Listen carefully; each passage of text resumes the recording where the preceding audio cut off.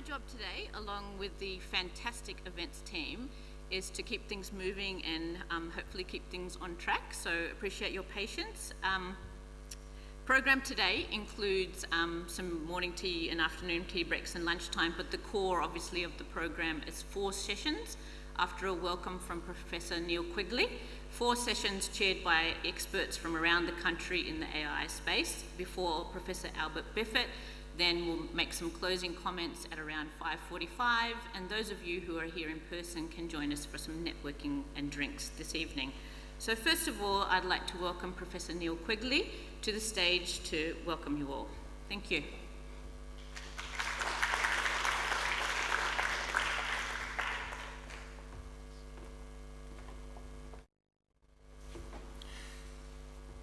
Good morning, everyone. It's a pleasure to be here to welcome you to the first in a series of events that the University of Waikato is launching in collaboration with researchers from across New Zealand and around the world to consider transformative potential of artificial intelligence for particular industries. Today, obviously, we're going to focus on finance and the financial services industry, bringing together researchers, data practitioners and business leaders to contribute. And the talks are going to cover risks and challenges, leveraging AI for prediction, data streaming and adaptive AI, as well as looking at cybersecurity, the importance of explainability, and how to approach the decision to uptake the technology. So as I think the program indicates, in a role separate from the University of Waikato, I'm also the chair of the board of the Reserve Bank of New Zealand. And I've asked my colleagues at the bank to provide some background for me on the work that the bank is doing in the artificial intelligence and machine learning space. So the Reserve Bank is very much at the moment in the sort of learning and watching what the financial services sector is doing with artificial intelligence. We're aware that a great many opportunities to use artificial intelligence and machine learning are available, but also following very closely the implications of that for the development of the financial services sector and also for regulation. So one of the challenges that is apparent from the use of artificial intelligence and machine learning is that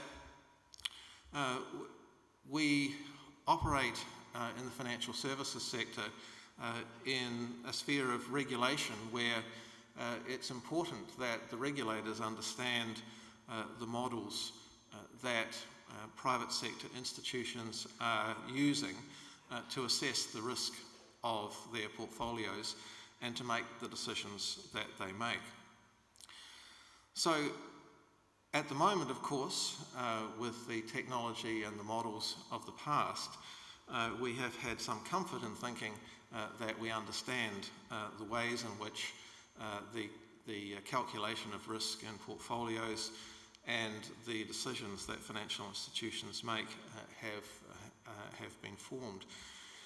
But as we move into a world of artificial intelligence and machine learning, there is a concern expressed in the literature about the auditability and external interpretability of machine learning models that would be used in areas such as portfolio management and the assessment of risk. So one of the key issues is going to be how to make the models that are used based on artificial intelligence and machine learning sufficiently transparent that they work for the private sector institutions, but that in addition the regulators are able to understand the calculations and the basis for the allocations that emerged from the models. There are also opportunities in the regulatory and policy space, obviously, for the use of artificial intelligence and machine learning to complement the sorts of analysis and the sorts of work that central banks have done and that financial sector regulators do in the past. One, for example, is monetary policy. Another is in assessments of financial stability. So one of the things that we know about a world in which we rely on the standard empirical macroeconomic data sets that are available for analysis is that, of course, the data that we get associated with those data sets is usually somewhat historical at best. And as a result of that, economists have relied on cyclical predictions associated with those data and with the models associated with them to make assessments of appropriate policy settings. One of the opportunities with artificial intelligence and machine learning is to expand the analysis that we undertake outside of those traditional purely empirical data sets. So of course, all around the world, central banks have supplemented the empirical work that they do with surveys of opinion, both in the financial markets and of firms that are producing in the real sector of the economy. So artificial intelligence and machine learning models obviously have the ability to utilise information on opinion and sentiment from a wide range of sources, media and social media, for example, in a way that is certainly complementary and possibly more systematic than it's ever going to be possible for a central bank to do by calling around key contacts in firms and in the financial markets. So there's a lot of potential in that area because, of course, we know that sentiment is very important in financial markets.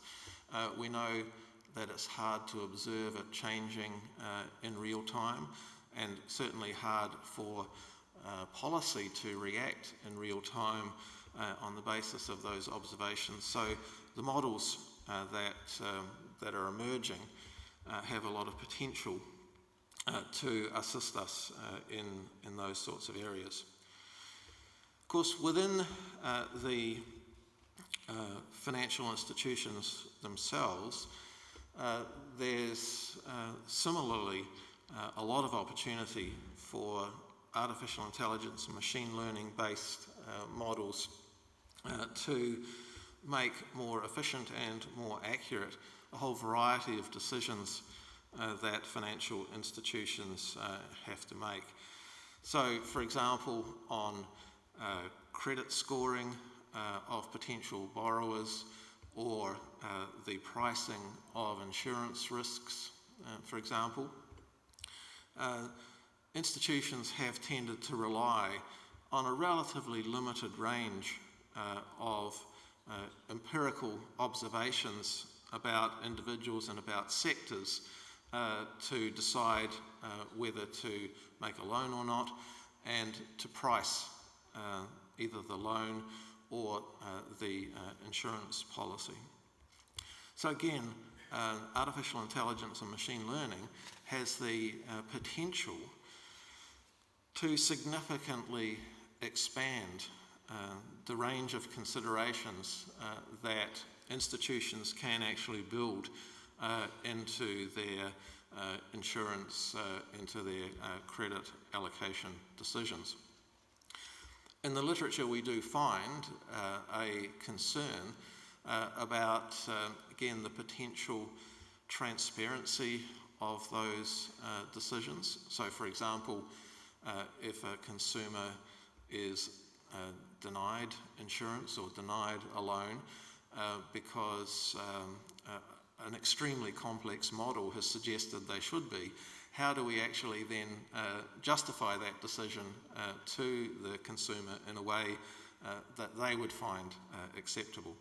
So again, much as the models have huge potential, the challenge will be in part to make the way in which those models are reflecting particular issues transparent to consumers and potentially also to regulators as well.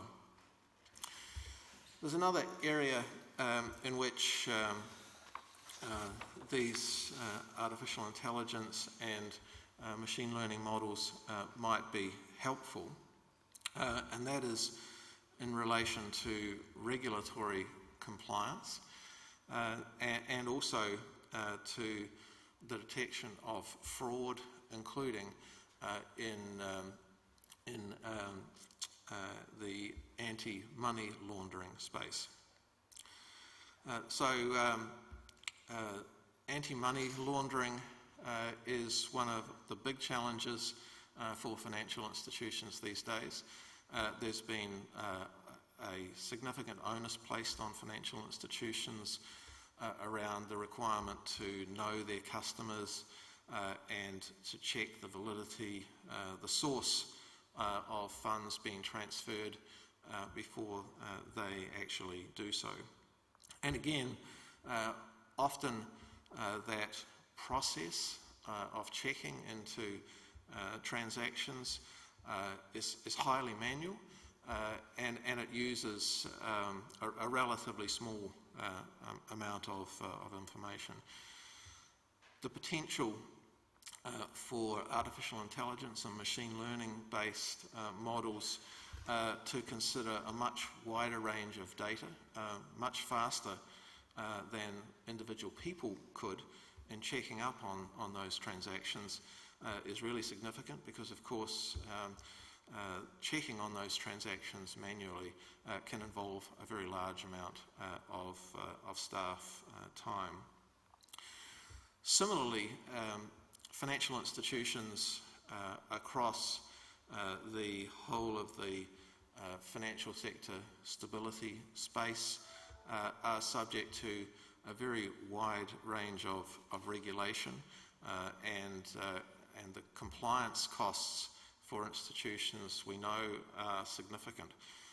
So both from the point of view of the institutions, considering perhaps 200 different points of compliance that are established by regulations in the banking sector, for example, and from the point of view of the regulator, models that are able to deal with much more complex and much larger data sets and assessments that run across a range of regulatory requirements rather than individual requirements that help us understand how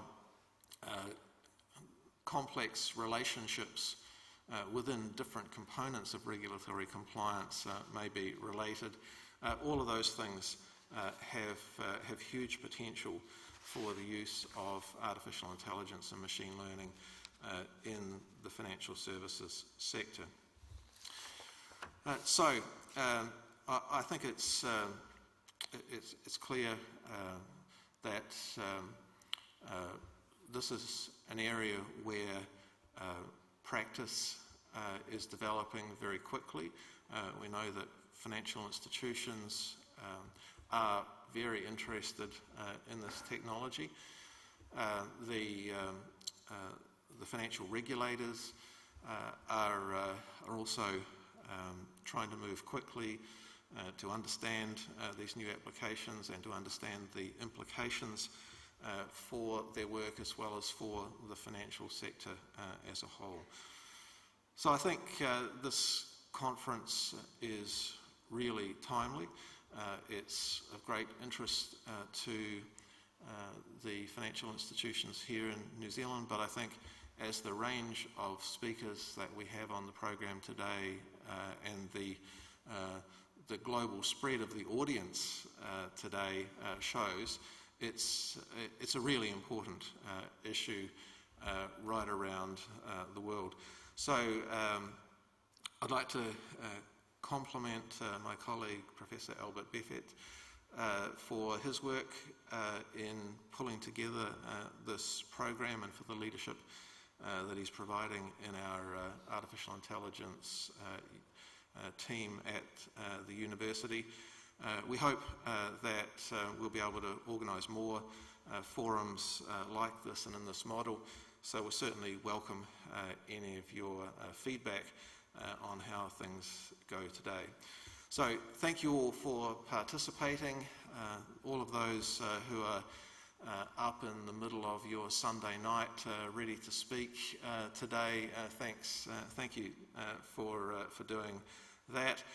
I wish you a very productive and interesting day today with this symposium. And now I'd like to hand over to Dr. Robert Durant, the chair of the first session, to take the formal program forward. Thank you very much.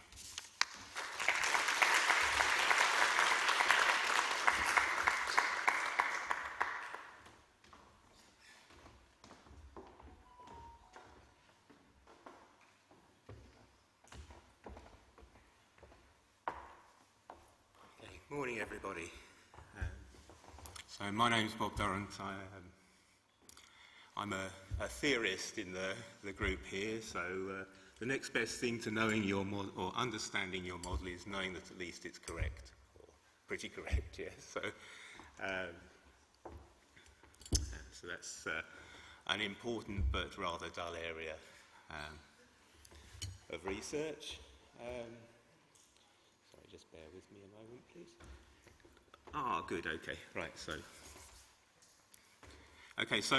our first speakers are from Paris, from BNP Paribas, and we have Van Thuy Tran and Mariam Barry, who are going to talk to us about aspects of applications of AI and machine learning in a finance context. Okay. Please go ahead, Van. Okay, we can't hear you. Okay, sorry. Hi, everybody. I'm Van Thuy Tran. I'm lead at data science at BNP Paribas in IT divisions. I'm working on a project to make better use of data, for example, machine learning and data streaming in IT scope, like automation of current action or predictive using models data. So I'm very pleased to show you all our work in a few minutes. Mariam? Hi, I am Mariam Barry. I'm a PhD student working with Van Thuy Tran at the IT division of BNP Paribas, working on big data stream learning. And today we are pleased to present you the main challenge we are facing in the IT division to apply AI model in production in particular. Okay, shall we start? Yes, please, yes. So, could you see? So let's start, Mariam, please, with the summary. Yes, are you sharing a screen? Yes, yes. Okay, because I am not seeing the slide yet. Okay, just a moment.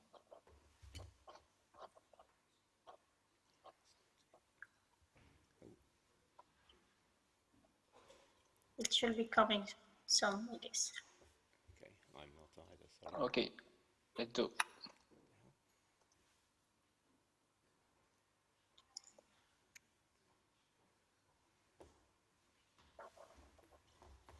It's okay? No. Not yet, not yet. Sorry about the delay. Yeah, something is coming.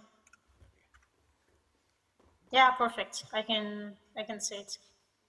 You can put it in. Perfect.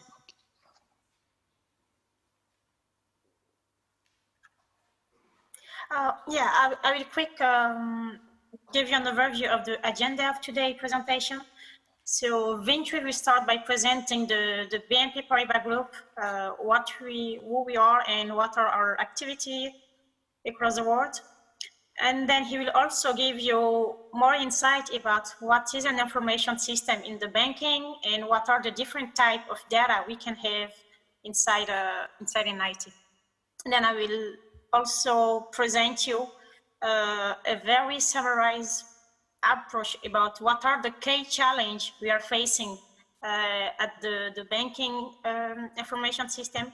I will discuss the two type of challenge, the challenge that we have to build a model, the data science challenge, we can say, and the second type of challenge, which are the more data engineering challenge related to how we can deploy model in production. And then we will conclude the presentation with the KME stage we would like to let you. Thank you, Vintry. So I suggest you to start with an introduction that gives you the subject of this presentation, the goals on the presentation, the goals, and the audience we are targeting. The subject is to show the needs and the concerns of the banking sector and all the data available with a focus with IT data and reduce the gap, the IT data, and to reduce the gap between the research and this industry. My main goal here is to motivate you to cooperate on this subject because it's very important for us in banking sector. So let's start with this summary. BNP Paribas has a history of more than 200 years. I want to show you this through this story a progressive evolution. This evolution has been controlled by the bank all this time, but I will show you something that changed in the few minutes.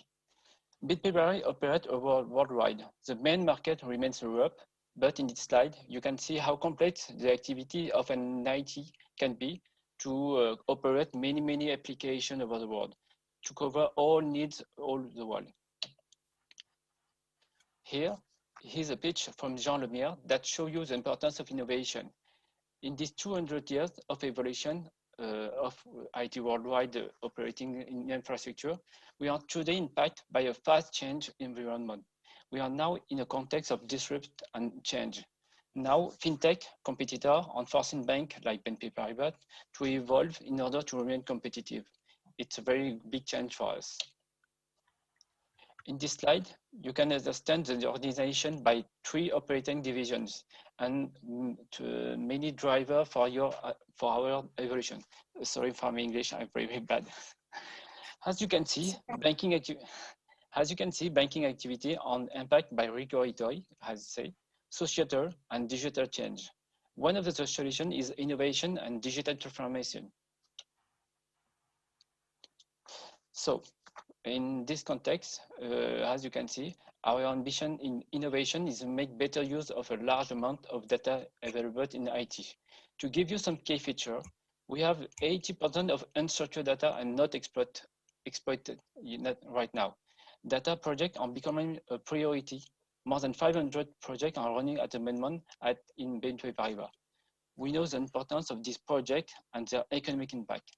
So any project in data is very important for BNP Paribas. Key message. We have defined some key message. For this presentation, please find 3 samples concerning this subject.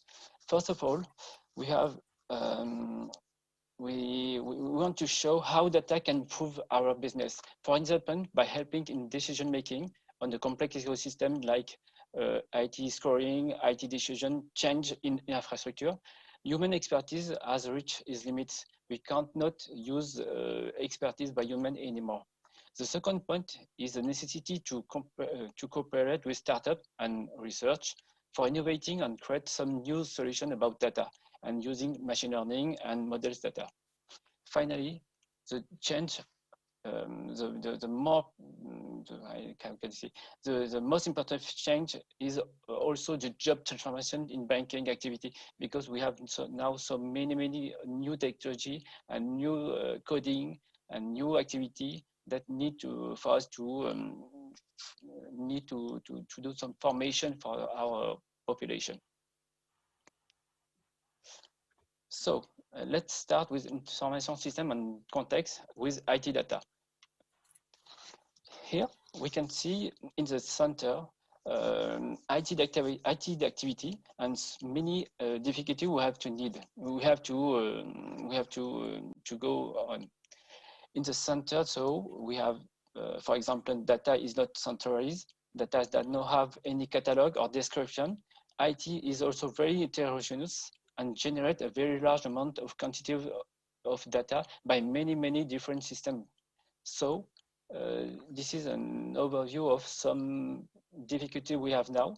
In addition to this situation, we will show you some external event that highlight this difficulty. By example, big data technology. It's very by big data technology, by multi-cloud infrastructure management difficulties. The question is how to drive an application on two different clouds. Actually, we don't have any solution. Also, another event with DevOps, we need to reduce delivery time by using DevOps with agility.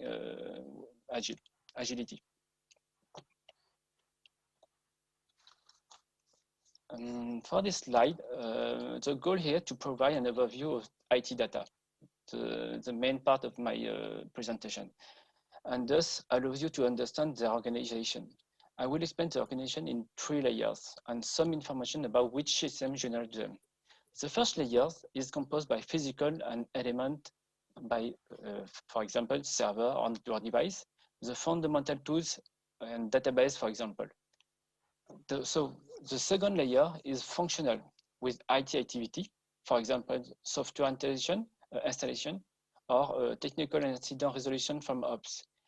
By IT activity, I mean you have to install application, you need to make a run, make some technical resolution incident, etc. And the last layer describes all banking application activity, the log. For example, I can show you many different types of data type. Log file for Oracle, metric from, for example, CPU usage, change ticket mandatory for any modification on the server, log4j as the log for Java application, etc., etc.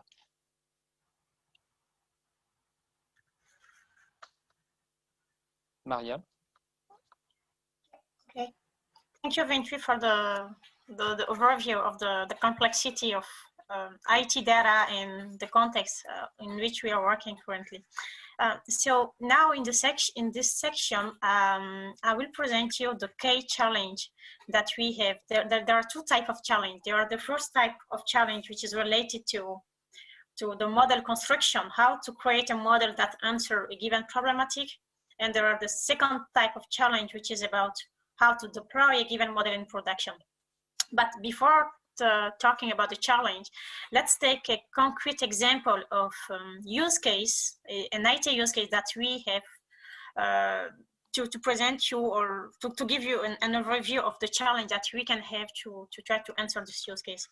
So this use case was suggested by our network device team.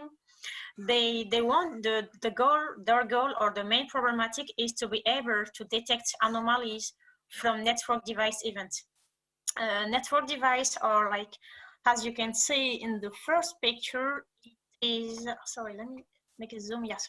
So network device is all of this network equipment that rely on the infrastructure of the IT to make sure that data, information, and file can be sent between different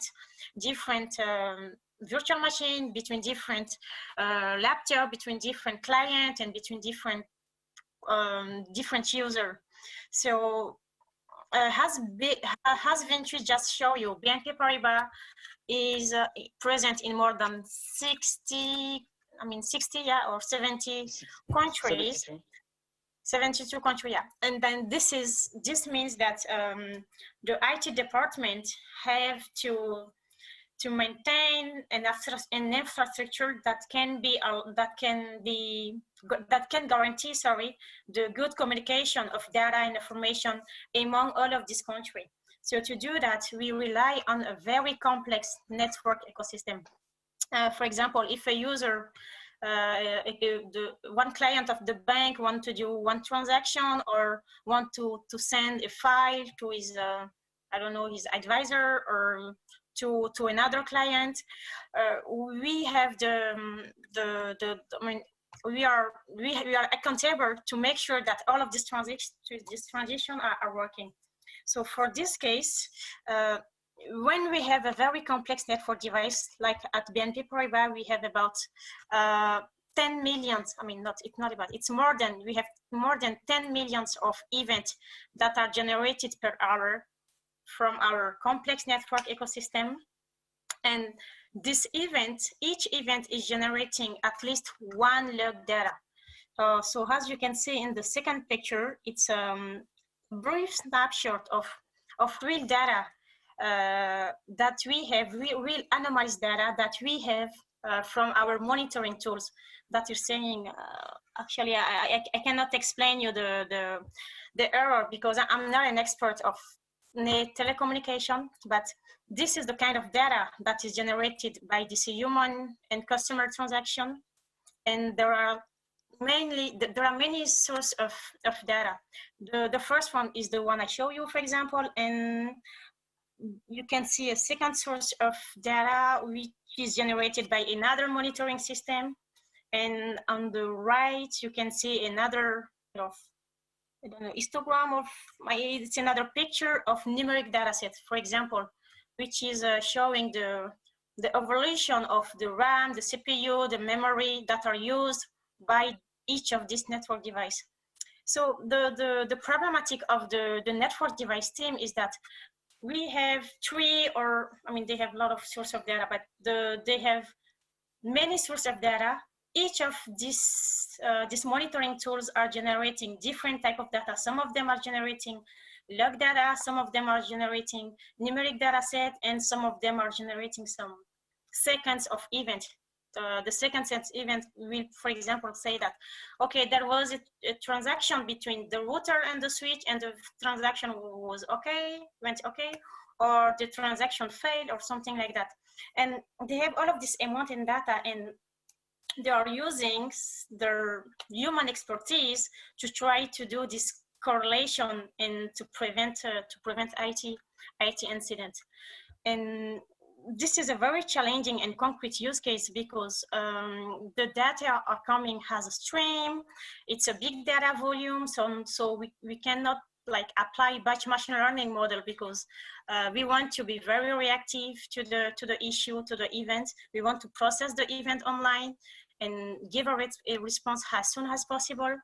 And another issue that we have with this use case is that it's an unsupervised learning problem, in the sense that from all of this big data and terabytes of data that we have per days, we don't have the label saying that, okay, this is an anomaly, this is normal, this is a normal. We don't have the label to correlate all of this data source. So which makes it very harder to apply an AI model to do a training. So another, last but not least, is that even if we achieve to build a model for this kind of use case, we need to under the automation of how this model can be applied concretely in practice. How can we log the data? How can we parse the data? How can we clean them? How can we add other features? And how can we process all of this correlation in scalable way? So this is a concrete example, and it is challenging to say that we will be able to build an AI model that will be able to do the job of the expert, the IT operational, the IT ops expert, because they are also using many years of expertise and the knowledge of data to do this kind of correlation. So now we will summarize here the three main parts of the three main challenge we have in building the model. So the first one is pattern extraction from multiple events. Why do we have multiple events? Because as Vintry showed you, the information system is very complex and correlated to different layers. So for example, there might be one event on the application layer due to some transaction between two customers. There might be another event in the infrastructure layer saying that, for example, the CPU is full, or the file system is not working anymore, or the database is not responding. And there might be another network event saying that, oh, this I should have done this operation, but this operation won't well. So each layer, as you can see in the right picture, is generating big data stream, and we need to be able to do a kind of model to extract correlated pattern. The thing is that these patterns are not coming like at the same time zone. It would have been very easy if, for example, we had an incident on the application at 10 a.m. and an incident on the infrastructure at 10 a.m. on the same network device. That would have been very easy to correlate. But in this case, the events are coming at different speed, at different time, and we don't have label to train a model. So this is our first main challenge. And the second challenge is the ability to build an online learning model to be able to process this data in streaming.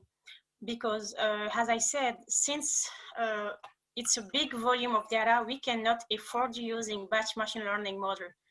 And in particular, online learning model refer to continuous learning from new data and making prediction in the sense that if there are, for example, the data which is dynamic and there are new patterns coming, the model should be able to retrain and learn from previous data stream and update itself.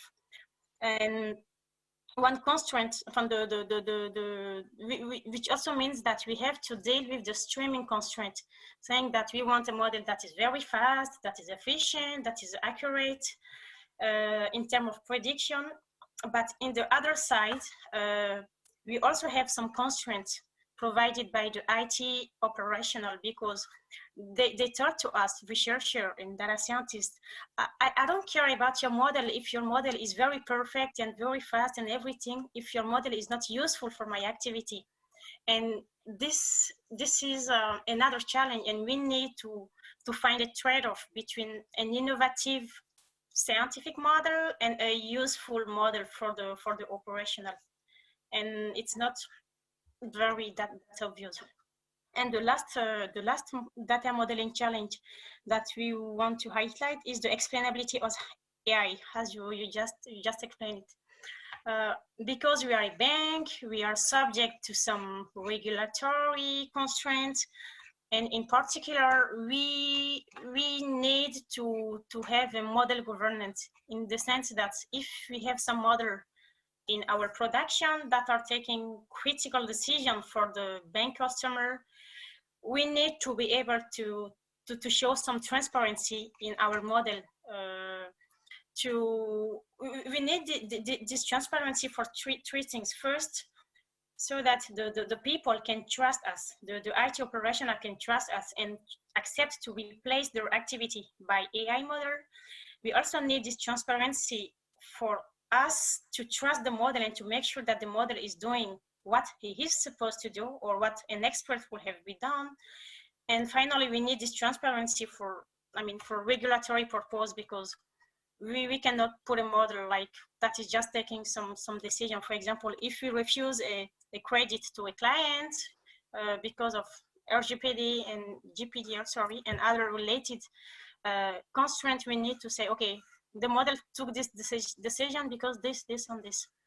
So this is a small overview of data modeling challenge. And then in the next slide,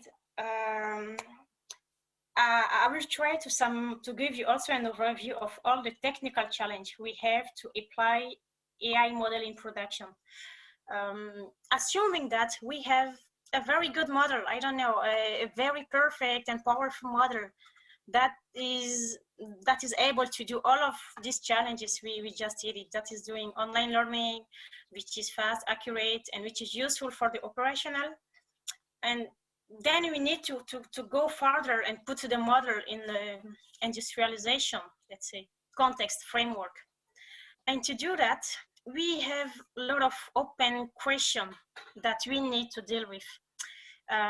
For example, if we have a batch machine learning model that data scientists use to train in their Python code and everything, and when they need to put it in production, it is I won't say it's quite simple, but it's feasible, because we have a lot of solutions in the market like Kubeflow that can help us to do that, because we will just have to export the machine learning model in a given format and then put the model in the pipeline or streaming or something like that.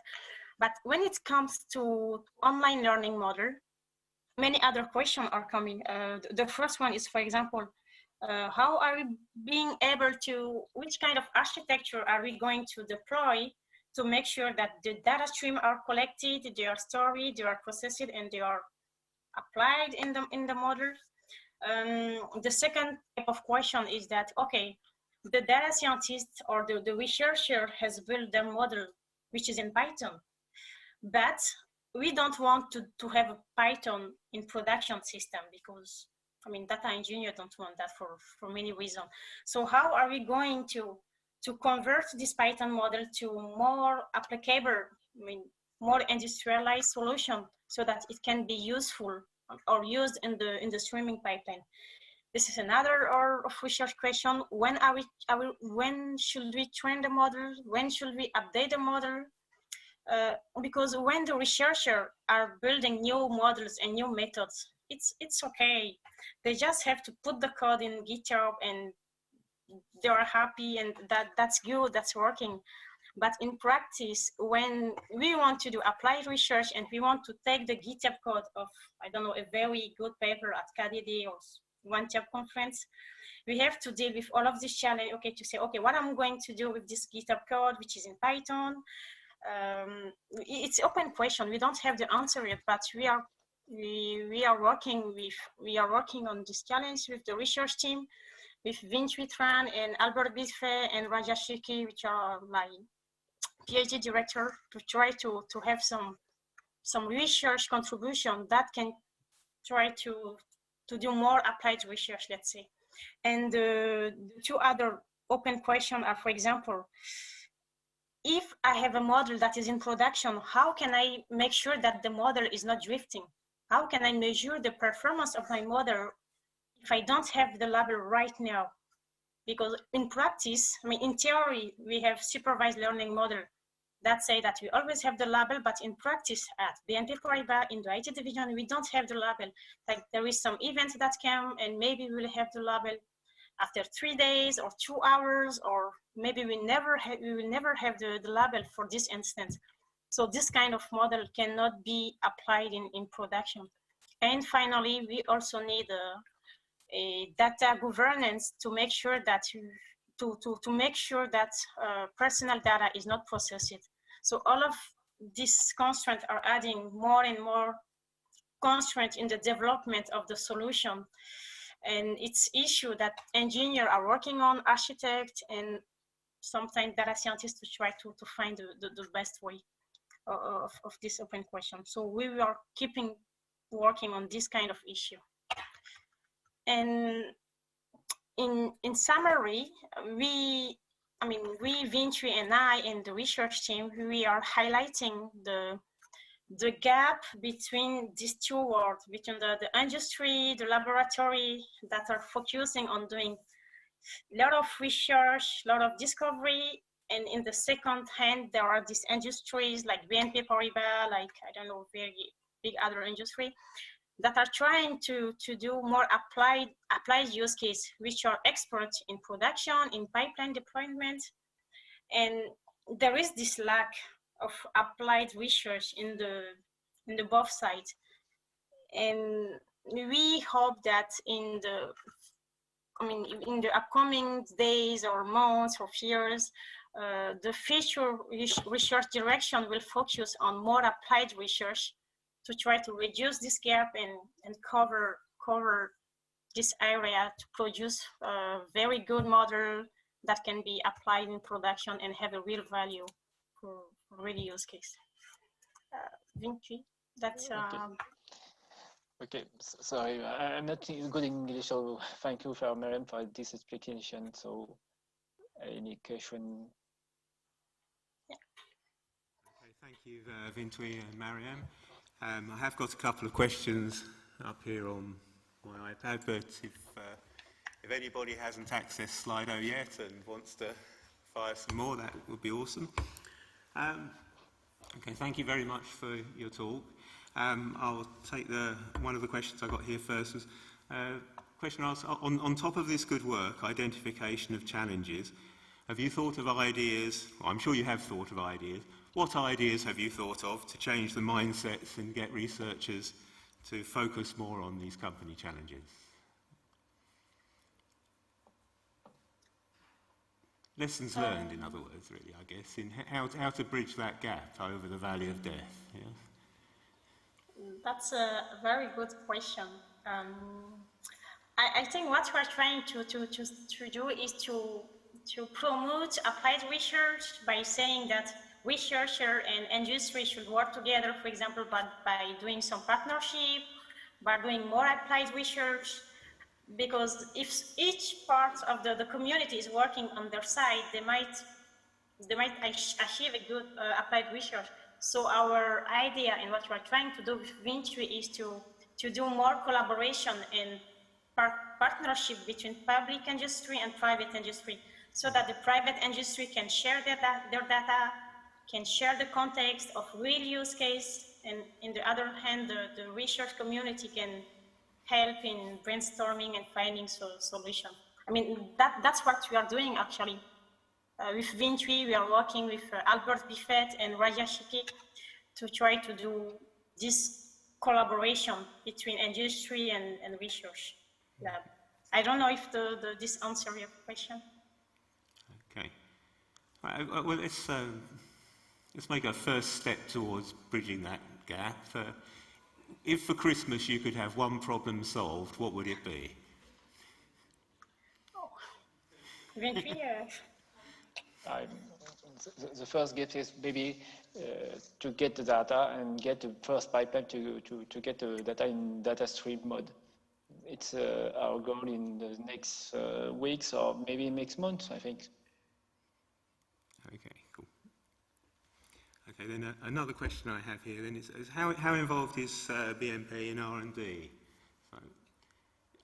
Sorry, can you repeat the question? In research and development. So I guess the drift of the question, please correct me if I'm wrong, is sort of how much of this is outsourced and how much are you carrying on in-house? Sorry, I missed the beginning of the sentence. Did you get how something? involved is BNP in research and development? Oh, okay. So that could be an answer, a question about the size of your team or who does the work. Yeah, I guess. On ne peut pas y répondre complètement, mais Mariam, vas-y, parce que là, je... Actually, we don't have the exact number, but BNP Paribas, especially the top management, are trying to promote more and more strategy to do more applied research by, for example, financing some PhD projects, some research projects between BNP and research laboratory. I don't have the exact number of investment in terms of money and cash, but I know that in each of the region, the country that we have, where BNP Paribas is, we have some R&D, research and development activity in data science, in data streaming, in algo trading, in quantitative research. But there is always this pool of research and development. But I honestly don't know the exact number. But I can check that for the next time. Okay. But has been said, it is in the strategy of the comment dire, Top management. yeah, thank you. It's in the strategy of the top management to go and to do more and more research, more and more applied research, to try to deal with all of this digitalization and new challenge generated by big data, DevOps, and such, and not only doing production use case. So it's in the strategy, and they are investing on that. I am a real example of that, because I did a master in data science. I was a data scientist in Vintry's team. Then we saw that there are too many opportunity of doing applied research inside the IT division, and then we say, okay, let's do a PhD, an applied PhD project and partnership. And there are many of me working at BNP on this kind of topic. Okay, thank you. And we are open, Vintry, maybe you can confirm, we are open to more and more partnership between BNP and other industries. Okay, it's very time consuming, but I think I will go. Yeah, okay. Thank you. If there are no more questions. Okay, well, okay, so a question I have myself. You mentioned there are sort of lots of different challenges involved there. So, you know, several of them to do with sort of piping or interfacing different business functions together, or the data streams from those different functions. Others are to do with the volume and size of the data. Others are to do with keeping the regulator happy with what you're doing, or keeping the business happy that you're not sending them bust, yes? So, which of those tend to be at the fore? Which are the hard ones to solve?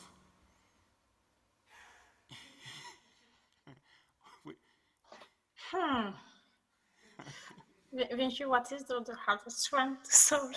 Maybe you have more insight because of your... What do you spend the most time on, if not the hardest to solve? What do you spend the most time on, I guess? I don't know, but I think the both of them is important. But I think in the next future, in the next month and the next weeks, I think use case, practical use case, practical business needs is our priority. Okay, thank you. And also we are trying to make different teams work together, because there are some data science teams that are working in the regulatory department. There are our team, which is working in the IT department, and there are also data scientists working in the business department. But there is not that much cooperation, but I'm sure that if we try to work together more and more, I mean, we can help them to solve their regulatory issue, and they maybe could help us to solve other issues. So it's also in the strategy to try to do a consolidation of different teams to share. And we have, for example, some internal events where data scientists of different functions are presenting their work to brainstorm, so that everyone can see, oh, if there are some interesting topic that they can choose and work together. For example, it's not obvious because the bank is really big, but we are trying to do more cooperation among the team. Okay, thank you. Okay, so I guess... Thank you very much for having us. Oh, no. Thank you for this. Thank you for giving up your Sunday night for us. Yeah. We appreciate it. Thank you. Okay, a round of applause for the speakers.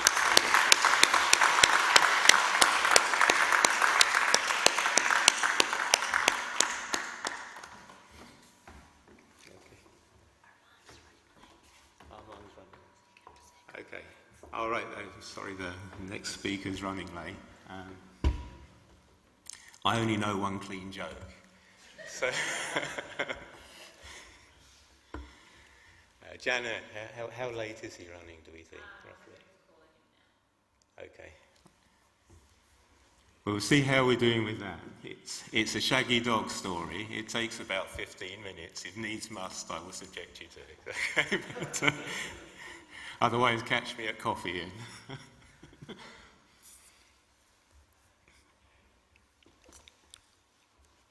Okay, so I have a...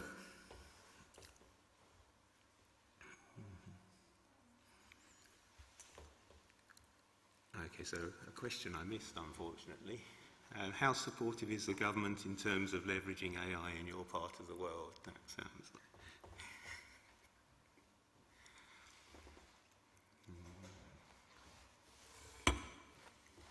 Okay, I have a little insight into the French research community, not very much. Albert probably has more.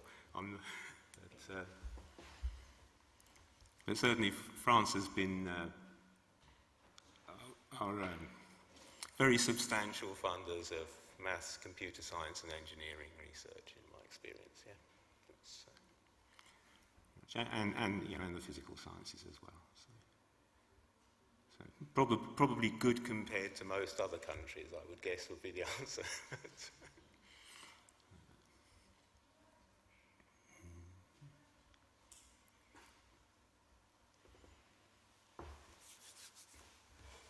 Okay, so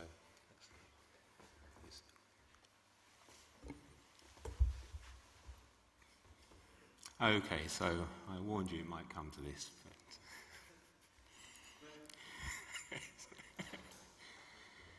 Okay, so Lord Ponsonby Smythe is sitting in the dining room at his club in his easy chair, and he's notified he has a visitor up from the estate, and goes out to see who it is, and it's his gardener, Jethro. As I say, Jethro, what are you doing here at my club? You should be, you know, tending to the gardens or something. What? Yes, well, I'm sorry, sir. He goes, there's been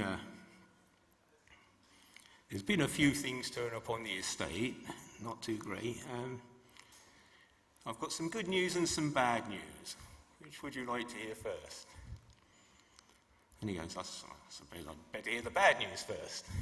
So, it's all I've got here. So I'm very sorry to tell you, sir, he says, your dog's dead. He goes, well, my lovely dog, my lovely greyhound courser is dead. You know, well, raised the last 3 years. Okay. He's like, I'm appalled, man. How on earth did that happen? He goes, oh, well, we're not really sure, sir. He said, well, we think it was kicked to death by your horse. He goes, kicked to death by my horse? He goes, well, my lovely noble hunter, the most placid, marvellous beast any man could ever hope to ride. He goes, well, what on earth possessed him to kick my poor dog to death? He goes, oh, well, you're not rightly, sir. Sure, sir. We think you were a bit startled by the fire in the barn. There's a fire in the barn? How on earth is there a fire in the barn? There's no heating, there's no electricity in the barn. How on earth did the barn catch on fire? Was it arson or something? Oh, well, we're not rightly sure, sir, he said, but there might have been a few sparks from the manor house.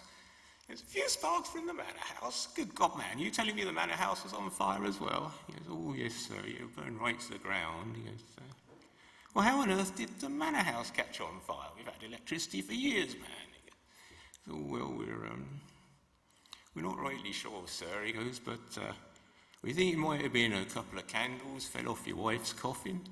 He goes, candles fell off my wife is dead? He goes, how on earth did my wife die, man? She's only 40. She's fit as a fiddle when I left her the other week. Oh, we're not rightly sure, sir. But you know how she's got that bit of a dicky ticker. We think when the bank refused to reinsure the estate, that it might have finished her off. Like, you know, bloody hell, man, he goes, you telling me that the manor house is burned down, my wife's dead, my horse is dead, my dog's dead, the barn's gone. He goes, I'm not insured for a penny piece. He goes, oh, damn it, man, what's the good news? He goes, all that heat from the manor house and the barn, he goes, it's brought your tomatoes on lovely.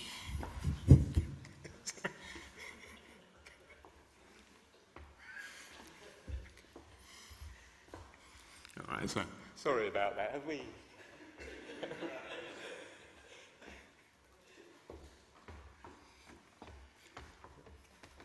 I don't have any jokes. Probably not a bad thing. Yeah? As as I did imagine, could possibly potentially happen with something like this and trying to pull together people from all over the world with different time zones. Our speaker from the UK, our next speaker, thought it was tomorrow. So he won't be speaking, so we're just having a switch in the schedule. So we've got Professor Albert Buffet speaking now, and then we have another speaker coming in after lunch to take Albert's slot. So a couple more minutes, Albert's just sending his presentation up to the AV team. And yeah, just hang about, sorry, apologies. So Rebecca, you should have a copy of Albert's slides soon. Time to escape now, anyone? Thank you for your patience though.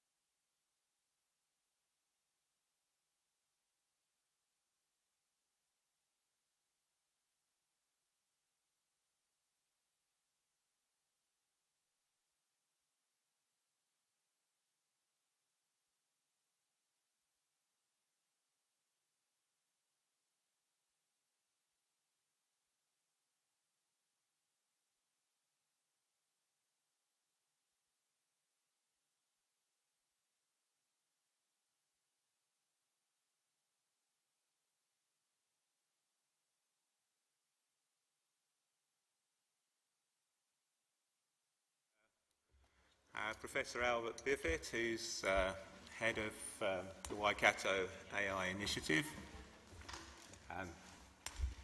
I've known Albert for 5 or 6 years now, I guess, or something like that, and he's a regular fixture at every data mining, machine learning, or artificial intelligence conference I've ever attended. He's very well respected in the community. And we're really glad to have him here at Waikato. he's an asset to what was already a very strong machine learning group here. So Albert, thank you very much. Thank you.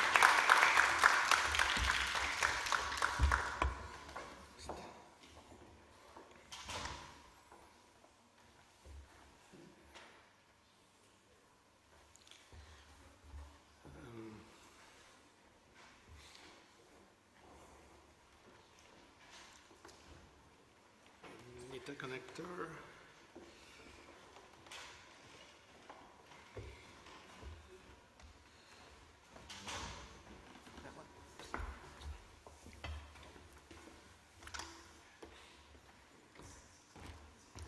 Okay, good. That's perfect. Yes.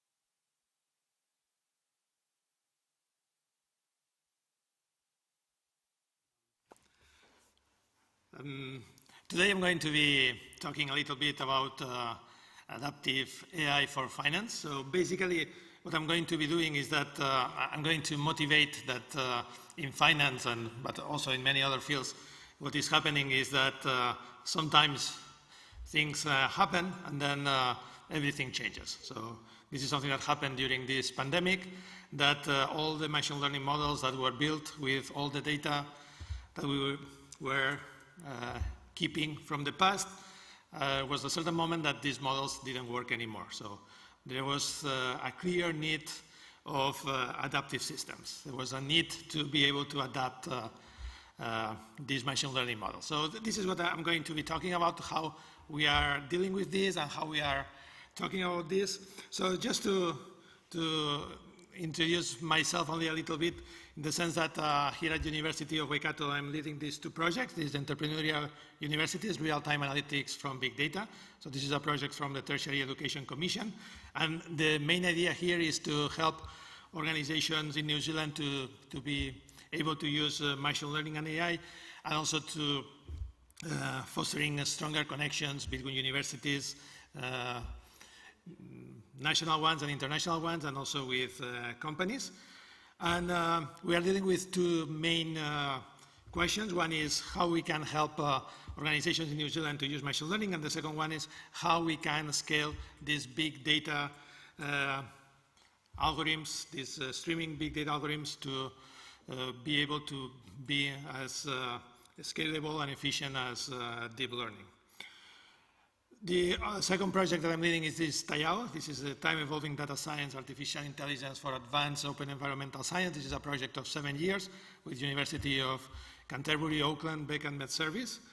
And the main idea here is to advance the state of the art on environmental data science. So basically it's a fundamentals data science project. So we really want to build new methods for AI. We also want to propose a new open source big data platform, and we also want to grow capabilities of PhDs, postdocs, data scientists, environmental scientists, and we are going to be leading with many different types of data, especially spatiotemporal, time series, images, all of these typical environmental data science images.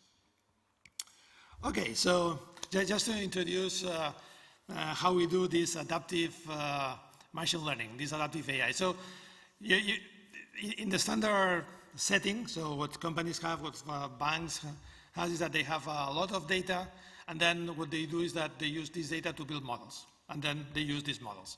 So the first assumption is first that they have all the data in one place, and then that this data is static, so there is no change inside this data, and then they build these models. But usually what we find is that these things change over time. No? So then usually only having one model is not good enough, so the idea then is to be retraining the models. The idea is that, okay, so we build one model, but then after a period of time, we are going to rebuild that. So here we have two big questions. One is, so how often do we need to rebuild the model? And the second one is, how much data do we need to use to rebuild the model? So these are the main two things that we have if we use the traditional way of building models and then using these models to do that. So there are two approaches to solve this issue. So one is that what we do is that we can have these concept drift detection methods, that what they do is that they detect when there is change on the data and then starts building a new model. So this is a good way to do that. The second way is that we use this incremental adaptive method.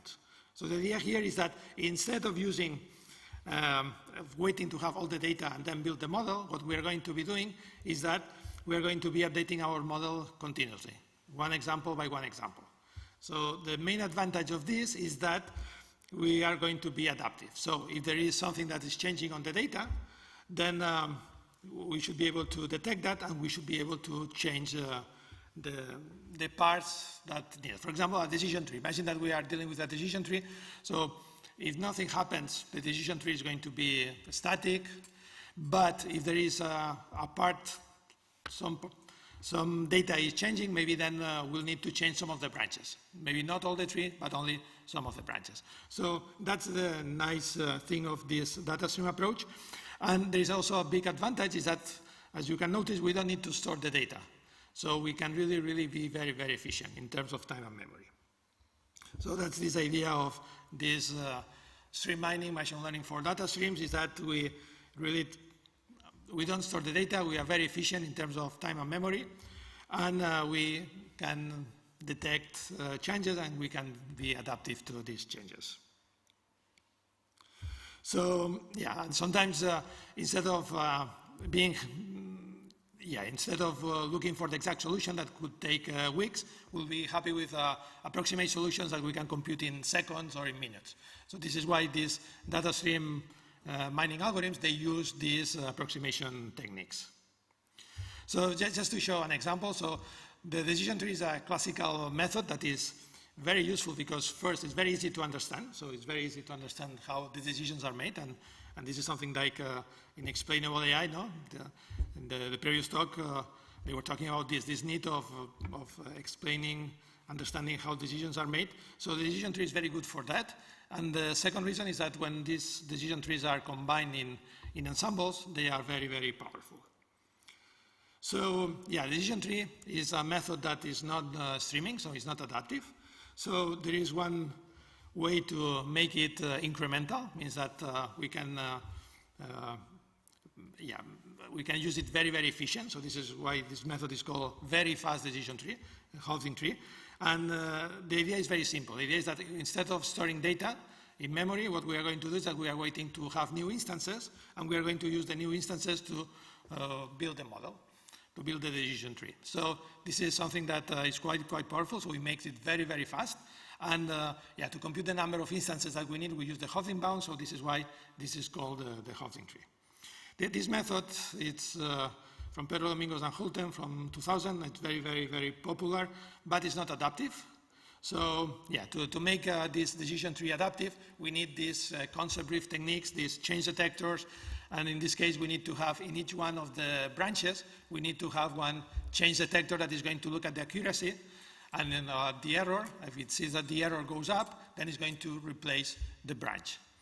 So there are many different techniques for change detector. So with this Hoving Adaptive Tree, we were using this Adwin. So Adwin is a change detector, but also it's an estimator. The idea is that it's an adaptive side sliding window. So the idea is that if there is no change, this sliding window is going to grow, no, to be more accurate. But if there is change, it's going to reduce its size only to keep consistent with the current distribution of the data. So this is this idea of Adwin. And the nice thing of Adwin is that it has theoretical guarantees. So we are safe that in terms of false positives and the speed of detecting change, we are going to be safe in terms of theoretical guarantees. And yeah, one of the methods that we implemented this is this adaptive random forest. So as I said before, decision trees are powerful when they are combined in ensembles. When instead of having one decision tree, we have 100. And if we add randomness, then the decisions of the trees are going to be much different, and then the combination is really, really much better. So yeah, this is this adaptive random forest method for streaming that is adaptive. We have this better method, that is this streaming random patches. Basically, the idea is it's a combination of bugging and selecting of features. And the nice thing of this is that this is something that can be applied to any machine learning method, not only to random forest. So we can say that this is an extension of the issues that makes a random forest successful to make it to any machine learning method. So yeah, another interesting algorithm that is very, very popular right now in machine learning is this XGBoost. So yeah, we have also this extension of XGBoost for evolving data streams. So the idea also is how we can adapt this XGBoost method that is really, if you look at Kaggle, is one of the methods that is winning much more competitions. So how we can adapt this to streaming. So yeah, we had this adaptive XGBoost for evolving data streams. And another topic that we are looking right now is fairness classification. So also, it's very, very important that when we have these machine learning algorithms, AI algorithms that are making predictions, that we understand how they are made, and also that these predictions should not be biased. So it's very, very interesting, very important to look at fairness. So this is also something that we are looking at, and we have this fairness enhancing and concept adapting decision tree classifier. This is also for evolving data streams. And the idea is that when we grow the tree, we are not only going to look at information gain and how good is that in terms of accuracy, but also how good is that in terms of fairness. So this is this idea of that we should have algorithms that are not biased, algorithms that are fair. And finally, yeah, just another paper that we have been presenting this year. This is on unsupervised concept drift detection. So usually the detection methods, they run with algorithms that are supervised. So the idea is that we can know how is the error of our classifier. When the error is increasing, then we detect concept drift and then we change things. But what happens when we don't have the labels, so we don't know how good our classifier is doing? So then, yeah, we have this unsupervised concept drift detection. That means that we are dealing with, we try to find concept drift, but without having labels in the data. So yeah, in this case, we were having like a teacher and a student learner, and then we were using this as a way to be able to measure also concept drift in the data. Okay, and just I'd like to conclude the talk talking a little bit about open source tools that we are dealing with. As you know, University of Waikato is very well known in the world for Weka. So Weka is this open source framework in Java that is very, very popular. It has more than 10 million downloads and more than 18,000 citations. So in terms of adaptive machine learning, in terms of machine learning for data streams, we have also several open source tools. Maybe the oldest one is MOA. This is also a project in Java, also from the University of Waikato. And it has right now many methods in terms of classification, regression, clustering, outlier detection, frequent pattern mining. It's in Java, so it's really related to Weka. As you may know, nowadays Python is becoming very popular. So yeah, if you are interested in MOA, we have this book, this machine learning from data streams with practical examples in MOA. This is from MIT Press, and this is open available, so you don't need to buy the book, you can read it online. And yes, I said Python is becoming really the most used tool in data science, in machine learning and AI, maybe not in production, but as data scientists, how they work. So we had this project that is called Scikit Multiflow, that this is a project in Python, and you can run using Jupyter notebooks. So it's really convenient. And then I think, again, this is real-time machine learning, so it's adaptive, so we see how things evolve over time. And yeah, this is quite useful, for example, when we use notebooks for that. And yeah, just to say that this week, yeah, this Scikit Multiflow and CREM, they are merging, and yeah, new open source tool is just released that is called River, that is really combining these two open source tools, and that's really stronger and as good in terms of academic people that are using it, that are going to be using it, but also in terms of practitioners that are going to be using it. And just to mention, there is also still for people that were using C++, there is this StreamDM C++. In terms of big data, we had this project that is called Apache Samoa. The idea is to be able to deal with large quantities of data that are in the Hadoop ecosystem, where we have potentially hundreds of machines working on. So the idea of Samoa is that it's an open source tool that runs on these stream engines as Flink, Storm, and the idea is that it has a high-level architecture, so we can run the methods on top of that. We can implement that on this high-level API, and then we can execute in any of these stream engine platforms. And finally, yeah, we have this StreamDM. This is for Spark. This is in Scala, so this is a project specific for Apache Spark. And the thing of this project is that it's really yeah, it uses this idea of mini batches. So if Samoa, in terms of latency, is really good because it can answer in milliseconds, StreamDM, as it uses Spark streaming, that is going to be using yeah, mini batches, so means that the delay, the latency is going to be in the order of seconds. So yeah, that's to conclude. I think that adaptive machine learning is something that has been there for many years, but now I think that with this pandemic, we have seen that the importance of that, and we really realize that there is need for this because, yeah, the value that companies can have of being really efficient and fast in changing the models and being able to adapt to the changes is really giving a lot of value.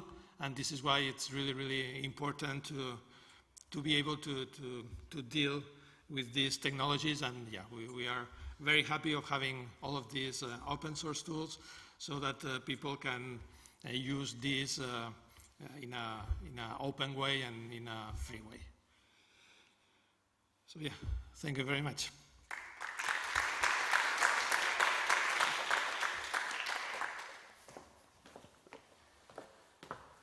Thank you, Helve. Oh, sorry. Left the questions up here.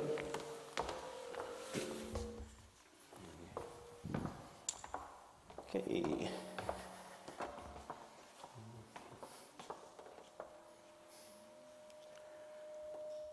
Okay, so for Albert, is there Any research specific to the application of AI to finance in your past work?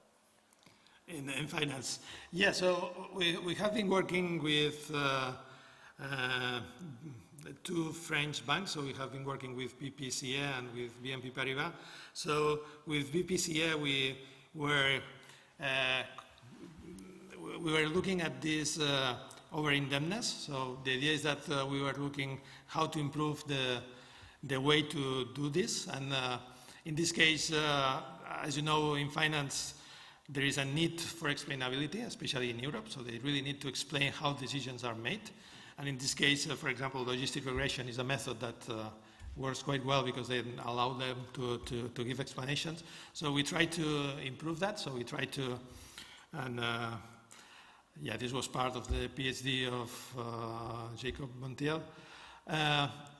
Yeah, what we try to do is see if we were able to do that using streaming. If we could do that, we could improve on that. So, and then again, the idea was to be able to use these ensembles of trees. These are very, very powerful methods that they really, really increase how things are done.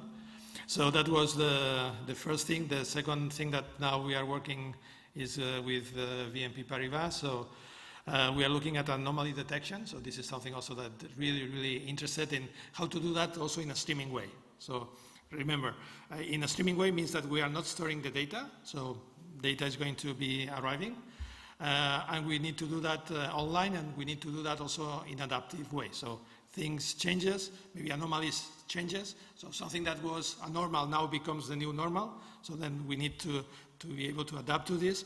So yeah, this is something that we have been working, and also, yeah, I think with Jacob Montiel, there is a publication on these anomaly streaming detection methods that are working with that. And yeah, then there is also, in terms of open source, these banks were also interested in this case, in the Python libraries, in this case, Scikit Multiflow and River. And then, yeah, they were also interested in adapting some of the methods that they were using, so adapting them to this new open source framework, and yeah, and also how to deploy these new methods. For example, now with BNP Paribas with anomaly detection, so how to deploy them in these new open source tools. Okay, thank you. Okay, how can companies in New Zealand connect with the university around research opportunities in AI and finance? Yes, so if companies are interested in this, yeah, we are really, really very happy to talk about this. So then they can contact Jeanette or me, and yeah, we'll be very, very happy to study what are the options and how we can help. I think that there is a huge opportunity right now in terms of AI and machine learning, because it's really going to speed up things. It's going to really help how to make things really, really much more efficient, much more in a really much faster way. And I think that there is a need to use these techniques. So other things that at the University of Waikato right now we are also working with explainable AI. This is something that I think in finance this is quite important, how to make these decisions explainable so that we can understand how the machine learning models are making the predictions. So I think this is also a very, very interesting field of research. And yes, I think we will be very, very happy to have discussions. And then with the university, there are many different ways of collaborating. We have from the simplest way of having one student, or yeah, we can have more advanced things as having doctoral students, PhD students, or we can work on specific projects.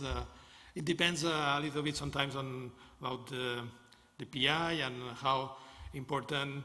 As researchers, we are happy to publish papers. So if everything is open, then and it's something that is really research and is new, and we can advertise the papers, the data, and everything is open, yeah, we are very, very happy to do that.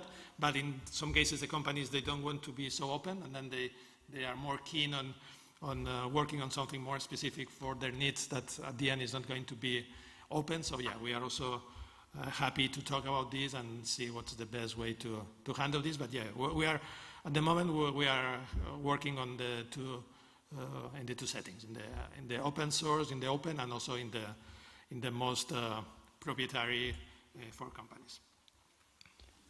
Okay, thank you.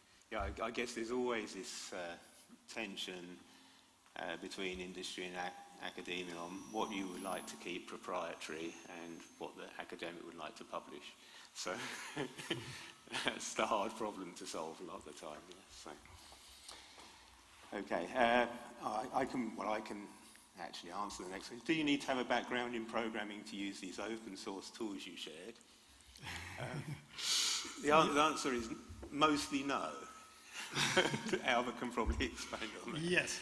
So that's also a very interesting question, in the sense that before Python, let's say that, we were using these basically Java tools, and then the idea is that all of these Java tools have this very nice graphical user interface, and then you can execute them without needing to program. So you only look at the graphical user interface and you use that.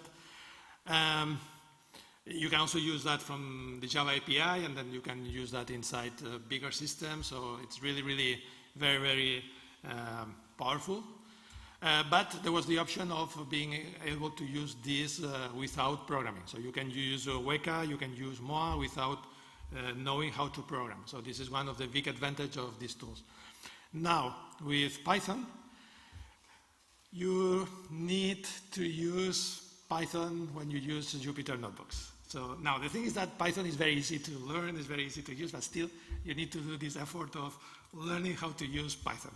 I think that this is something that, maybe it's something that in one day you could learn the basics and you could start using Python. So my recommendation is that, maybe it's required 1 or 2 days to have a short course on that, and then to be able to start programming and using these Python tools. Because basically, the most common way right now is to use these Jupyter Notebooks. And then the idea of these Jupyter Notebooks is that you keep the documentation and the code in the same place. So this is really, really convenient, because you can have like the paper, you can have the text, you have the experiments, and you have the results all in the same place. So this is really, really convenient. But you really need to learn the basics of Python. So I think that's the trade-off. But still, what I see is that nowadays, let's say the new generations are many are learning Python. So I think that Python is becoming the new popular method. Yes, please. Yes, Jupyter Notebooks. Yes. Yeah, Jupyter Notebook is open source. So the idea is that this is like a notebook. It's a document where you keep, let's say, the text. Usually you write this using Markdown, and then you have also the code there. That in this case is Python, and then you have the code, and the code then is executed there. And then you get the results. From the results, you can use a visualization library, and then you can see the plots, and you can see. So in some sense, it's like Excel, in the sense that Jupyter Notebooks are very, very good for analyzing data. But the nice thing is that this is much more robust than Excel. Because you use a spreadsheet, many things can go wrong. But here in the Jupyter Notebooks, everything is more robust, because you write the code, you execute the code, and then it's going to be very, very difficult that something is happening that is making the results. So I think that, this is something that at the beginning was really used only for science, people that were using science, data science. But now Jupyter Notebooks are becoming, let's say, a replacement for spreadsheets. Because the nice idea is that you use the tool for analyzing the data, not only for storing the data, and this is maybe one of the main concerns of the spreadsheets. PY, yeah, it's a sort of running gag in Python. Yeah. Yes. Yes. Okay, I've got quite a lot of questions here, so I'm just trying to collate a few together into... Okay, so this one first thing, this is kind of topical. Do you have any thoughts or concerns around data sovereignty in New Zealand? Yeah, I think it's a very important topic, and I think that this is something that it's very interesting because I think New Zealand is leading on that, on this indigenous data science, and I think we have a big project here at the University of Waikato where they're going to be dealing with this. I think this is something that is very, very important in the sense that I think that sometimes the people don't realize the value in the data, and I think that we really, really need to be concerned. So sometimes the people, they do analogies that data is like water, or this is something that we really need to take care, and we really need to value that, no? And I think that in this case, I think that the Maori perspective on this is really, really interesting, and I think that this is something that also maybe, other, especially other countries could get the benefit of that, no? Because I think that at the moment we really think that data is not valuable, so we are giving it for free to many companies and organizations, and I think that this is something that we need to be really, really much more cautious. So I really think that this idea of data sovereignty is not something that is only helpful in New Zealand in the context of the Maori perspective. I think this is something that could be very, very useful in general. And I think that this is something that we are going to be really more concerned about the value of the data, because maybe right now we still think that the data is something that should be given for free, and I think that this is something that we need really, really to explore with more cautious. Okay, so a couple on Weka. So with tools being open source, has that been an advantage in terms of innovation or a hindrance around opportunities to commercialise, for example? And somewhat related, how big really is Weka? How important has it been to machine learning and AI knowledge base Okay, so and application around the world? Yeah, so the first thing about the open source model, so I think that right now what is happening is that, let's say if you compare with 20 years ago or 40 years ago, the software was not open source. The software was really, really something that people were paying, no? Were paying to companies, and then was something. And now I think the open source paradigm changed that. So now we are really not paying for the software. So usually if you look at Linux, if you look at Android, if you look at all of these open source tools, and especially, for example, for big data and machine learning and AI, basically everything now is open source. So this is this big data, machine learning, AI, open source revolution, because everything is there. So then what the companies are doing is they are really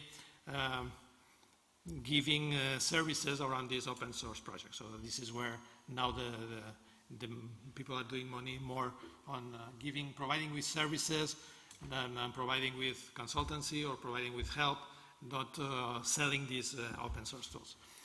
Okay, and in terms of Weka, how important Weka has been. So I think that if we look historically, so I think the first releases of Weka was in 1993, 94. At that time, the first release of Weka was in C++.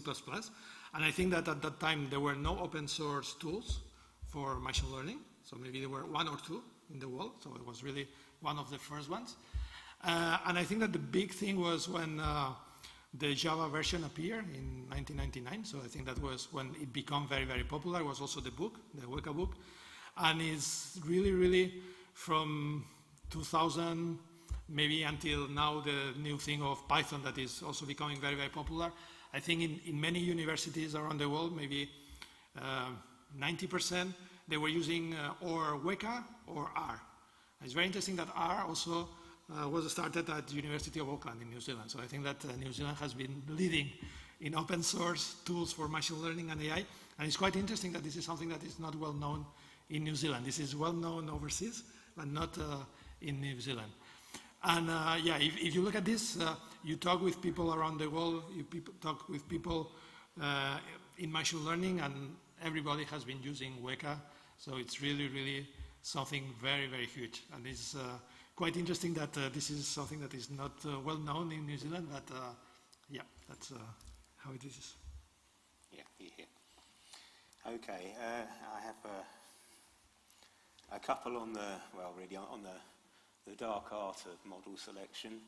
Can I have your thoughts on how to validate the results from whatever algorithm is used? Or AI is data hungry, lack of good data preparation and specific measures and processes to ensure data quality is fundamental. Do you have any comments? What are the challenges involved? Yeah, so I think that's really quite important in the sense that when we are looking at machine learning AI, basically everything is built on top of the data. No? So it's really, at the moment, we cannot have AI systems that can work without data. So it's really, really on the core. Now, the thing is that as it's on the core, this is why it's so important. No? And then if the data is not right, if the data is not clean, if the data is not well prepared, then the machine learning algorithms that we're going to apply are not going to work. So I think that this is why this is really, really important. And if you look at the data scientists, usually they say that maybe they spend 80% of the time or 90% of the time looking at the data, pre-processing, transforming, looking at that. So yeah, now there is this idea of changing, let's say dividing data scientists between data scientists and data engineers. And they are focusing that a data engineer is someone that is going to be really, really working on how to prepare, transform the data, how we really, really look at that. No? And then there are so many challenges. Now, one is, yeah, for example, what happens with the data are, let's say, is there noise in the data? Is there outliers in the data that we need to take care before applying the machine learning models? Is there bias on the data? Is something that is wrong there? So there are many, many things that we need to look. No? If, for example, if we are in classification, if the data is a balance or unbalanced, that also could change how the machine learning methods that we apply. So yeah, there are many, many things that are quite important and that we need to look at that. So I think that nowadays it's really, really difficult to do machine learning without doing first data engineering or data processing and data transformation. So, and I think that, let's say that the ideal thing, what we like in the future, what we would like to dream, is a machine learning model that could be able to clean the data automatically. No? So that could be really, really, but still we are very, very far from here, but this could be also a very nice topic of research, no? How to automate this pre-processing, cleaning, transformation of the data. Okay, and okay, so I have a couple of questions. I can answer the first one very quickly. What was the accuracy of the models before and after COVID-19? Nobody knows, and probably a lot worse. Yes. How do you rate the Amazon Web Services tech stack for data lakes, transformation, analysis, etc., compared to Weka? If you're familiar with that. Well, I think that depends on, let's say that Weka is a specific machine learning tool that what it's doing is that is able first to do some transformations on the data, applying some filtering, and then from there we can apply the machine learning model. So this is something that we can use Weka inside these new big data systems that are usually, comes from the Hadoop area, and the Hadoop ecosystem is implemented in Java, and then this is why Weka is very easy to integrate because these platforms are based in Java. But let's say that the main goal of Weka is not really data storing, data pre-processing. The main goal of Weka is to apply machine learning and to prepare the data to apply machine learning. So I see that data is really a tool that helps, but it's not a tool that can really handle these big data systems. It's only one component that is used in these Java big data systems. Okay, can we thank Albert then for a very informative and enjoyable session?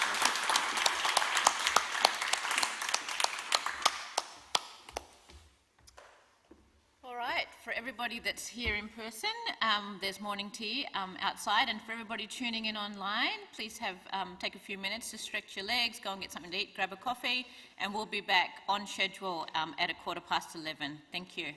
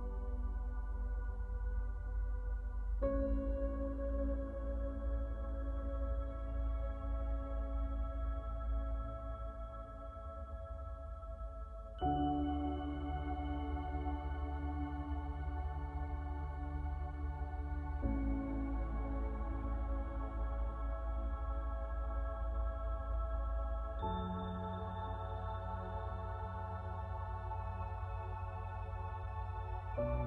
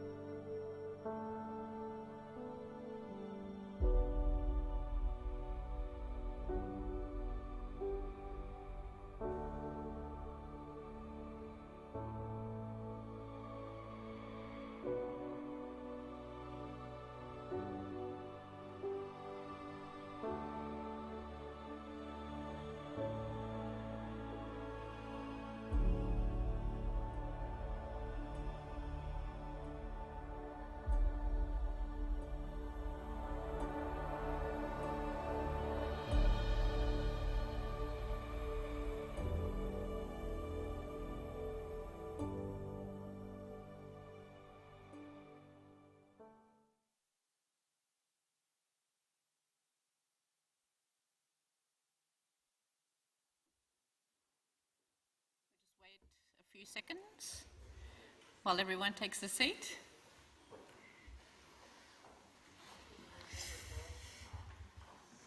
Thank you once again to everybody's patience. We sorted out the technical difficulties from the last session, but thankfully we will have our speaker who was scheduled for the 10 a.m. session. He will be speaking at 1:30. So basically Professor Biffett and the other speaker have just swapped time slots.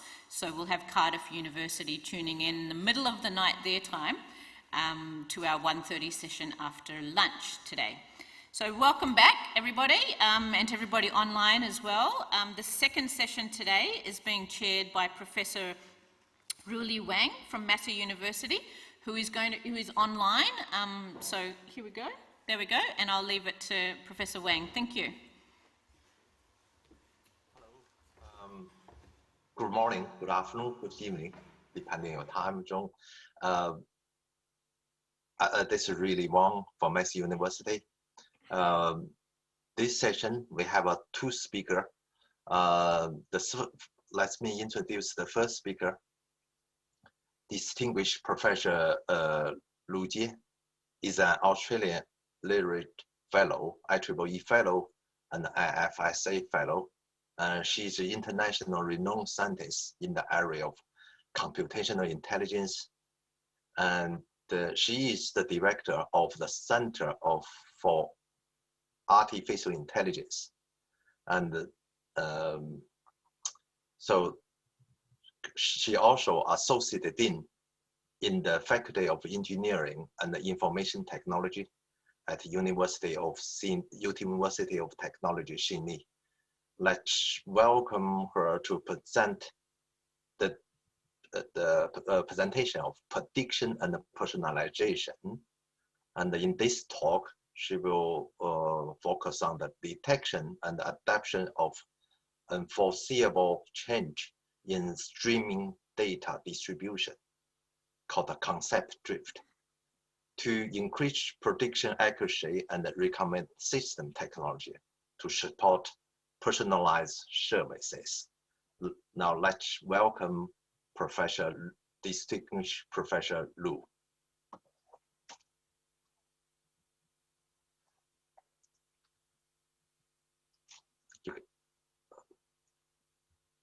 You can start your presentation now. Yes. Okay. Thank you, Professor Wang, for your wonderful introduction. Thank you, everyone, to participate in my presentation today. My talk today is about prediction and personalization. I believe personalization and prediction are the two key AI technologies for future of finance.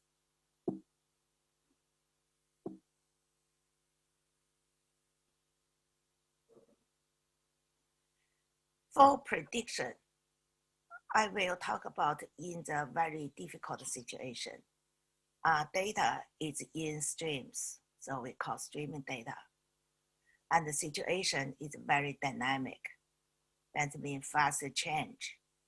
And so the data distribution has, the data distribution fast change over time. And also we want to keep a very good prediction accuracy. And in the personalization, we consider we have a massive finance product or services, and a different person needs some personalized services and recommendation. So we will introduce recommender systems and to support personalized services. However, we are in the big data at the same time data sparsity problem. And also we have a new user issue. So my talk today covers the two directly linked areas and also deal with the very challenging situations. We talk prediction first. We consider the data is not collected in a database. It's data streams, no ending data streams. And the data distribution keeps changing. So that's what we consider its status in that time, in that type of data distribution. And we have a dynamic situation that has a data uncertainty issue actually involved.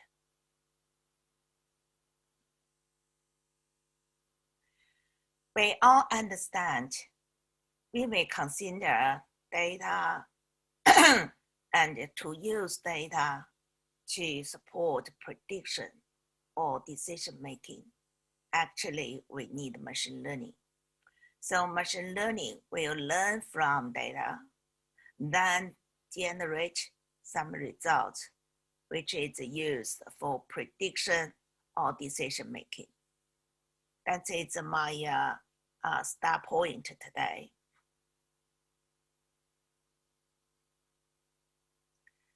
So data are in different scenarios. We have a very high speed data in streams, high volume, and also multiple data sources. Machine learning, we understand, machine learning actually are algorithms or models. Then machine learning learn from data, generate whatever classification, this regression, aim to support prediction and decision making. We want the prediction to be fast, to be accurate, and to meet our decision requirement. In general, data, we have a structured data, we have unstructured data. For structured data, we collected into database, for example, and unstructured data could be some image data and graph and streaming data, also one kind of unstructured data. That is our today's talk we focus on. And what are the difference to process those data? If you have static data, then you do machine learning or do data analysis, and you have assumption. Training data and the new coming data actually are in the same data distribution. So you collect the data and do training and then get models, and models can be used to, by the new coming data, then generate prediction. So in such a case, you can say that's data all in same distribution. So you use the first 3 branch of data, generate a model, which can be used for coming data.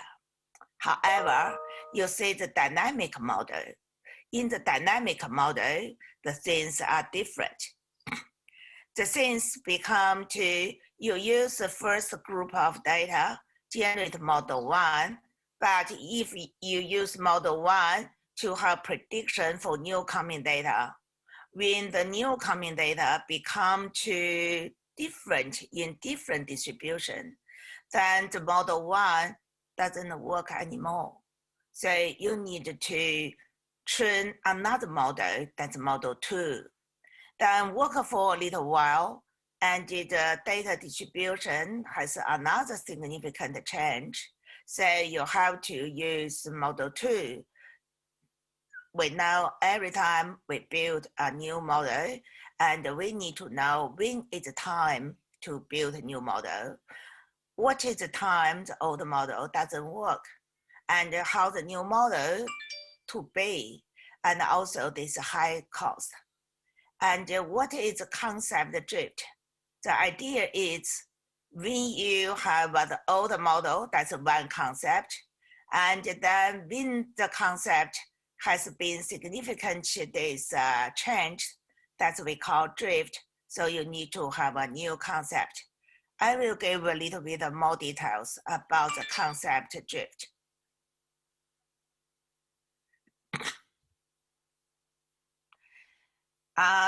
to understand the concept drift, to understand the data distribution change, I just gave you an example. We have been using mobile phone for many years. Think about 20 years ago, when you have your first mobile phone, or even 10 years ago, mainly your mobile phone is used for call your friends. And later on, the usage has been changed. Maybe we use 20% of the time to watch news and another 80% to make a phone call. How about recently? Probably 40% of your time to use multimedia to talk to your friends, and also 10% play games, maybe 15% to watch news, and 10% use Google Map, and then maybe only 10% or 20% use for phone call. That is a usage. This customer usage of mobile phone has been significantly changed. Consider usage is a stream.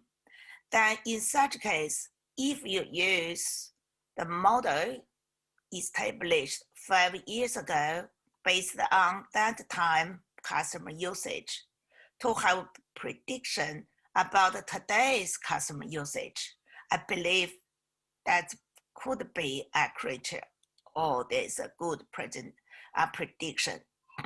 So that is an example to show us the usage has been changed, or the usage distribution has been changed over time.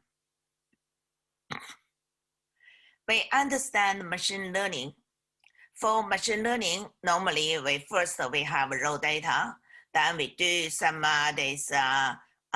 process, then we learn from data and to find some patterns.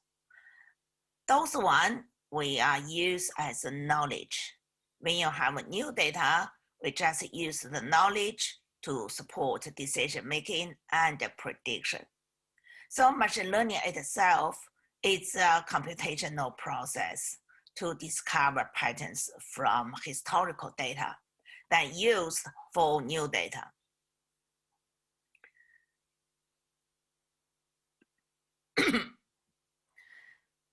But as I mentioned before, we have assumption.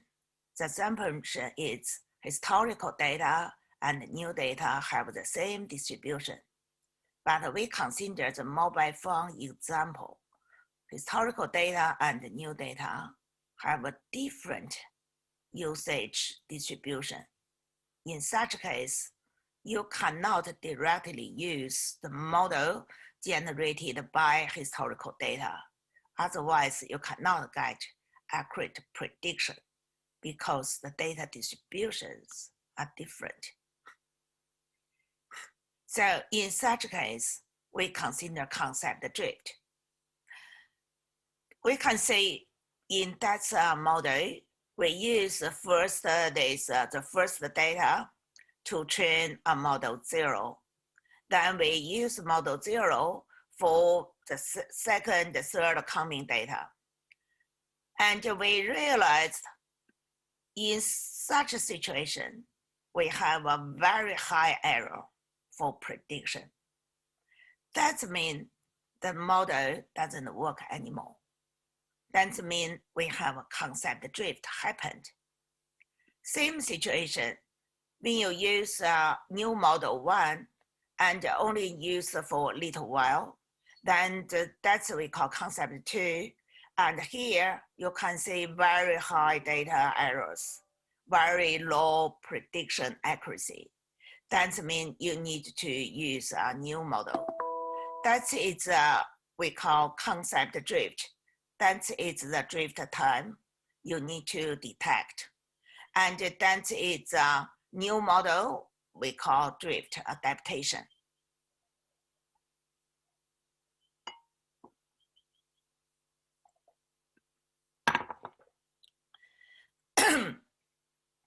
There are 4 main types of concept drift. One is sudden change, And also we can say we have a different other types of change. And the last one quite similar, quite like the season. So like this winter, summer, winter, summer. That's also one type of concept drift, from sudden to incremental.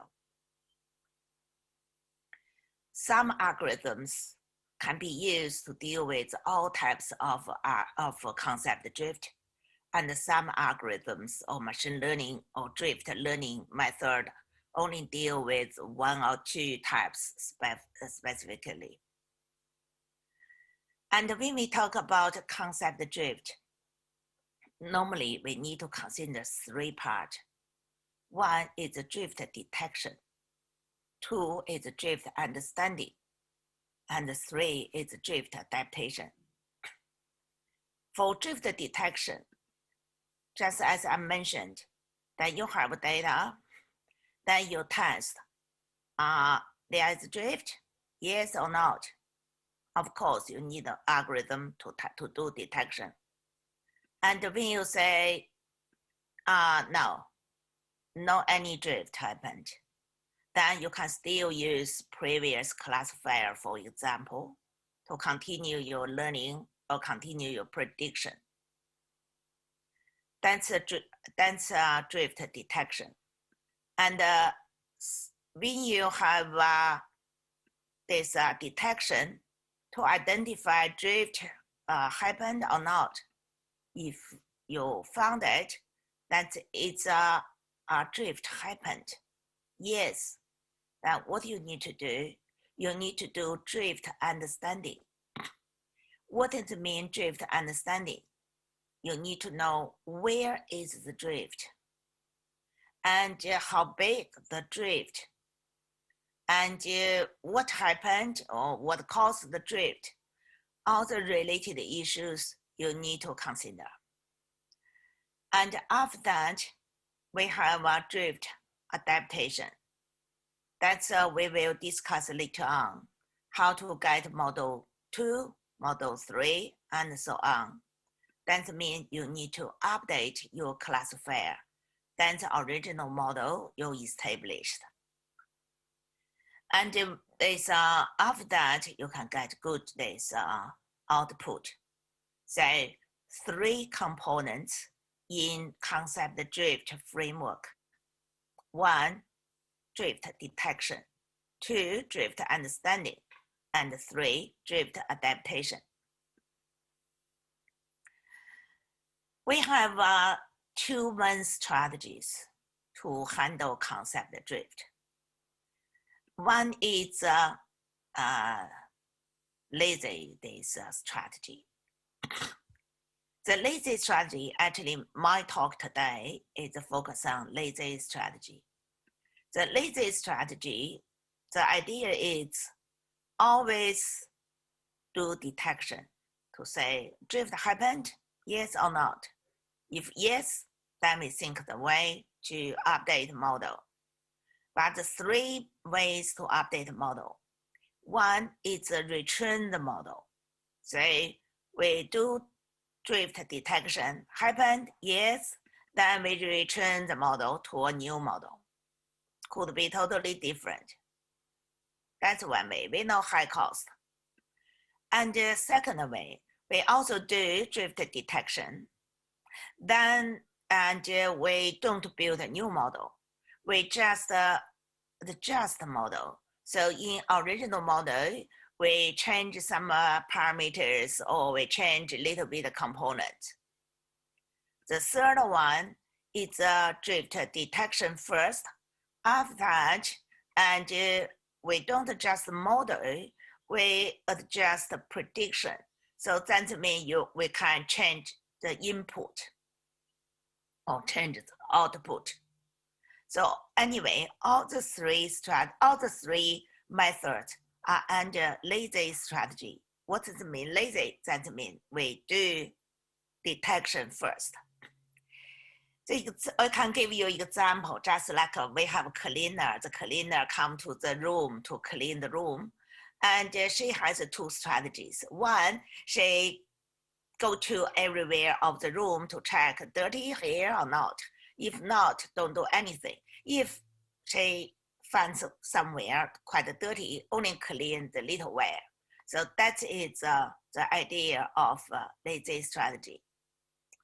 The second strategy is the active strategy. That means the cleaner every day morning, 8 o'clock, comes to the room and do all the cleaning without checking where dirty, where not, just clean everywhere. That's active strategy. Normally, we don't do detection, right? Just like cleaner, don't check where it's dirty.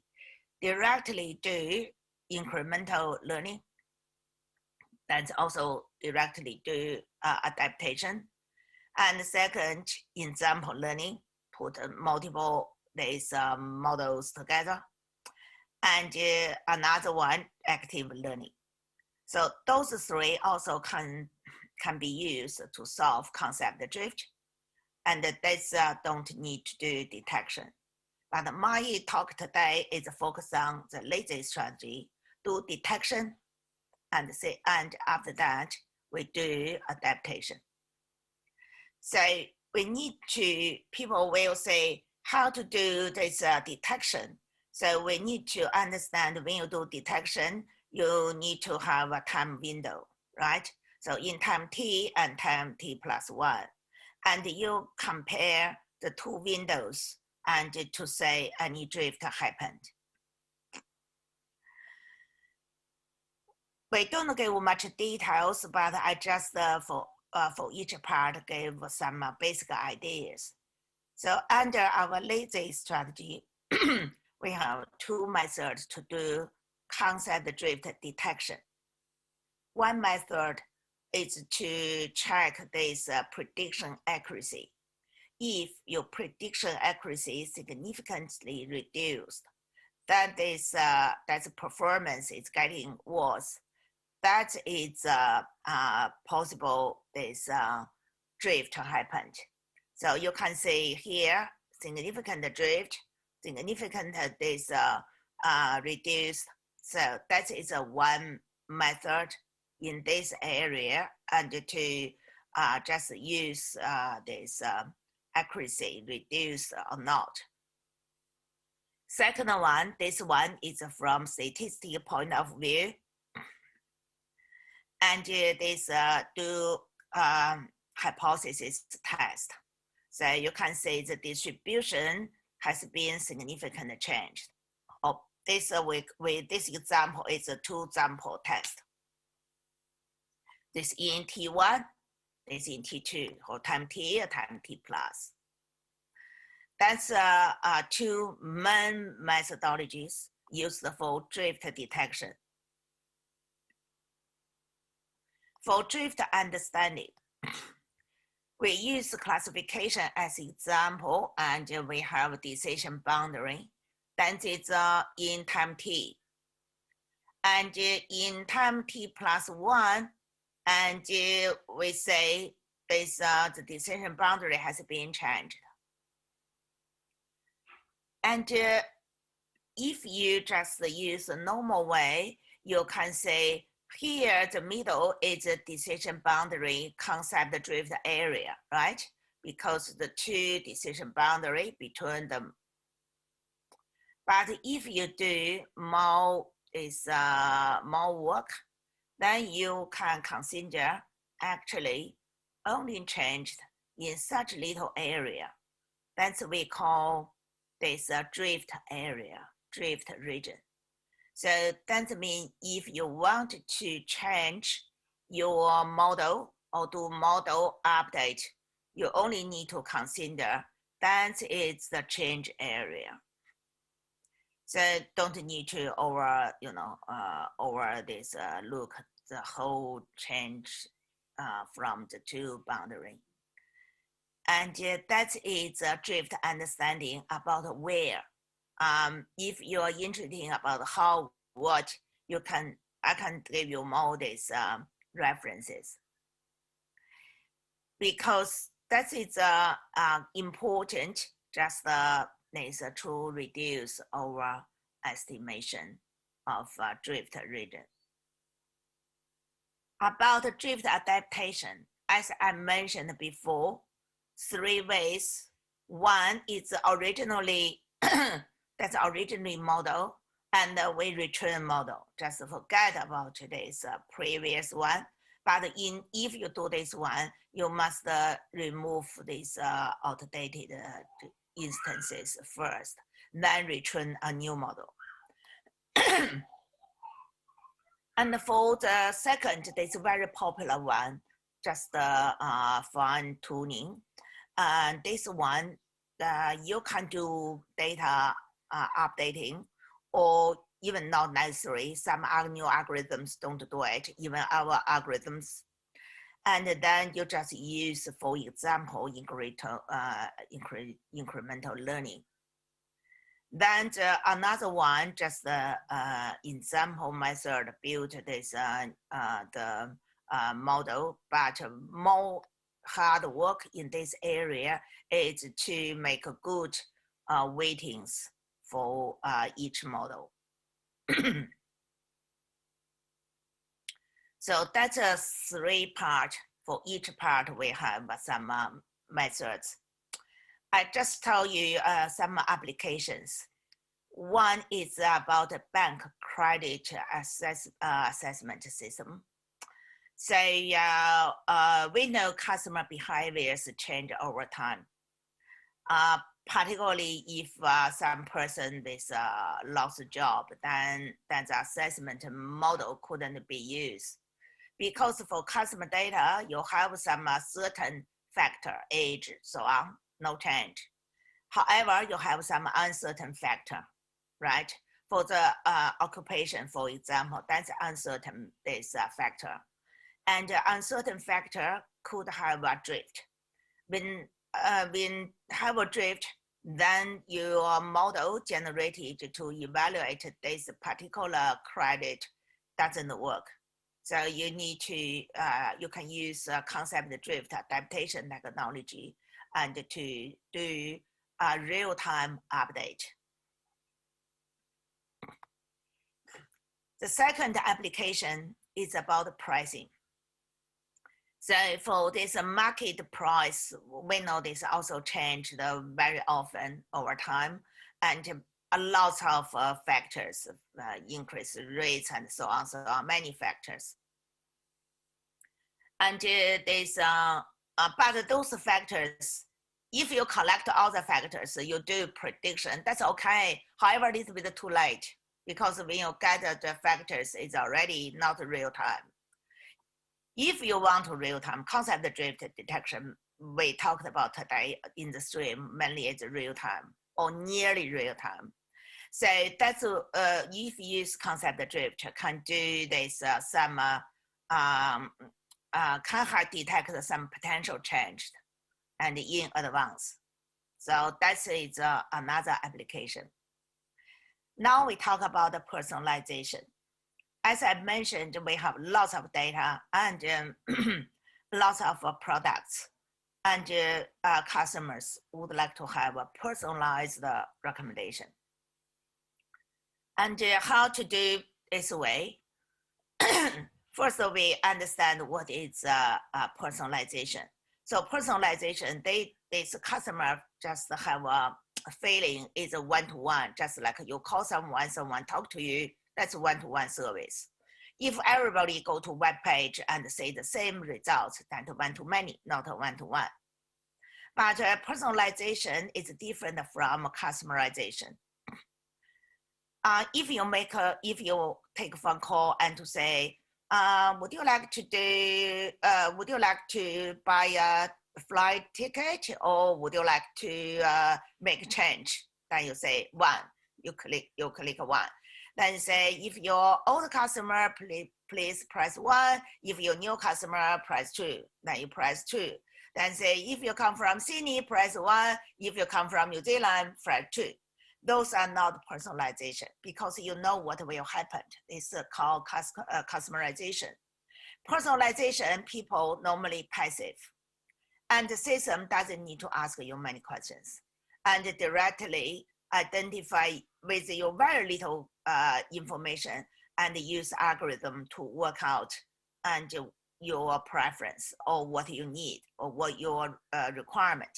The reason is they use the algorithm. They can do some use some predefined user and to use, for example, user X and user Y both love product A and B. Say A and B, and because X loves C, so we say Y will love C as well. So use such kind of ideas to generate personalization. At the moment, the best way to implement e-service personalization is recommender systems. So recommender systems aim to provide right information about services to right user at the right time. So 3 rights: right information to right user at the right time. And we have a number of different types of recommender systems. For example, content-based, collaborative filtering-based.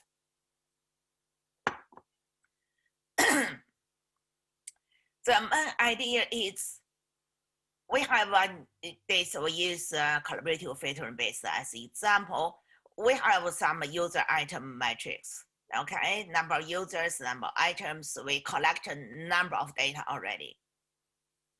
And this, we have this some for the user metrics, including your this purchase history, including your renting and so on. Then this, we have a number of users here, number of items here. Then this, for example, we know user is a right user, just log in, and we immediately generate item E to say, I think item E is your preference or is suitable for you, this finance product. That's the basic idea. Then if you say this blue person is the same, has the same experience as the red person, then maybe C2 is similar as E, that you can this generate a recommendation C2 to this person. That's it's a very basic idea. In the last 20 years, recommender system have been developed a lot. In my group, we have developed multiple criteria-based recommender system, trust-enhanced recommender system, social network-based, and tag-aware-based, and fuzzy set enhanced-based, and tree similarity-based group recommender system, and cross-domain recommender system, and user interest drift, and also recommender system visualization. So I just quickly introduce 4 of the 10. One is a social network. The idea is when you have a new user, you don't have any information about the user, then what you need to do? So we can use a social network because that new user we call cold start problem. Then this how to deal with that one. We can use some data get from social network. That is a social network-based recommender system.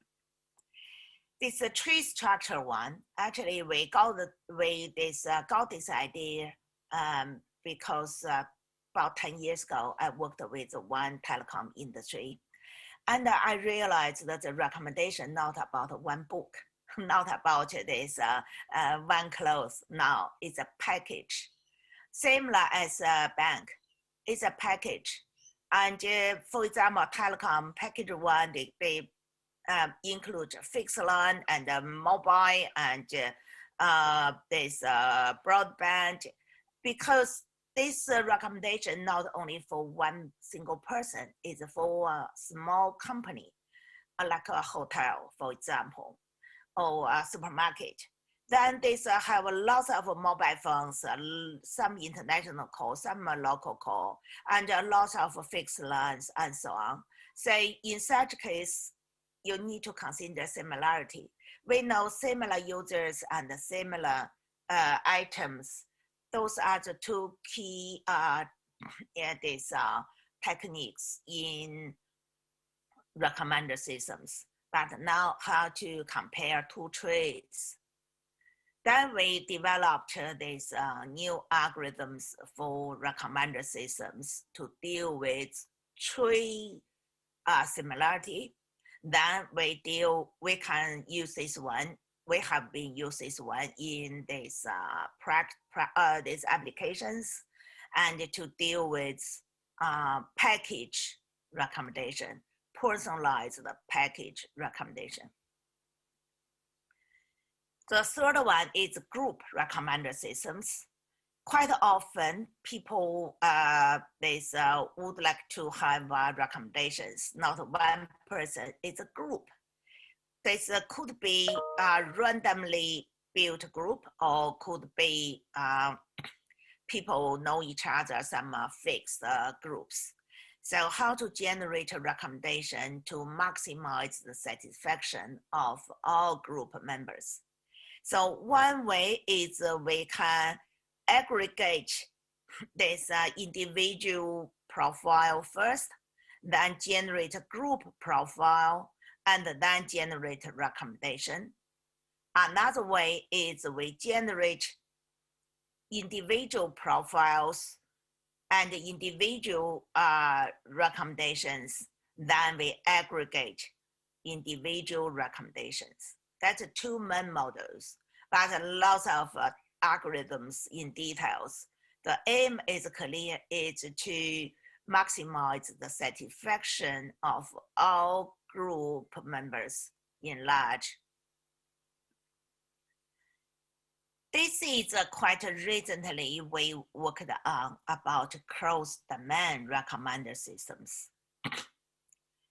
And sometimes you want to generate these recommendations for new product. You have very, very little data available, very little. So not enough to generate a recommendation. But at the same time, you have a similar domain.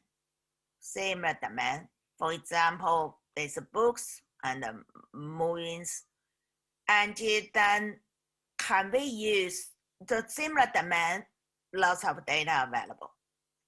Can we use the knowledge generated by moving the similar domain and transfer the knowledge to use for the current domain we call target domain, which doesn't have enough data to generate a recommendation? Yes, so that's what we call cross-domain this recommendation. Currently, we have this solved the problem, but currently we solve a more challenging problem. You have target domain for new product. You don't have much data available. And you find some similar domain, but also not enough data to generate knowledge for transfer. Then you can find a number of source domains, okay? You have source domain A, B, C, D, and some similar, some not similar, but together they have more data available to generate knowledge, and the multiple source domain together the knowledge transfer to target domain. So we fully use the transfer learning algorithms, the transfer learning ideas into recommender systems. And that is another development of transfer of a recommender system we call cross-domain and transfer recommender system. So applications, I have there's one application in customer churn prediction. We know these banking systems, lots of customer churn happened, similar as telecommunications. And you can change one plan to another plan. And also the user profiles can be changed. And say what we need to do, and we need to fully consider the change and to help us generate personalized recommendation. And this way for customer churn prediction, actually we combine concept drift. That means this, we mentioned the first part, concept drift, and recommendation, personalization combined together. So identify the drift, the changes of customer record. And then there's update the model, and then is identify the groups of customer churn groups, then modify the recommendation strategy. So that is the basic area. Basically, there's a way from the raw data, get a targeted data, and those ones is customer churn data we use possible. Then we generate these models. Also, we have prediction about who will churn in short term, high risk, middle, or low, and then there's for those people, we generate personalized recommendation. Different types of people, different personalized recommendations. And say, as I mentioned about recommendation for tree structured, that's mainly for small and medium businesses, because every package has a number of mobile phones, fixed lines, and so on, so on. That's very important, this part. This one can be used for existing users, small businesses, also can be used for new users. So that is an example with the system we developed, and about the one package. And this one package, recommendation 1 and the recommendation 2, and for quite a number of different types of products or services. And then there's, if you want to know more details for recommendation 1 or 2 to finalize, then we can see all the details. And finally, the system will generate a PDF document. When you select, say, I would like a recommendation 1, then this will generate a PDF document, maybe 10, 15 pages, whole package. Okay, so my talk today, we covered 2 these topics, but linked directly. One is about prediction. And we consider the situation is in concept drift situation. That means in data streams, and data distribution keeps changing, very fast changing. And if you don't consider concept drift, then you still use the old model to do prediction, then this your decision made could be a disaster. And also, if you always train a new model and you don't know when is the time to update the model, that also cannot get accurate prediction in the real time. So our concept drift idea is to help prediction in data stream situation and keep this always updated model. A lot of research have proved that concept drift is the root cause of accuracy of online learning prediction, because we want to do real-time online machine learning. Then personalization is an important finance service technology and requirement. So recommender system based this recommender systems will provide those personalized services. Thank you very much. This is my talk today. Thank you.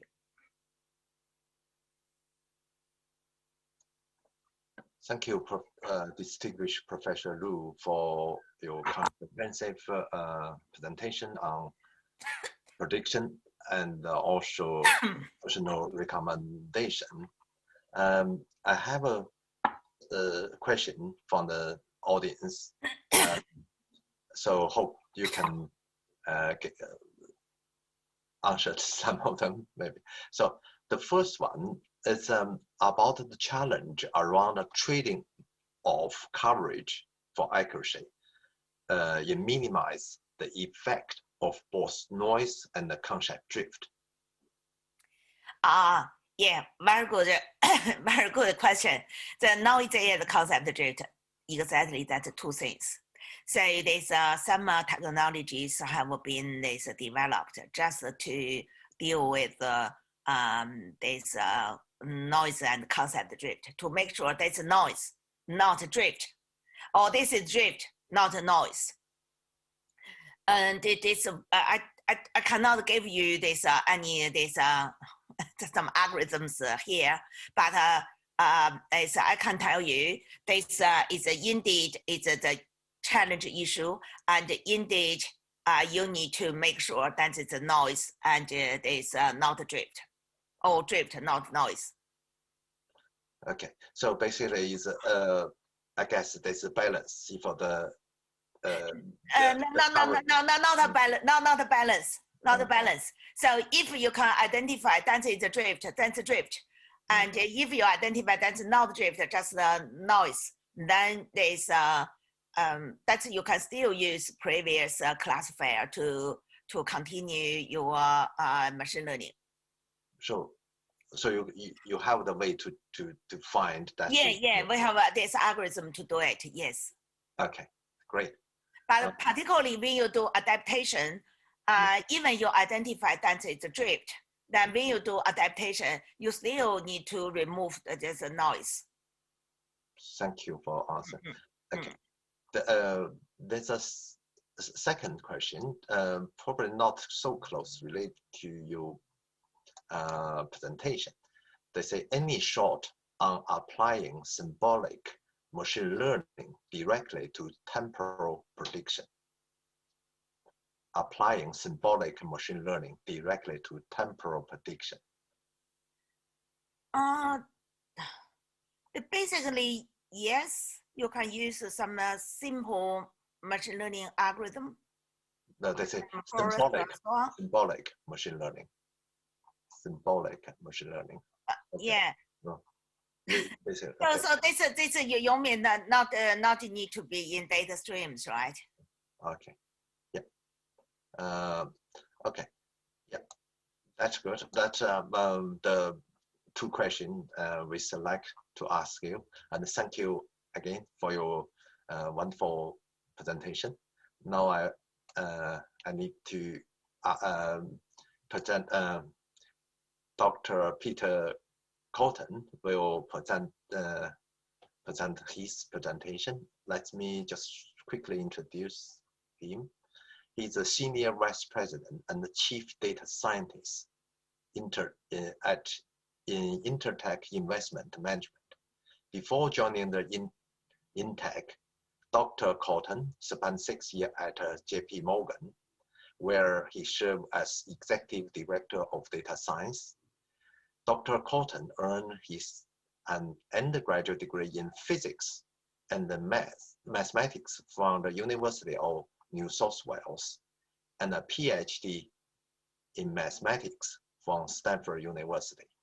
Let's welcome Dr. Peter Cotton for his presentation on frequently repeated prediction.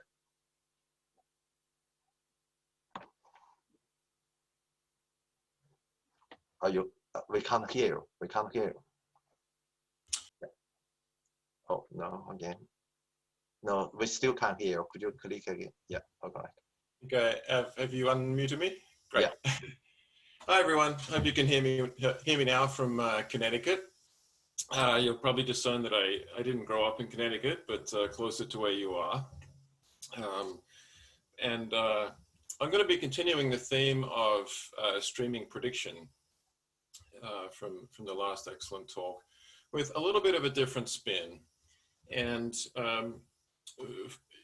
this is not, I would say, the typical talk where, as a researcher, I get up and I say I use technique X on problem Y and the result was Z. Instead, I'm going to be talking about what I hope is a slightly different paradigm for how we can all collectively predict things and lower the cost of prediction for everyone. And hopefully give rise to a new kind of, I'll call it a prediction web, which hopefully over time can address sort of the last mile problem of statistics. Because I put it to you that the problem today isn't a dearth of excellent open source libraries for instance, real-time prediction, but the fact that it's not necessarily easy for small businesses or those who can't afford to hire, you know, a third of a data scientist, let alone a team, to use them. Those of you who like coding, I suspect some of you are actually coding or hacking away while you listen to this sort of conference, you know, in your peripheral vision, which is great. So I put a little link to this very simple notepad in the chat. I hope that went out. And you can just fire it up. Sorry, this is the actual link at MicroPrediction. Fire up the notepad, and this will install a library called MicroPrediction. I'm the author of that library. You can trust me, nothing will go wrong. You can instantiate a microcrawler, which is something that's going to crawl around to a bunch of different time series and start predicting them, and then just run it. It will assign you an identity, and it will start predicting time series. Now, I'm going to explain now where those time series are and how you can create your own and how you can use this tool for research or fun or profit. This is a quick look at the site, incidentally, and this is an example of a crawler predicting something. Actually, Professor Wang and I were discussing predicting New Zealand traffic, I think, and or the public transport rather. There's all sorts of random examples of time series here. This is hospital wait times somewhere in New Jersey, and so it goes.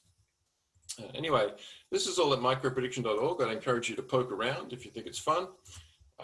I will present these slides now to add a tiny amount of structure to what I will say, because otherwise I have a habit of just rambling on. Anyway, hello again. I work for Intech Investments. Intech Investments is a firm that's based in Florida and also Princeton, New Jersey. Has a 30-year track record beating the index, and it's a very mathematical firm. We have a lot of interest in being able to predict things like volatility in real time. But today I'm going to talk not about our firm per se, but about an open source project which I head up in my professional and my personal time, because I like it so much. We've had a couple of other open source contributors on this project who I'd love to mention, Eric Liu and Rusty Conover. I'm going to split my talk up into talking about the demand for frequently repeated prediction, which is a phrase that if you say it frequently enough becomes a little bit of a stumble. So I call it microprediction. And then I'm going to talk about how, you know, we're supplying it and where this might go. First, here's a really quick example. I call this the 10-minute data science project because I like to make fun of the productivity level of data science inside large organizations and elsewhere, where data science projects can stretch on for weeks or months or years. This one took 10 minutes. The height of water somewhere on planet Earth, I forget where, is available at this URL. You can check that for yourself. And this is the little function that returns the current height. Rather than have a data science project to model this, we just published it. There's a simple API you can use to publish it to MicroPrediction. We publish it every 15 minutes. This generates a new data point every 15 minutes. And as a result of that, automatically, dozens of time series algorithms kind of swarm around it and try to predict. The best rise to the top. As I mentioned, I dropped this link in the chat, hopefully in the live stream, and so you can open up this notebook and start participating yourself. Of course, you'll just be running the default crawler, but that's still kind of fun. And then if you wish, you can modify the crawler to add your own intelligence. Perhaps you can throw a Weka into it, for instance. Here's another example. Every time series that goes into this, call it a site, but it's open source, you can stand your own up. Every data stream that comes in gets automatically standardized.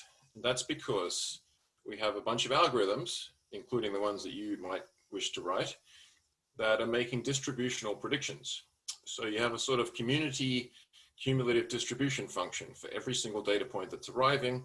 Of course, you can use that to do a distributional transform and turn every incoming data point into a uniformly distributed data point.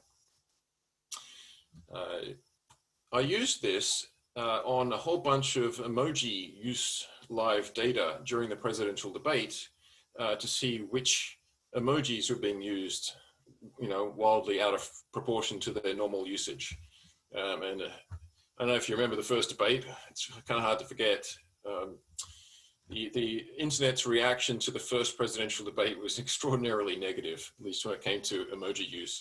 All sorts of negative skulls and fires and heavy hearts and the rest of it. Very easy to do if you have a swarm of algorithms ready to predict anything in real time. Another sort of super category of use of frequently repeated prediction. I'm going to say micro prediction from now on. Another use of micro prediction is predicting all sorts of ancillary data related to the markets. Markets, as we know, are pretty good at predicting the mean of a stock. The mean of a stock is, the living incarnation of a martingale, but terrible at everything else. Why terrible? Because most other things like trading costs, holding periods, client flow, response to inquiry, this kind of thing, are written by some mediocre data scientists sitting in some mediocre data science organization in some mediocre organization.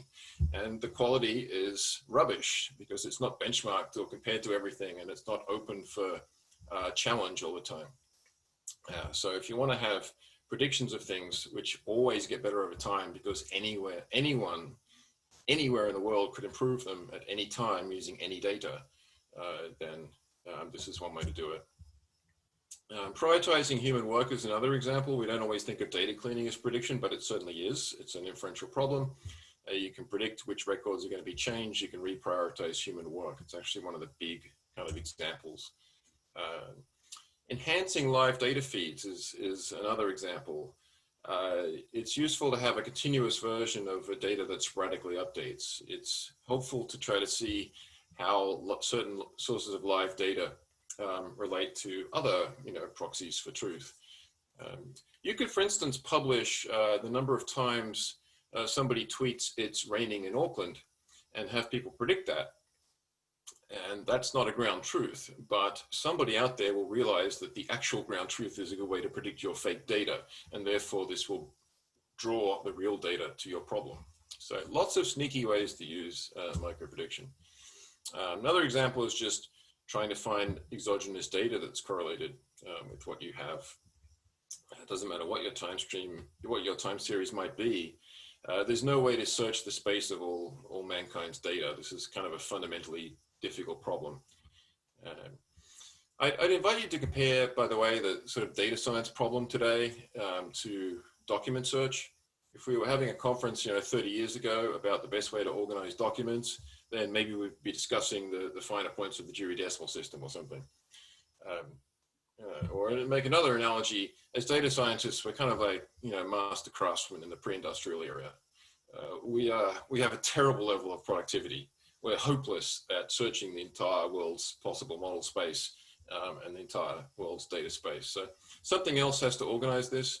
I think we need a stronger organizing principle closer to market principles, to which, of course, a lot has been written in sort of economics 101. Moving on, companies spend a ton of money producing dashboards and business intelligence to display contemporaneous data to people. It's almost, if you've already prepared all that data and the predictive part of it on the margin is free, then it's a complete no-brainer to give your business a 15-minute ahead forecast or an hour ahead forecast in this manner. That's another reason that micro prediction is going to drive a lot of commerce.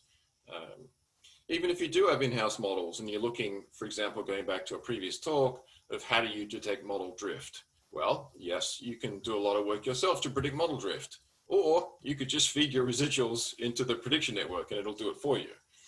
You could look at how different models change their order on the leaderboard. This can give you hints to the fact that there's been a regime change, for instance. I'll flick through some of these. Fairness and explanation was mentioned before. I'll simply point out that you do not know if your model is fair or not if you do not have access to all the relevant exogenous data that could potentially explain, a proxy for something that shouldn't be in your model. So we'll never solve the kinds of problems you saw in redlining and elsewhere if you can't solve the fundamental data science problem search. Another category, just briefly, is surrogate models. An example would be a long-running simulation. This one comes from swarmprediction.com, sort of my pet project. And we generate paths of a simulated COVID epidemic. We feed it into the microprediction.org, and then dozens of algorithms try to predict it, the path of the simulated epidemic. So surrogate model is a pretty standard technique. And finally, I'll mention control theory and reinforcement learning. And this really is the critical link that I think is often missed between microprediction and artificial intelligence.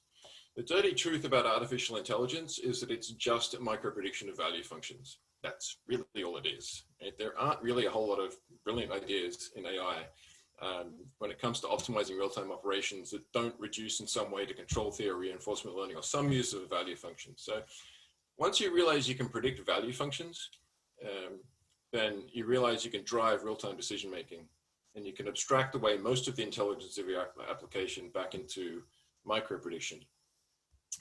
If there's a cheap way to do micro-prediction, then you realize you can disentangle the intelligence of your application from the source of the micro-predictive power. And that is as important as realizing that when you build a toaster, you don't have to think about the supply of electricity. You can just use it. Right? So until we have that separation, I don't think we'll have efficiently produced kind of bespoke business optimization. By the way, if you're not familiar with value functions, a great example is the one produced by the PGA Tour of America. They actually produce a value function for every blade of grass on the golf course, which is the estimated number of shots to finish the hole from that position. And you can perhaps see that by doing conditional prediction of value functions, you can optimize your golf. Of course, you can also optimize your manufacturing line or anything else you're doing as well. So look, endless possibilities for the use of frequently predicted micro prediction, if you will, for micro prediction. Every category on the left here explodes into other categories, which explode into other sub-categories. And the world is full of applications, as we know, of AI and quantitative technique. In fact, it's almost silly to ask which businesses will use quantitative optimization in the future. It's like asking which businesses are going to use telephones. Right? It's obvious that every single thing will be optimized. What's also obvious, though, is that right now only large companies do this if they can afford data scientists. So we have to develop a way for small businesses, small enterprises, small organizations, individuals to have the same kind of bespoke AI delivered to them. And that really is the core question I wanted to speak to. How do you provide these frequently repeated predictions? And what I'm suggesting through the creation of this sort of prototype, microprediction.org, that the way to do it is at some level quite simple. Just allow anyone to publish an algorithm that runs in real time. Hopefully some of you are already running one if you opened up a notebook and ran it. Anyone can predict, anyone can publish live data and have it be predicted. It's all completely open source. If you choose your incentives, but there's no sort of obligation, to pay anything, then at least this way we've written the test first, which is kind of the most important tenet of computer science, arguably. We'll know that we've engineered something that somebody else can improve at any point in time without asking permission. Right? In fact, they don't even have to make a pull request to an open source project. Getting into more details, at least in this prototype, the way in which these algorithms compete is that they supply 225 guesses of what the next value is going to be. And the reason they supply 225 guesses instead of just a point estimate of the mean is because point estimates are pretty pointless, to be honest. Almost impossible to interpret, except in very stylized settings where you have proper scoring rules. For the most part, they're useless, as this diagram is intended to provide a proof without words that point estimates are worthless. What happens then is that the algorithms send in their distributional estimates continuously throughout the day. They monitor the streams, they send them in. It's really kind of pushing information in. Let's suppose a data point arrives, which is a measurement of wind speed in California at 12:37:52.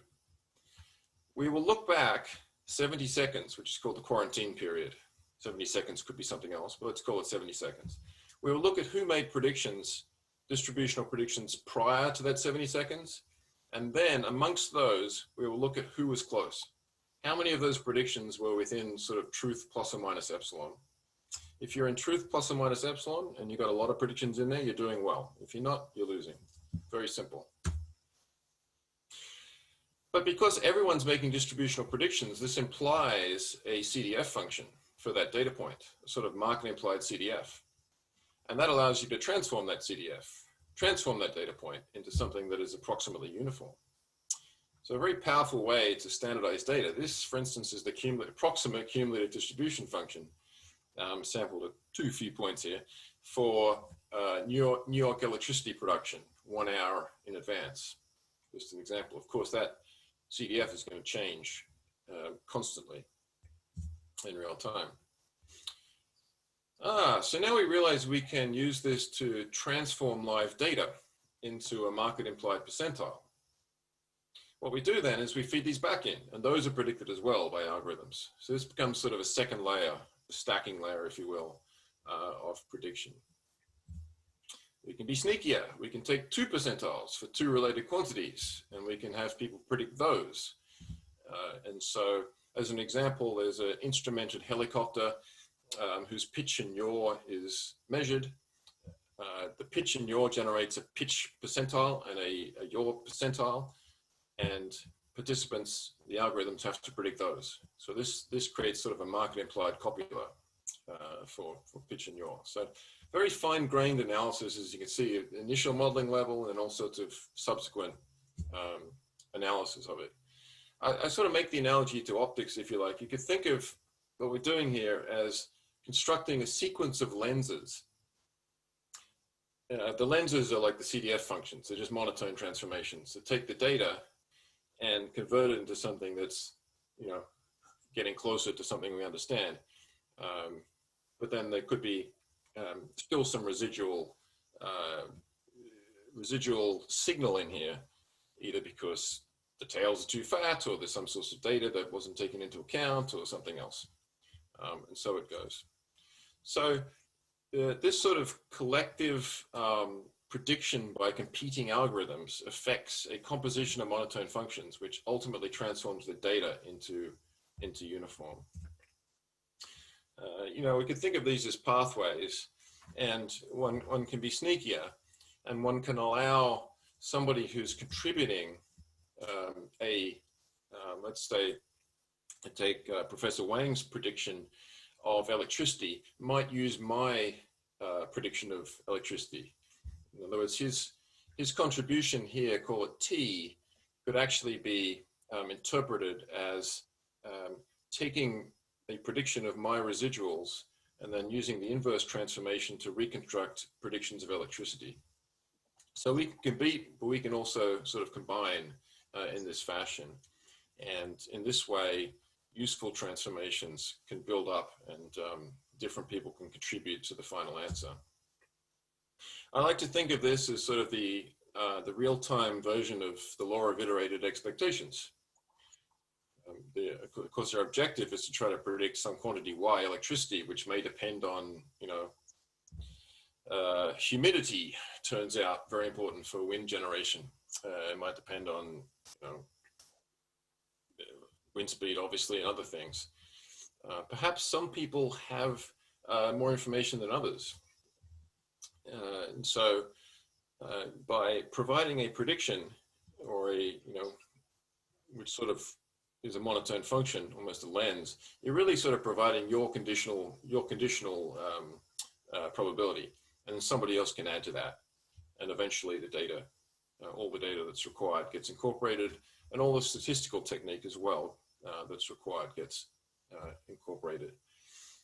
I'd like to think of these as almost like, it's almost like a factory line production of a real-time prediction. And it's evolved competitively. And anyone can do it. Humans can do it. Algorithms can do it. Humans can be involved if they want, if they're efficient, but they don't have to be involved. So, of course, on the site, it's going to be powered in part by all of the open source automated machine learning libraries, all of the automated model search, whether it's AutoSKLearn or your favorite, or Weka or anything else. There's an API that lets people contribute in any language. So that's how we're trying to construct this. And as I say, really the best way to understand it, or to use it, or to observe how it might help your own research agenda, for example, is just to participate. And so I would encourage you to just sort of dive straight in and literally run a crawler and see what it does. I can show you how easy that is. In fact, I just opened up that website, the notebook myself, and as you can see, I just installed MicroPrediction. I instantiated a crawler. That crawler, the first time I instantiated, actually gave me a write key here, and then started running. And if I go to microprediction.org, I should just be able to, oops, didn't want that, just need the key. Where's my key? I can poke it in, and you can see that this is already off to the races. And it's predicting traffic, it's predicting hospital wait times, it's predicting how many times people use the open mouth and cold sweat emoji on Twitter. And for some of these time series, it's doing well, and for some of them, it's doing less well. The point is you just run it forever, and eventually it figures out what it's good at and what it is not so good at. So anyway, that's it from me. I hope this is just an open source project. It's a tool that I hope you find useful. At microprediction.com, there's a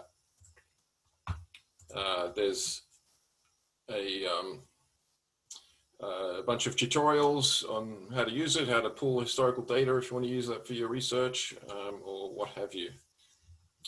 So I will leave it there, and we should be able to get back on schedule. Yeah. Thank you, Dr. Cotton, for your talk about micro prediction. And I have some question from the audience, and maybe you can give you some thought on that one.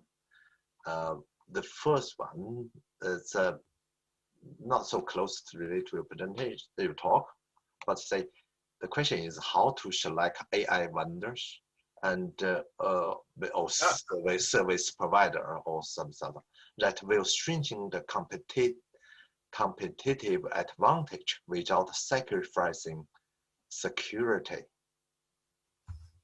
So basically, about the security concern related to the service or vendor, you know.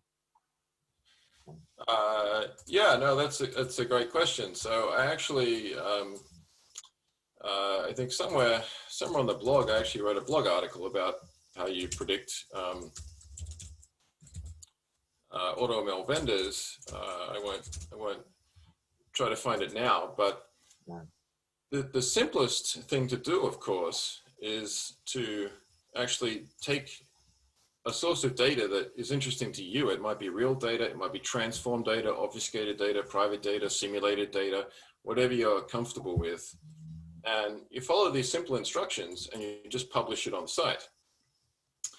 And then your vendor, if they're any good, should be able to predict it well and provide good distributional predictions. And whatever data stream you decide to publish,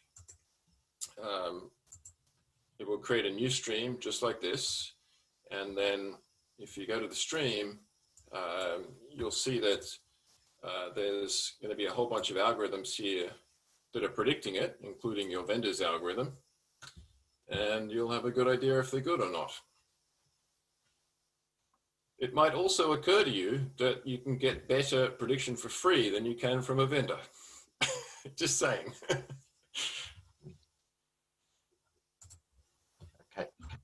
The second question, are you using language processing solution to analyze corporate communication to help forecast company expectations? Have you? Sorry, the question was, are we using natural language processing for corporate earnings? Yeah, analyze corporate communications. Right, yeah. So, well, I won't speak to what our hedge fund does or doesn't do. I would say that if you have a source of data, an alternative data source, and there are lots. For example, we have a partnership with CloudQuant, which is a big clearinghouse for alternative data. Then you could certainly create, whether it's n-gram counts or something else, or some measurement, and you could very easily, if you let it run for long enough, figure out whether any such source of data is correlated with any other. In fact, you just have to publish some obfuscated data source, which is a feature that you know about and other people don't, and then you publish the source of data you care about, and sooner or later, the algorithm should figure out whether one predicts the other or not. So I hope I'm giving you the general, hopefully the general solution to that problem, without commenting on what we do as a hedge fund. Okay. The third question, can you comment on the fact that in order to remain a leading technology for asset management, AI will need to continually build upon itself? So the question is, AI will need to build up on itself? Yeah. Yeah, absolutely. That's a great comment. It's a terrific comment. I was actually recently doing a survey. Again, if you go to the site and the blogs, you'll see there's a comparison of global search algorithms and packages, and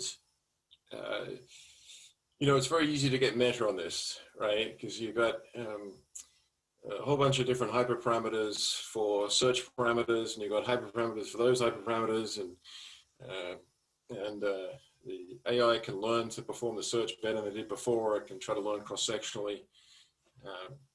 So I would say absolutely.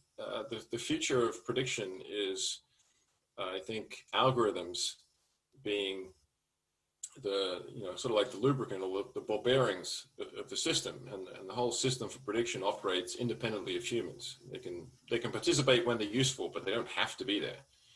It's mostly going to be algorithms getting better at managing other algorithms, algorithms getting better at selecting other algorithms, algorithms getting better at tuning hyperparameters for other algorithms. We as humans, we are not going to be the managers of algorithms anymore, because we're just terrible at it. We're slow, we're incompetent, we go to sleep, we're expensive, we're terrible.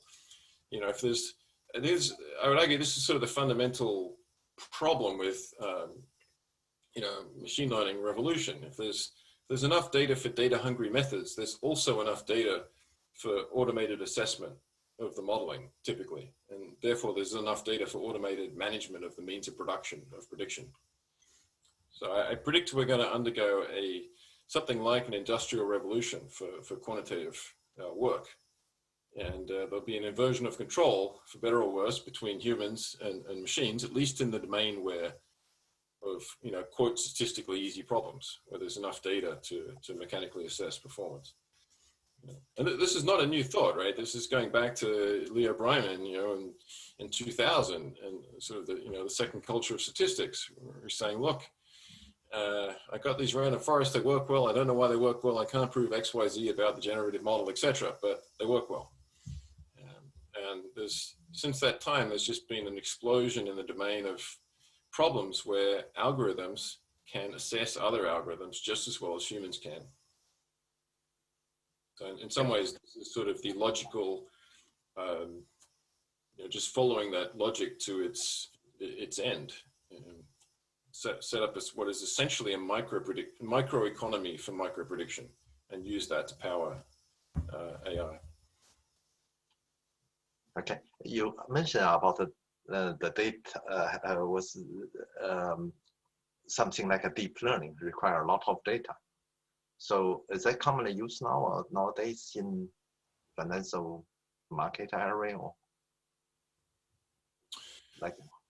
Yeah, I mean, but it's a good question.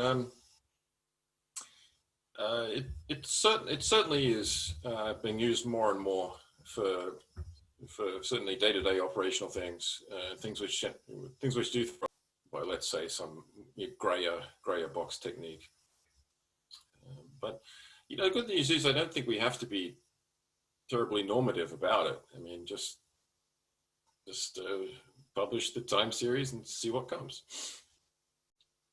Great. That's one question I think is interesting.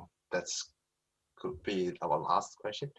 Can you use micro predictions to model creative process? For example, storyboarding, writing, art making. So that's more creative process. Can you use that one to use your micro prediction to model that one, model the creative process? Well, I think for me, it's hard to think of any activity that can't be enhanced in some way. And so, you know, in that particular instance, it depends how often you are producing something and how similar it is. Are you actually involved in a repeated activity where assessment of some mechanical assistancy or process is automatable or not? It depends. Maybe. What are you doing with this? Are you distributing this? Are you publishing it electronically? Are you getting reactions from people for some parts of the work and not others?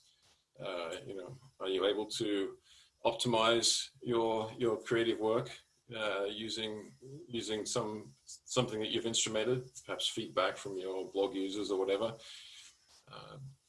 Can you predict the number of, you know, hits your work will get as it's published on LinkedIn? You absolutely can. It looks exactly like an epidemic curve, right? So you know, you know, prediction is one of those things where we don't think about it because we associate a heavy cost to kind of bespoke data science. It takes a real effort to like mentally reduce that cost to zero. You know, it's like in the old days, you know, you had to send a telegram or a cable or something, right, from London to New Zealand, and it's expensive. So you don't think about the fact that your daughter's going to be like texting 500 messages, you know, every 2 hours. Because when things become free, you will use it for everything. You'll use it way more than you think. And I think that's what we'll see. But first, we have to make it free. Okay.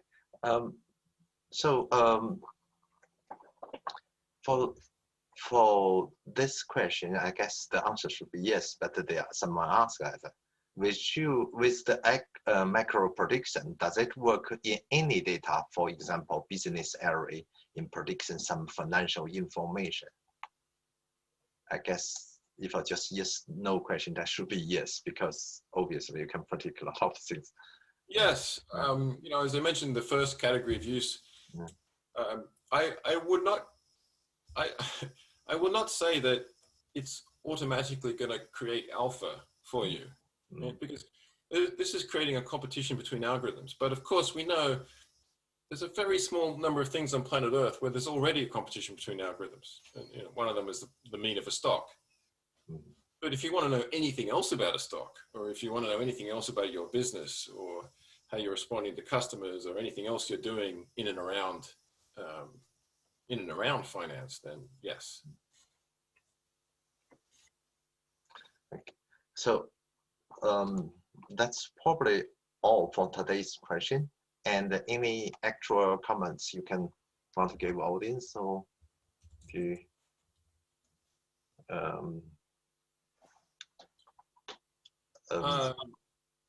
yeah, so, well, perhaps I'll just leave, if I can do it, I'll just leave,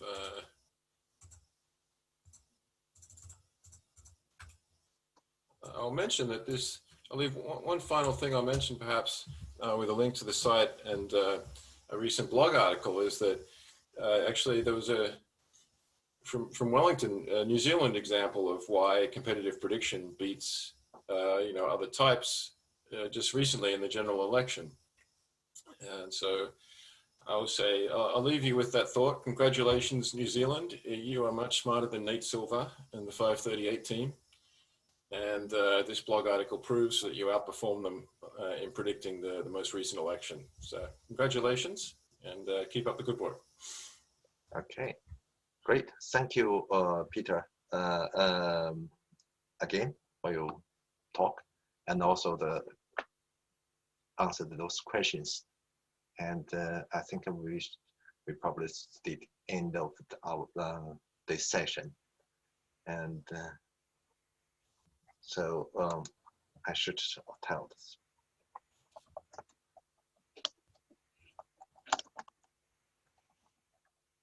Yeah, so thank you. Thank you.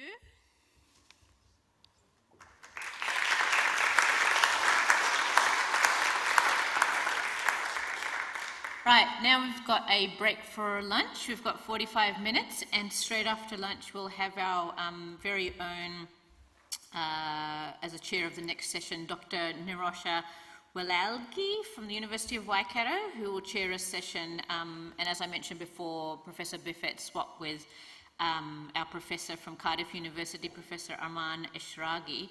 So he'll be coming on straight after lunch, straight after the 45-minute break rather. It's not lunch for everybody. And then we've got Professor David Good from University of Sydney dialing in, and he will be speaking before we then have another break mid-afternoon. So thank you very much to those in person and online for tuning in. Let's have a break, 45 minutes, and we'll see you back here shortly. Thank you.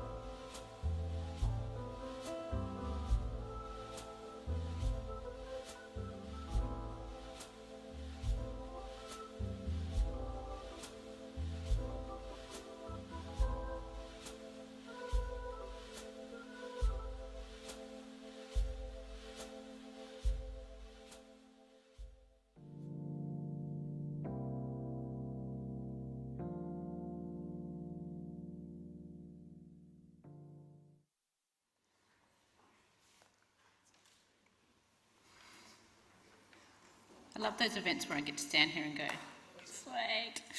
All right, welcome back, everybody, and I'm sure there'll be some stragglers that'll be coming in, so, but we'll get started. Just want to keep on track. That's my job today.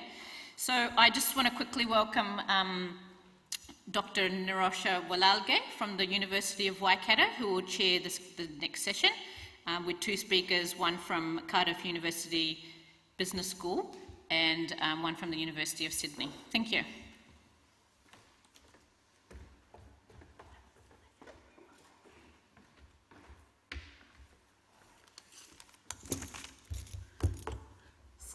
So good afternoon, everyone, and thanks for coming this session. In this session, we have two speakers, Professor Aman Ishrangi from Cardiff Business School and David Good from University of Sydney. Each speaker will have 30 minutes for their presentation, followed by 10 minutes Q&A. So you can involve in Q&A in old-fashioned way, just sticking your hand in the air, or you can use the software to send some questions. Without further delay, I would like to introduce our first speaker, Professor Ishrangi. Professor Ishrangi is currently working as a Professor of Finance and Chair of Finance and Investment of Cardiff Business School. Professor Ishrangi's academic research spans finance, accounting, and psychology with interest including behavioral finance and financial technology. So as today, Professor Ishrangi going to share his expert view of history and future prospects of the interaction between hedge funds and artificial intelligence. So, Professor Ishrangi, please welcome.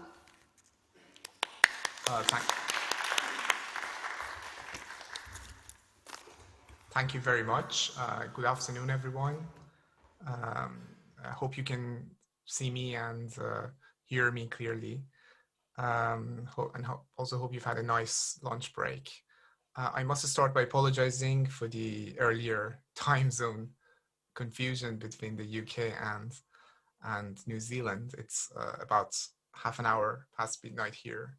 Also thanks to Professor Bife for taking over in what was my original slot. Right, so I'm very pleased to be able to provide this talk about the nexus between artificial intelligence and finance. This has been quite a passionate research topic for me over the past few years. Probably would be useful to agree on a definition for artificial intelligence and then start from there. I must say that, as I'm sure you know, AI is notoriously difficult to define because intelligence in itself is notoriously difficult to define. Human intelligence is difficult to map out, and by extension and by implication, artificial intelligence is similarly difficult and intangible. But what probably quite an easy shortcut would be to say that developing and theorizing about systems that are able to perform tasks that have traditionally required human intelligence could be seen as artificial intelligence. So we're talking about cognitive functions which are associated with human mind. Some people go as far as talking about emotions that are associated with humans as well. So I think the crux of the matter is, where would you draw the boundary? Because we are not perfectly rational in a normative sense. So is artificial intelligence aspiring to what human intelligence is with all its strengths and weaknesses, or is it aspiring to a cleaner, more subtle form of intelligence, which would be human intelligence, but then devoid of its weaknesses? So in some sense, AI is augmented intelligence as well. So plenty of definitions out there, but I think we all have a sense of what we're potentially talking about here. Now, historically, the US has been a hotbed for AI innovations. If you look at the number of patents published on AI technologies, historically, US has had the most, followed by China and other countries in both Asia and, of course, Europe. But if you dig deeper and look at the more recent years, you will notice that, in fact, it is China which has kind of taken over in terms of the volume of innovation. If you look at the number of published patents again, in the past 2 decades, China overtook the US around the year 2013. And while this is a crude measure and in no way a perfect measure, it kind of goes to show that indeed there has been a very, very tense battle between the US and China in the first instance in terms of producing AI innovations. And this also translates to the applications of AI in the finance world, which I'll come to. So speaking of finance, AI, you could argue, has had quite a long history in finance. Some financial experts like to think that indeed some of the financial innovations have been lending themselves to artificial intelligence innovations. So there's been quite a symbiotic relationship. There have been quite a few hedge funds which have been at the forefront of AI innovation in the past few decades. You can see examples of them here. Renaissance, a big name in this space, still going strong. D.E. Shaw, Man Group, which is quite well known here in the UK. Banks as well, banks such as UBS and various others have been quite instrumental in both designing and deploying AI technologies when it comes to financial applications. So you could argue there's been a lot of demand from the finance sector for better computational power and better intelligence, but in some sense also a supply of talent into the tech sector. So that's why I call it a symbiotic relationship. Now, what makes AI important for finance? I think that's a very important question. And you can answer it in a number of ways. So why should the finance industry and the financial services sector care about artificial intelligence? Right. So on the one hand, in finance, we're dealing with very large, high-frequency data sets. If you look at stock market databases, we're dealing with thousands and millions and potentially hundreds of millions of transactions every day. And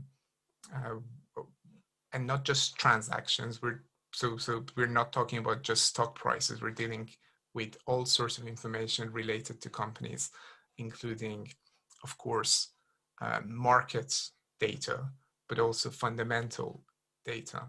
And we have plenty of news hitting the market every second, which affects the stock prices. So there's plenty of data out there which needs to be digested. And then, of course, there's need for speed because financial transactions happen in a fraction of a second. Clearing is getting faster and faster as time goes on. And so speed really matters. Speed in this case literally translates to money and returns. And because of the huge complexity in financial transactions and financial data, the finance industry has a strong need for pattern recognition. Again, dealing with stock prices, of course, it's everybody's wish to predict where the market is going tomorrow. How is it opening? How is the FTSE, for example, or how is the S&P 500 opening up tomorrow? Well, if you believe in market efficiency, you would argue that the current state of the market, the current share price, is the best forecast for tomorrow's share price. But of course, we know from finance theory and from decades of behavioral finance research that markets are far from efficient, and there are all sorts of frictions in markets. There are human emotions involved, and therefore there is a place for pattern recognition. Lastly, but equally importantly, you could argue that the finance theory itself is relatively immature. It is relatively young. It's only a few decades old if you compare it to its older brother, which is economics. Financial economics or finance is relatively young, and there are still plenty of open questions. The theories which were considered mainstream and undebatable in the finance literature, some of them were brought to question during the financial crisis of 2008, and the limitations of some of those theories was shown quite clearly. So it is still evolving, it is still relatively immature, and for those reasons, again, it needs the help of it needs a helping hand, and I think AI could be very helpful in mapping out the limitations of those theories. So in some sense, you could argue that financial markets are volatile, uncertain, complex, ambiguous. They're VUCA, to use the acronym coined by James March. Many things are happening at once. There are problems, solutions. There's the human element, which I think overcomplicates things. So let me give you an example. You can do all sorts of financial analysis in a company like Tesla. Look at its balance sheet, look at its volume of production, throw every theory at it, and then try to predict where the share price is going to go tomorrow. And then Elon Musk will come on Twitter and tweet something, and then that could completely disrupt your analysis. So how can you account for something like that? There's plenty of unaccountable complexity out there. There's a lot of unknown unknowns. And again, in a situation like this, you do need artificial intelligence or superior forms of intelligence that limited cognitive intelligence cannot provide. So with that in mind, let me go through some of the applications of AI in finance. So clearly we have applications in trading. Of course, historically, financial transactions have been done manually by humans, but then we moved on to algorithmic trading, in which algorithms were supporting human traders. And then we've moved on to a higher level of automation where algorithms have begun to take over from humans. In many cases, they have taken over from humans. And so they provide both the decisions and execute the decisions. And some people argue the so-called flash crash of 2010, in which the Dow Jones dropped sharply during a 15-minute window, could have been due to losses triggered by computer traders, by automated traders, following each other into a crash. Because sometimes a slow brain is helpful when you see something going on. A slow human brain might pause to think, but then a very fast computer would have executed thousands of trades in a fraction of a second. So small errors could multiply. And that has led on to high frequency trading in more recent years, as we know. So higher and higher levels of automation are being achieved by financial traders. And I think this is an area which is, of course, seeing plenty of progress. The question is, what is the ideal to aspire to? Is it no human intervention? So do we want computers to make all sorts of trade decisions and run them without absolutely any human intervention? And my sense is that that would not be the ideal situation. So you do need human interference. So you don't want to get to level 10. You want to end up somewhere in the middle. And I'll come to that later. There are plenty of applications in investing. This interesting graph from Barclays research shows 40 years of data. What would have happened if you had invested in a global basket of stocks, in this case, the MSCI World, in a given year, and if you had held it on for a number of years and sold it. So for example, this is from 1970 to 2010. So the example here is, what would have happened if you had bought this basket of stocks, which is diversified, in 1975 and then held it for 20 years and then sold it in 1995. So the greener the color, the higher the return on a real-time basis. So in other words, what this shows is that long-term investing typically does not lose you money. Based on historical data, the longer your investment horizon, the better.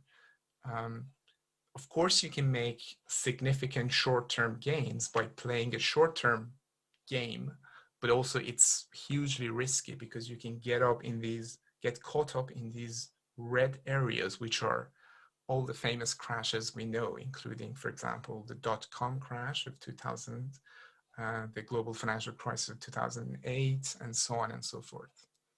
So long-term investing seems to be a relatively safe alternative to short-term investing. Therefore, if you're an investment company and you want to earn fees by managing investors' money, you have to provide an added value. And that added value could be indeed realized by using artificial intelligence. And I think AI is particularly becoming a handy addition to investment companies in this respect. So helping them mitigate the red bits, so to speak, and providing an alternative to very cheap forms of investing in the long term, which is provided by index funds. And plenty of investors are benefiting from that. There are other applications of AI in finance, including identification, so multi-factor identification when you try to enter a banking portal, for example. Chatbots. Not all bots are intelligent, but some could be, and the more intelligent the bot, the better the customer experience. And I suppose the more money a financial institution would save by mitigating human interaction. And of course, but with all the costs that comes with. Robo-advisors clearly are growing their market share, and they're competing with traditional human advisors when it comes to financial advice. So that is a very dynamic battlefront again to watch. Credit scoring is again a significant application of computer intelligence and AI in finance. Basically, the typical platforms for credit scoring have significant delays. So what you really see in your credit score may not reflect the most up-to-date information. And they also draw on a limited number of data items, let's say from your banking history. But AI could draw on a much larger set of data points about you and your financial behavior or your behavioral fingerprint, so to speak. And that can lead to far more accuracy at a much cheaper cost. Now, we can move on from the customer-facing front to the in-house financial applications. So clearly, fraud detection is a very much in-demand application of artificial intelligence in finance. When it comes to anti-money laundering, it is used significantly by banks and also by governments.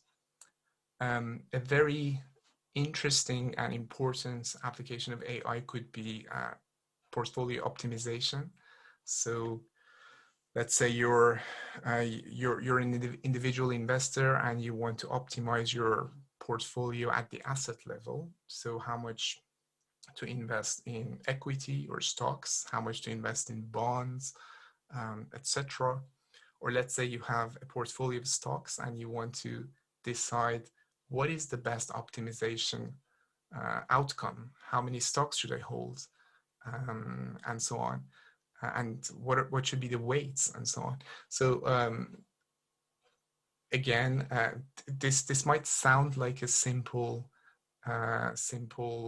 choice problem, but it's actually quite difficult to optimize because all of those stocks come with non-normal distribution patterns in terms of their financial returns, and there are all sorts of cross correlations which are dynamically changing through time. So it's quite a wicked problem in some sense. Risk management, forecasting non-performing loans or NPL, again, a significant use case for artificial intelligence. Stress testing, especially for financial institutions such as banks, could be very, very important. And this was significantly highlighted by the problems that banks faced during the financial crisis of 2008. And since then, of course, there has been far more emphasis on this. So you can see that the list of use cases for AI in finance goes on, and there's no question as to the importance that the finance sector considers for artificial intelligence. Let me give you one very specific example.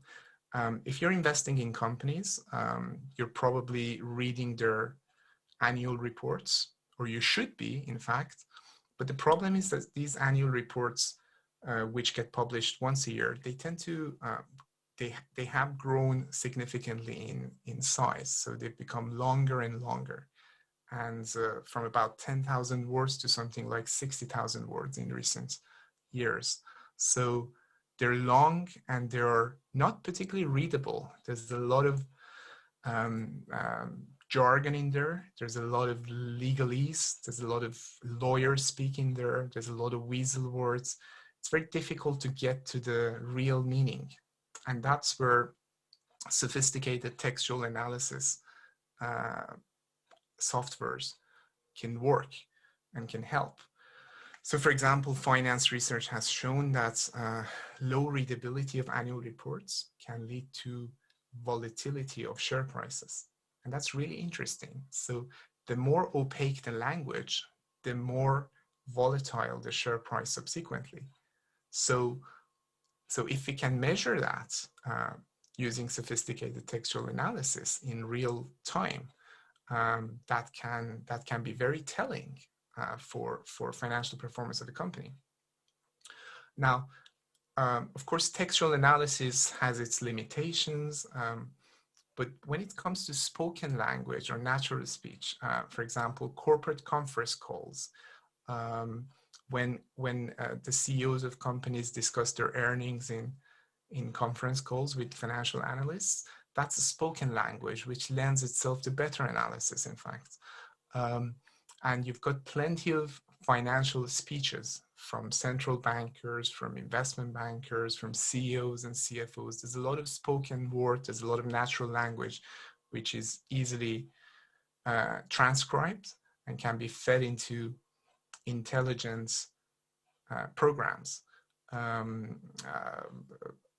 One example would have been in finance. It is quite well known that the former chairman of Federal Reserve, Alan Greenspan, was very good at obfuscating his speeches. So he was very good at providing opaque language, and computers can be coded to decipher his language, let alone more normal speech. So that's just one interesting example. Now, we're quite close to Christmas, so I was thinking it would be interesting for me to try to compile a list, which would be a wish list from a finance perspective for AI. So if the finance sector has a wish list for the community of AI developers, I think that includes 5 items. So one is compatible AI. So AI that is compatible with the existing infrastructures of a bank, for example, so that the bank doesn't have to completely revolutionize its digital infrastructure. Now, later today, as I was looking at your program, you're going to hear about how the financial services can partner or build AI. So that's a big question. Should you partner with the industry, with the AI industry, or should you just build your own applications from scratch, or should you just buy off-the-shelf products? And I suppose the ideal thing would be to provide customizable products that you can buy without having to develop them yourself. So that's item number 1 on the wish list. Item number 2, in my view, is robust AI. And what I mean by that is just like humans hit a wall and then they turn, you want your computer programs to be resilient to errors. So when they hit an error, they won't crash. Instead, they would find a way to go around that bug. And this code, which is effectively what I just said, comes from Marvin Minsky, who is one of the pioneers of artificial intelligence. So you don't want bugs to paralyze your computer program. You want the program to be resilient. So that's robustness, and we want to see robustness in AI, but specifically when it comes to financial applications, I think robustness is key, significantly key. Of course, you want AI to be ethical. We've all heard stories about facial recognition softwares which are potentially exposed to racial bias or gender bias. I'm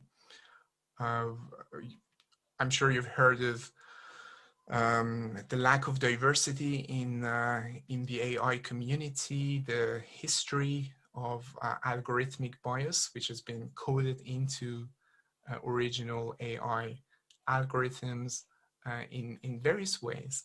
And of course, you want modern AI applications, especially for the finance sector, to be completely immune to these sorts of accusations.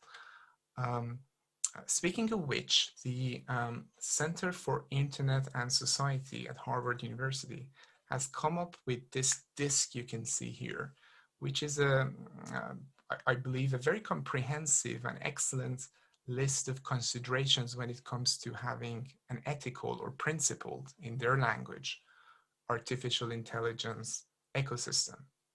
So this is, I know this is pretty dense on this slide, but I've just zoomed up here on part of this, and you can see some of the principles that this Harvard team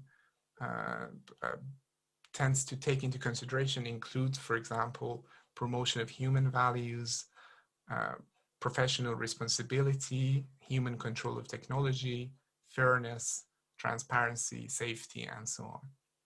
So, so a principled AI ecosystem, of which ethical AI or fair AI would be a significant part, is extremely key. And of course, this is a debate that is going on in various circles, and there are all sorts of white papers and lists of principles that have been compiled in many, many circles.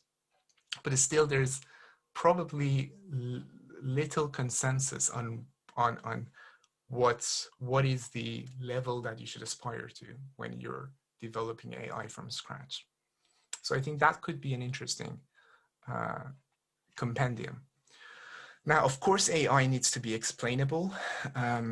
This is, again, extremely important in the finance sector, among other sectors, because, for example, regulation in finance suggests that, or mandates that if consumers are denied credit, so you apply for a loan and you're denied based on a black box AI application, you have to know why you've been turned down. And so there needs to be a list of specific reasons. So you can't just rely on a black box AI decision. There needs to be meaningful information about the logic of these decisions. And for those reasons, particularly in the finance sector and for financial applications, AI has to be explainable and it has to be interpretable. Now, of course, there are inherently interpretable AI approaches, which are particularly when it comes to machine learning, they are quite bread and butter. So you can of course rely on decision trees or inductive logic programming or rule mining and so on. But the problem is the black box. So when it comes to black box AI systems, they can lead to lack of trust, public trust in AI, and they can lead to some sort of AI phobia. And so that's the whole effort by the explainability community to try to make AI more explainable. And I know you have again on the program today, later on, there is a talk which is supposed to focus on this very, very interesting point. And last but not least, AI needs to be responsible and accountable. So if your AI solution in a bank loses a customer, his or her fortune, he or she needs to know who to sue. Just as now there is a very interesting article in this MIT Technology Review, which suggests that when algorithms mess up, it's the closest human agent which gets the blame. Of course, not the algorithm, although the algorithm itself is supposed to emulate humans, but they always escape the culpability. And that's really interesting. So to what extent do we, or should we, require algorithms or intelligent programs to be accountable? And I believe that when it comes to financial services, this is, again, a very, very, very key question that needs to be properly debated. So I cannot, of course, resist the temptation to bring in a chess metaphor here. Kasparov, the former chess champion, world chess champion, is famous for arguing for chess programs that would help human chess players rather than replace human chess players, because his argument is that indeed the best combination is for a powerful chess machine to complement an expert chess player, because their strengths and weaknesses complement each other. And I would argue, although the finance ecosystem is far more complicated than the 64 squares of a chess set, the metaphor would be applicable. So you do want very powerful AI, but not AI that would completely replace financial experts, but AI that would complement financial experts, because I cannot imagine AI completely replacing financial experts and then leading to sustainable, ethical, accountable outcomes in the ways that we described, and not lead to potential financial crashes. and that a slow brain would help mitigate. So I think that's, again, up for debate, but I think the chess metaphor would also apply to finance. So once again, this is my finance professor's wish list for AI, and with that, I would like to thank you for your attention, and very much look forward to hearing your views and listening to your questions. Thank you. Thank you, Professor Eshraghi, to share your expert view on history and future prospects of the interaction between hedge funds and artificial intelligence. So I would like to open up Q&A. Is there any questions from the audience? Yeah, so I have some questions in this system. So the first one is, can you comment on the digital finance opportunities you see for New Zealand? So there are, right. Yeah, some okay, digital well, finance opportunities. Question. Yeah. Yes. Well, thank you for that question. As you're aware, I live in Wales, which is kind of an island within the United Kingdom as well. Of course, I mean, it's not an island geographically speaking, but in many ways a distinct part of the United Kingdom in terms of language, culture, etc. And a country which is similar in size to, in terms of population and in many ways to New Zealand, though not in size. Although I'm not an expert when it comes to the New Zealand finance ecosystem, I think there are similarities. So usually small size brings agility. And when it comes to deploying AI technologies, I think usually with a small size, you can afford to build from scratch.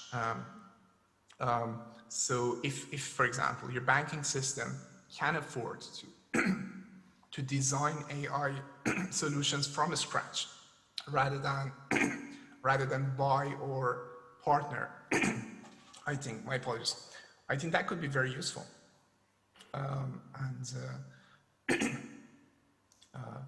And so I think with size, with relatively small size comes agility, so you don't have to reboot the whole system. So that's one thing that comes to mind. I would again be willing to hear what the others think about the specifics of the wiki case, so the New Zealand ecosystem. But I should confess that I'm not an expert on the peculiarities of the finance ecosystem of New Zealand. Yeah, thank you, Professor. So I would like to move to second question. Any experience or involvement with applying AI effectively where the organization has numerous isolated, disparate data sources?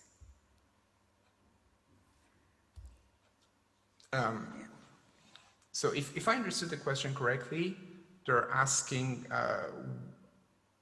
when the organization has very distributed sources of data, how would AI be useful?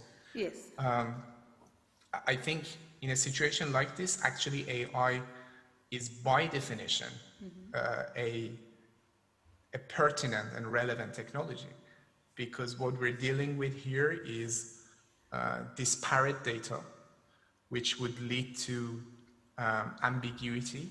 By definition, it will lead to uncertainty, and you need learning, which again, human intelligence is often unable to cope with.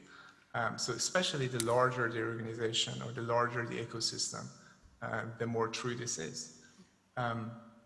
So this is a typical use case for artificial intelligence, and we have many examples of this in various organizations. Yeah. Thank So, you. yeah, my last question. What do you see as the value-added area that AI can add in financial advisory sector? Right, okay. Well, that's a very good question.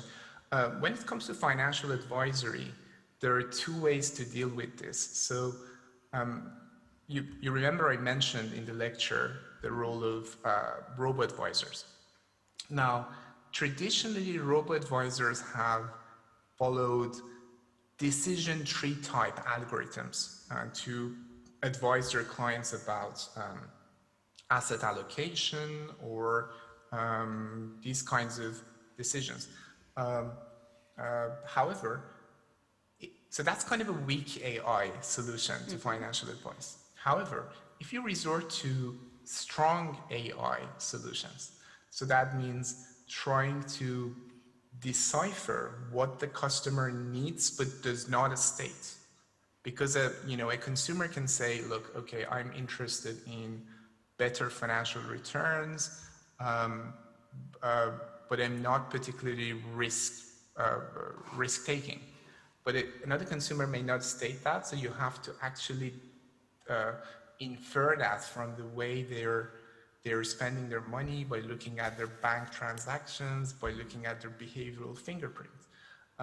So what I'm saying is that some financial consumers are savvier, or they're more aware of what their own financial personality is. Others are not, and just feeding them typical psychometric tests does not help. So you actually need to dig deeper into the way they conduct their finances. And with open banking, you can do that, right? So you can actually look into people's banking transactions. So AI could be very helpful in providing rich financial advice in situations where the consumer itself does not know what he or she wants, or maybe knows but is not able to articulate it properly. And I think that's where AI can complement, again, human advisors. Okay. If not replace them in this particular case, if not replace them, yeah. Yes. All right. So thank you very much, Professor Ishrangi, for your time. And so please join with me to thank Professor Ishrangi. Thank you very much.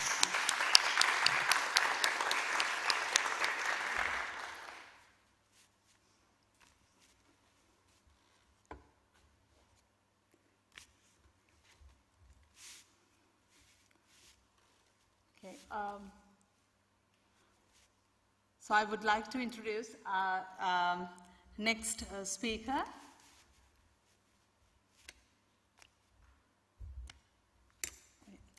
Yes. Next speaker is Dr. David Goad from University of Sydney, Department of Business Information Systems. David graduated with the Dean's Honours List standing in engineering from McMaster University of Canada, and he also carries certificates in project management and supply chain. David joined with us online today, and Dr. David will provide insight on potential risk and ways to avoid and to mitigate their impact while getting the most out of your AI investment. So please welcome Dr. David. Hello, everyone. I'm assuming everyone can hear me okay? Yeah. Yep. Yes. Okay, so I got about 30 minutes to talk to you about how to manage the risks of deploying artificial intelligence-based solutions. So my planned agenda is as follows. I'm just going to do some brief introductions. I'm going to set the scene a little bit because I have a very particular worldview around artificial intelligence based on what I would refer to as a practitioner's view. So what I'm going to talk to you about today is more from a practitioner's perspective around artificial intelligence. I'll talk a little bit about my background in a minute, but one of the many things I do is I'm actually a solution architect for the University of Sydney around artificial intelligence. And so we've done quite a few projects around AI. And so my views are largely based around that kind of practical experience. In order to talk about the risks of artificial intelligence, I want to spend just a few slides talking about what I think artificial intelligence is and my perspectives on it. Then I'll get into and talk through what I would refer to as all the sort of baseline risks associated with artificial intelligence. And then I'm just going to give you what I think are some practical learnings that I've taken away based on my experiences in deploying AI solutions. So as I said, very much a practitioner's view today, not necessarily an academic one, where I'm going to be talking through the issues related to artificial intelligence. So as I said, just to introduce myself, I'm the Chief Solution Architect at the Automation Innovation Hub at the University of Sydney. That basically means I go around and looking at the challenges that the university has in terms of student experience, operational efficiencies, that kind of thing. And I look at largely what Gartner would refer to as hyperautomation technologies. So things like artificial intelligence, robotic process automation, business intelligence. So I use those kind of technologies to look for solutions to the problems that the university has. I'm also what's referred to as a Microsoft Regional Director. That's an honorarium that Microsoft gives out to about 150 individuals globally. It basically means that I advise them on their AI strategy and their technology strategy.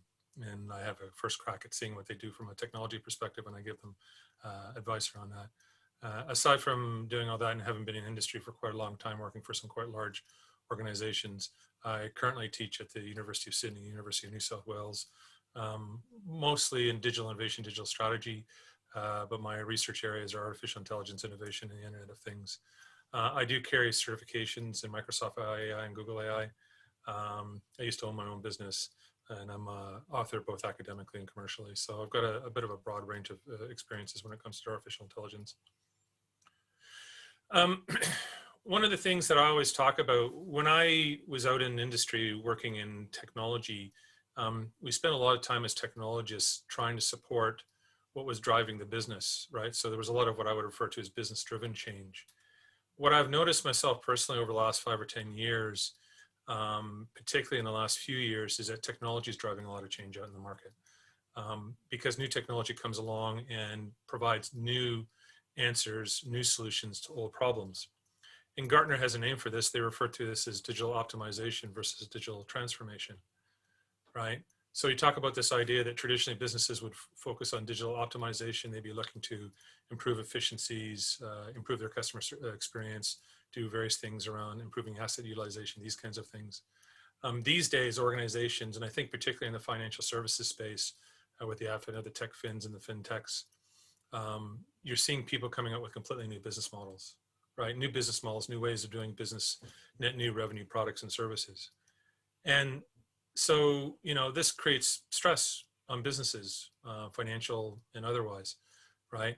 You know, you get this quote here, it's a fairly dramatic quote, but it's meant to prove the point that these new technologies, which lead to new business models, will be disruptive. And AI is certainly at the forefront of these, artificial intelligence is certainly at the forefront of these technologies. But I think the message that I try to come across with, and I think that's why a lot of you guys are here today, is if you're going to be working in business, it doesn't matter whether it's financial services or manufacturing or government or whatever, there's an inconvenient truth. And the inconvenient truth is as a business leader, you have to start to understand technology, because these technologies will be disruptive. Artificial intelligence will be disruptive to the financial services space. I'm sure that a lot of the previous presentations today highlighted that to everyone. And so business leaders really need to understand how these technologies are going to impact their organizations, how they're going to be deployed, and they need to take an active view. And I think that's going to be one of my themes for this presentation today, the fact that from a business perspective, you have to have an active view in terms of how you're managing artificial intelligence. Because I think one of the challenges that I see right now, particularly because AI is a very complex technology, mathematically, you know, built on very complex mathematical models, business leaders tend to have a tendency to kind of push it to the side and say, let someone else deal with that. And I think that's the wrong approach. And I'll try to justify my position throughout this presentation. So if I'm going to talk about the risks of artificial intelligence, I need to talk a little bit about what I think artificial intelligence is and construct a little bit of my worldview in terms of, from a practical perspective, where I see AI being advantageous and where the challenges are, right? You know, so what is artificial intelligence? Well, it's using complex mathematical algorithms to predict the future, and in so doing, inspire some form of reasoning from imperfect data, understanding in terms of text, including voice and images, and interacting with people in natural ways. Why has AI become popular in the last, I don't know, 5 or 10 years? Because I can tell you way back when I did my undergrad in engineering, which is a long time ago, we were talking about neural networks back then. I think there's sort of three components to this. The first one is, we obviously have better sensors, more data, which gives us more information. The advent of cloud computing allows us to build and process these very complex mathematical models very quickly, right? Which we couldn't do before. And I think the other thing that people forget is the math has just gotten better, particularly in the last few years, particularly around certain types of artificial intelligence, for example, machine vision. You're seeing now that these tool sets are actually more accurate than humans. One of the things I should point out, and I think this is important to come back to later on when we talk about AI and the risks, is a lot of people tend to assume, particularly those in the business world who don't have a close view of the technology, that it's one set of technologies. It's not. It's a number of sets of technologies. Depending on the type of artificial intelligence you're talking about, its degree of accuracy or if its efficiency, its ability to actually predict and actually be effective is going to be more or less. For example, if you look at these two graphs here, one is around machine vision. You can see the machine vision now by, as ranked by the ImageNet benchmarks is actually better than human vision. Yet, for example, speech recognition, we still have a bit of a ways to go in terms of getting the same degree of accuracy. And that just has to do with the fact that the mathematics that we're using for these different types of artificial intelligence are very different. And I think people need to recognize that. All AI is not the same. It's a broad suite of tools depending on the actual application you're talking about.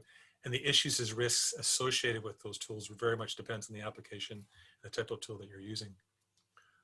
Why are people using artificial intelligence? A lot of people point to, it's there to automate tasks and to take away low-level tasks. That's true, but actually probably one of the biggest powers of artificial intelligence, in my view, is improving customer experience. By being able to take a whole raft of different data points and construct a view of your customer and thereby provide them with better services. So I think people shouldn't lose sight of that fact that there's a lot of different reasons why we use artificial intelligence. And it's not just about reducing costs or taking away manual tasks. What are the advantages of artificial intelligence? Why are people using it? Well, to be perfectly frank, there's lots of literature that shows that we as human decision makers aren't very good decision makers. Everything, from the cognitive heuristics we use, there's lots of research that shows that we're lazy decision makers. So given a choice between spending some more time to make a better decision versus taking the quick decision, we'll tend to go with the quick decision. And really what you find is that, as the volume, velocity, and variety of data increases, our ability as human beings to manage that information gets less, and the ability for a machine to actually make decisions gets better. The more variety of data you give an artificial intelligence solution, the better decisions it generally makes. The challenge you're going to get into, and this is what I'll talk about in a minute from a practitioner's perspective, is where we're sitting in the middle, where there's too much data for a human being to handle, but there's not enough data to make a good AI tool set. And this is where organizations get into trouble. And this is why you really need to do some form of feasibility assessment before you undertake building or constructing an artificial intelligence solution. What are some of the disadvantages of AI? I'm sure this was talked about in the previous sessions, things like issues with training data bias. I would like to highlight that this only applies to certain forms of artificial intelligence. It's not universal, so it depends on the tools that you're using.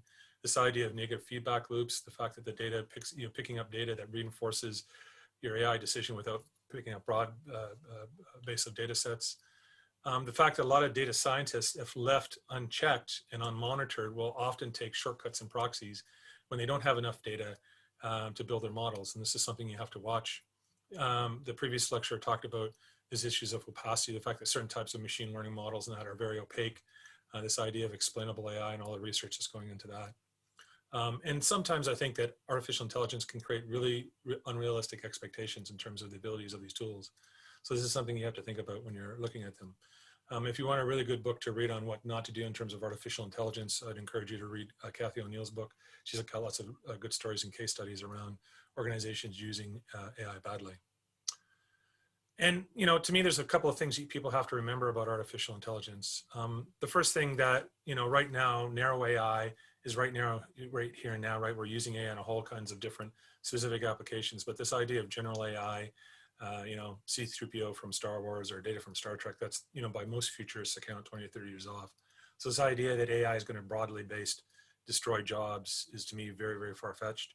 The issue of using AI is much more about personalization and standardization in terms of decision-making. By taking more data and more information in about the individual, you can provide a more personalized response around them. This issue of bias, not all bias is bad, right? Obviously unintentional bias or bias that's based on cultural factors or these kinds of things. Obviously, that's not something we want to do, and it's unethical. But an intentional bias or being biased against individuals because, for example, they're not good at paying their home loans is probably, as long as we understand it and it's something we're intending to do, is not necessarily a bad thing. The other issue that you get into with regards to artificial intelligence that people have to understand, and this is one of the challenges when articulating this to business people, is most AI tools are very good at telling you correlation, but they're not very good at telling you causation. Again, it depends on the type of AI and the type of machine learning models that you're talking about, but you have to understand the nuances of this. One of the things that I find, there's a lot of fear, uncertainty, and doubt out there around artificial intelligence. The challenge with that is that most people, change management can be a huge issue, and this is one of the risks I'll talk about in a minute, right? A lot of workers, a lot of people believe that AI is going to eliminate their jobs, which is largely based on the current state of technology, not true. There's a lot of analysis that shows that with the current state of technology, if you went through and tried to automate, and you had the money to do so, and you went through and tried to automate, completely automate or eliminate jobs, there would only be about 5% of roles that could be completely eliminated through artificial intelligence if you wanted to do that. Now, that being said, that same research shows that about 60 to 70% of roles will be impacted by artificial intelligence. So AI is much more about, in my view, augmentation as opposed to elimination. And what this translates into is when organizations start to use AI more and more, people start to understand this, and their fear and issues around it start to decrease. But change management is certainly a huge issue and a huge risk when deploying an AI solution that you have to consider. Some definitions of artificial intelligence, which I'm sure you guys have gone through before.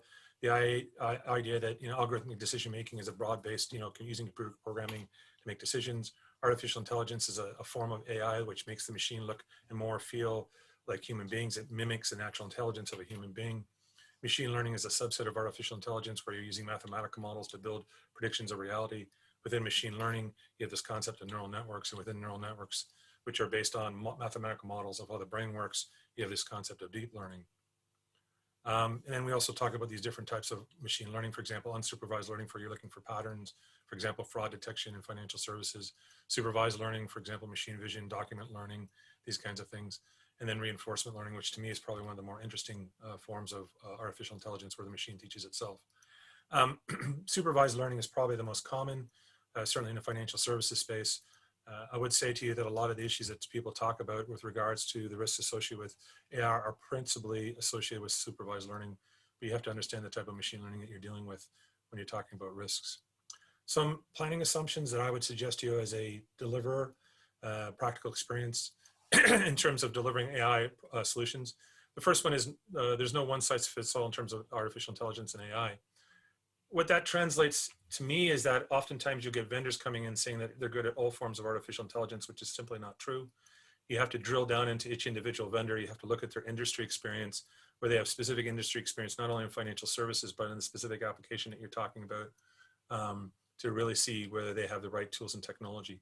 And the challenge that we're having these days is a lot of the knowledge is moving away from the university sector and into the vendors, simply because they're going around and they're spending huge amounts of dollars buying up all the the experts in the field and buying researchers to come do research, which is privately funded and where the information is tightly held. This issue of general AI versus narrow AI is very far into the future. Often when you're dealing with data scientists and when you're doing these AI projects, you have to understand that they are experimenting. They don't necessarily know which types of models work. And so there's a degree of experimentation going on. And even once they found the right model, there's a degree of optimizing that has to go on, which is referred to as hyperparameter tuning. Don't believe the hype that you hear in terms of auto machine learning. There's a lot of stuff out there where people say that AutoML for a lot of the vendors will eliminate a lot of the work that data scientists are doing. In my view, that's simply not true, simply because these AutoML tools are built around very specific use cases. Once you get too far off the beaten path in terms of how you want to use your machine learning or AI tool set, right, then the tools, their ability to produce effective models breaks down, and you have to go back to first principles. So don't believe the hype in terms of auto machine learning. And as I said, not all vendors are good in all types of AI. And most of the effort in building a good AI solution is in the data preparation. There will be, a data scientist should have a plan. There will be tools and tactics that they will use, but sometimes it can seem like experimentation, but it should be structured.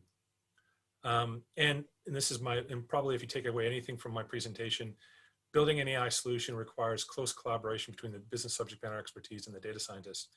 It's when the business people tell the data scientists to go off and build a model, and they don't pay attention to what they're building that we get into trouble. So the question I have for everyone is, does your organization actually understand what AI is? Because what I find when I go and talk to a lot of senior executives and do consulting and advise a lot of CIOs, they have very little clue about what AI is. Most of what they know is based off of what they've seen in movies. And that to me can be very dangerous.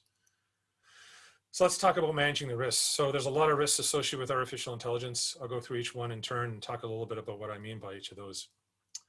And please take this from the perspective of, I'm actually very pro artificial intelligence. I think it's a technology that can certainly help us and will improve all our lives. But in order to manage it effectively, you have to understand that there is a problem. And the problem and the issue that I see is a lot of senior executives in financial institutions and otherwise don't actually understand that there's a problem in terms of their governance processes, that their current IT governance processes probably won't be effective enough when managing the risks associated with artificial intelligence. And it's not just me that actually has this view. There was a recent survey by the Economist Intelligence Unit where they surveyed and they read through 25 banking regulators' reports. And they basically identified data bias, black box risk, and most importantly, the lack of human oversight as their key concerns. And so again, if I have a message to impart to everyone, is you have to have the human business oversight when you're deploying these technology-based solutions. So what are some of the risks that are associated with AI models? Well, obviously there's this issue of bias, as we said, primarily applies to supervised learning. When you're building an AI model, you're assuming that the past is a good indication of the future. If you're taking data points outside the previous data set that you used to train the models, and you're trying to apply the models to those data points outside in terms of the range of application, that's where the models will start to break down, right? And you have to be careful about this issue of bias, because it's not the machine that's biased, it's the humans, and the humans don't actually understand how to do it. Now, I can engineer bias out of a machine. I'm gonna have trouble engineering it out of a human. But at least if your consultants or your technologists that are working on these models understand that bias is an issue, they can look for it and try to take it out. The other issue you're going to have with regards to the AI model in terms of risk is this issue of inaccuracy. Is the model actually correct? This is what I say about actually doing a lot of cross-validation, having the business people actually inspect what the model is predicting and recommending.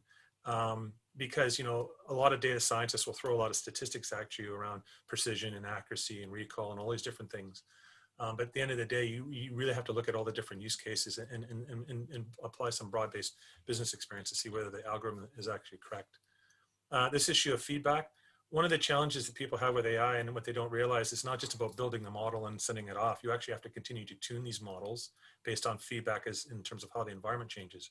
The challenge with that is if you're giving it inappropriate data in terms of that feedback and you end up skewing the models. So you have to have a process in place with AI where you're constantly updating the models, but you're also watching how you're going to update them, right? And probably the last issue with regards to the use of the model is basically business lack of understanding in terms of what the model applies for, what it's good for, what it's not good for, the range of options that it can be covered. And so it's this issue that business is incorrectly interpreting these AI outputs or ascribing to them things that are just simply not there.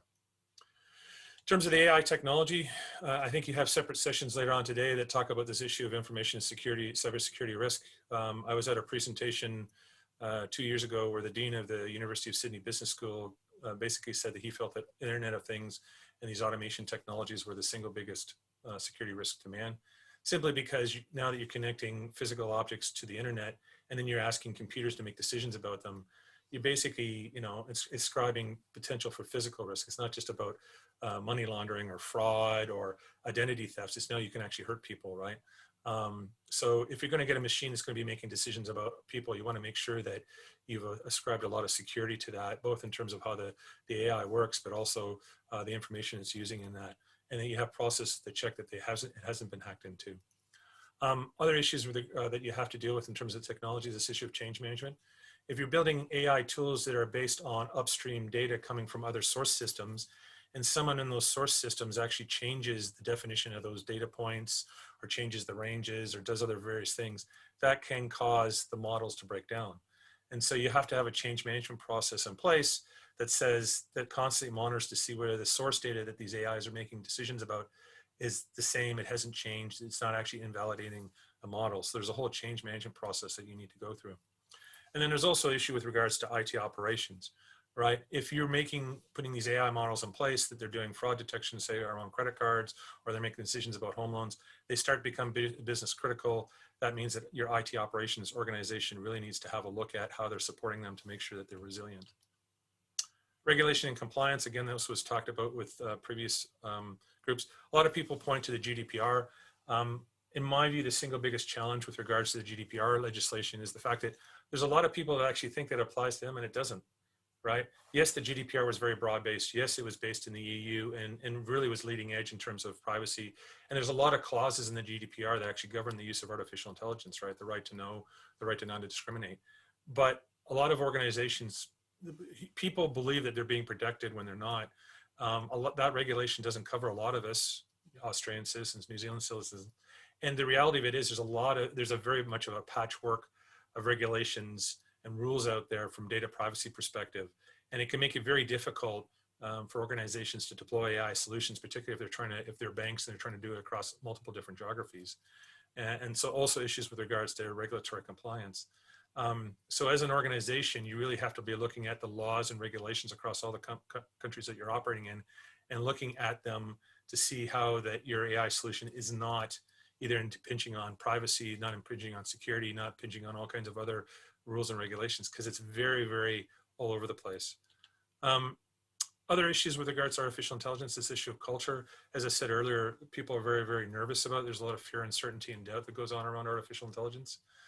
So you have to have a very effective change management program in place so people understand that it's about augmentation as opposed to elimination.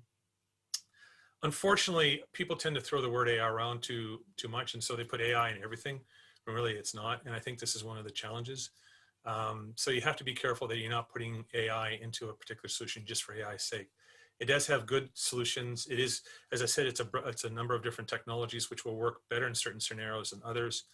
You just have to be careful about throwing AI into everything because it's not necessarily appropriate. Probably one of the other issues that you're going to have to think about with regards to deploying AI is the actual aspect of people. I can tell you right now that trying to find a skilled data scientist who actually has the technical background, has the data science knowledge, and by the way, also understands the business subject matter expertise is very difficult.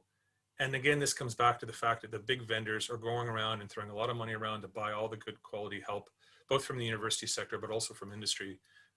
So it is actually very difficult to find a good quality data scientist.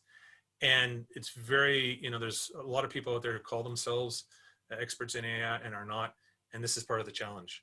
And so you're going to have some pretty good processes in place to recruit those skill sets, to validate that they are good quality skill sets, to make sure whether you're going to develop them internally or externally, that they have the knowledge and skills and expertise, because I think there's a big challenge there right now.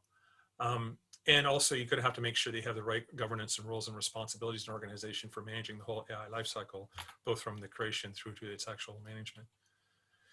Probably one of the bigger concerns that I have around artificial intelligence is basically the consolidation of expertise. So this chart on the right illustrates some of the acquisitions that have been going on for the major vendors. It's a simple fact that a lot of the big vendors are going around gobbling up a lot of the smaller vendors.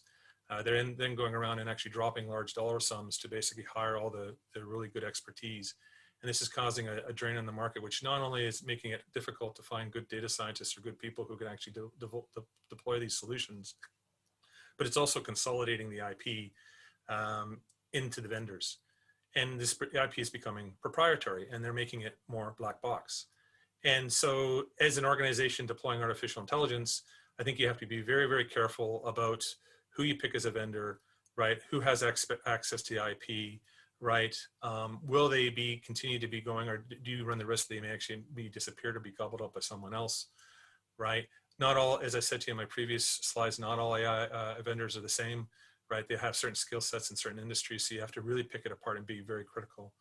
But this whole issue that basically there's a consolidation of the expertise going on is definitely a concern and something that people have to watch out for. The previous lecture talked about this issue of ethical AI. One of the things, checking for bias and supervised learning, maintaining privacy in the individuals, where possible using explainable AI, that absolutely goes without question. Some of the smart questions that you need to ask yourself about your AI deployment. Have your consultants, technologists been trained in ethical AI? A lot of certifications don't. I can tell you that of the certifications I have, and I have quite a few, some of them did require me to have some knowledge of ethical AI. some didn't. So you need to pick that apart and make sure that your people who are deploying your AI solutions have been training that. Make sure you actually understand the impact of all these different regulations and how they govern you for the various geographies, right? Have you done a risk assessment? Has actually someone sat down and looked at your artificial intelligence solutions and done some sort of risk assessment across your organization, recognizing that your classical IT governance models probably won't cover you? And do you have a delivery team set up to basically help you get the full benefits out of your AI solution? So this is the question I put to everyone. Does your organization have the right governance in place for your move to AI? A few little learnings that I have in terms of deploying AI solutions based on practical experience. I've probably been involved in, well, the Automation Hub has done, at the University of Sydney has done well over 200 projects. I've been involved with probably, I don't know, 30 or 40 artificial intelligence deployments of various descriptions. The first thing I would suggest to you that you need to understand, and I'm just going to finish up with these last couple of slides around delivery, and then we can take any questions, is that there's a lot of known unknowns. Anyone who comes into you and tells you that they have heaps of experience in a particular form of AI and have done it a billion times before, and just, therefore you should, work with them, don't believe them. As Donald Rumsfeld used to say, I don't know if you guys remember that there was this very famous speech he did where he talked about the known unknowns, the unknown unknowns, and the known knowns, and all this kind of stuff. And there was a bit of a joke made about it, but he was actually spouting what was well-known American military policy at the time. The point to say here is that there still are a lot of known unknowns related to artificial intelligence solutions and how you deploy them. Oftentimes, organizations will write business cases that are very circumstantial, right, and not based on a lot of fact when they try to justify an AI solution. So my suggestion to you is that if you use an incremental approach and sort of a test before you invest approach, you're going to have a much better view of what the business case is going to be around AI, and your organization is going to understand the technology a lot better, right? And so I sort of have this sort of cookbook of things that you should think about when you're doing your AI deployments. So I talk about this idea of understanding the impact of the technology on your business model, taking a bit of a hypothesis-driven approach to borrow a term from lean startup in the startup world, agile delivery, and then just what I would refer to as good AI QA. These should give you better chances of success when deploying an AI solution. I won't go through all the slides because I'm running out of time, but there's just there's a lot of research that basically shows that new technology leads to new business models, and it's the new business model that creates the value. My point here is that if you're putting AI solutions in place and you're not reevaluating your business processes or your business models, you're probably not going to get all the value out of that solution. The other issue is, as I said, this issue of trying to put in these AI technologies when people don't have a clear view of how they're going to work, what the business case is, how you're going to actually deploy them, even the technologies you're going to use. And there's a lot of cognitive biases that go into poor decision making.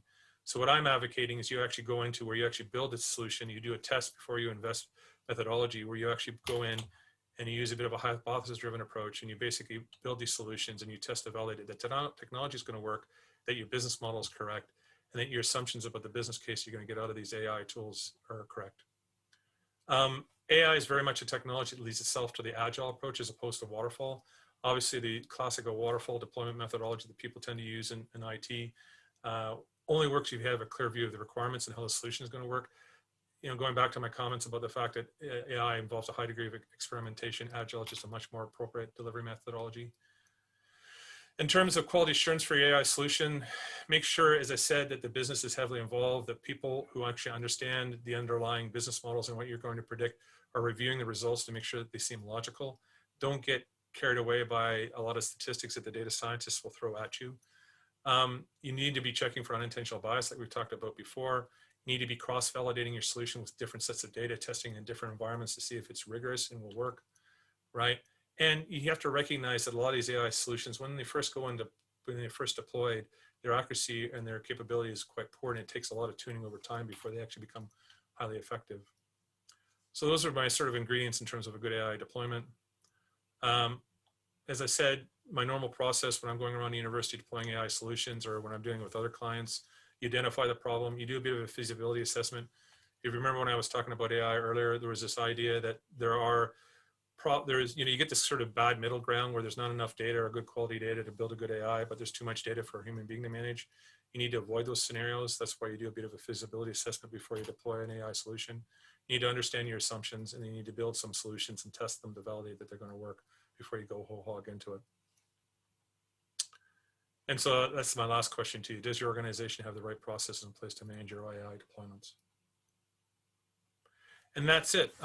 If people want to connect with me on LinkedIn, they can do so with the QR code or send me an email, and I'm happy to take questions now. And I think I kept it to a half hour. Thank you, David. Thanks for your interesting presentation. And so I will move to Q&A session now.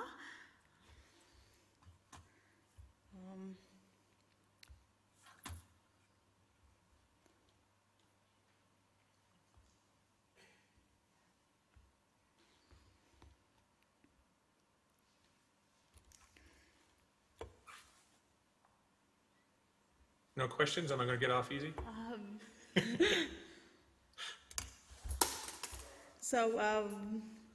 Yeah.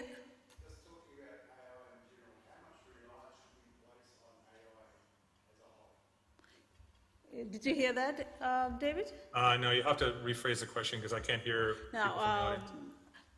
So how much?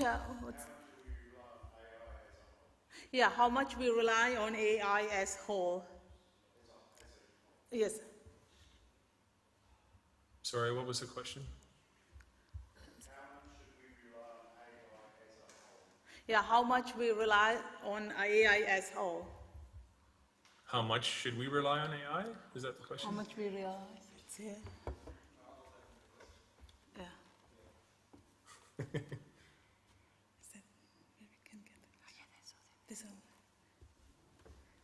Yeah, so if you can send that questions, that would be great. By the way, I have to give you guys credit. I think trying to use this hybrid model has its challenges, but it's great. I think it's interesting.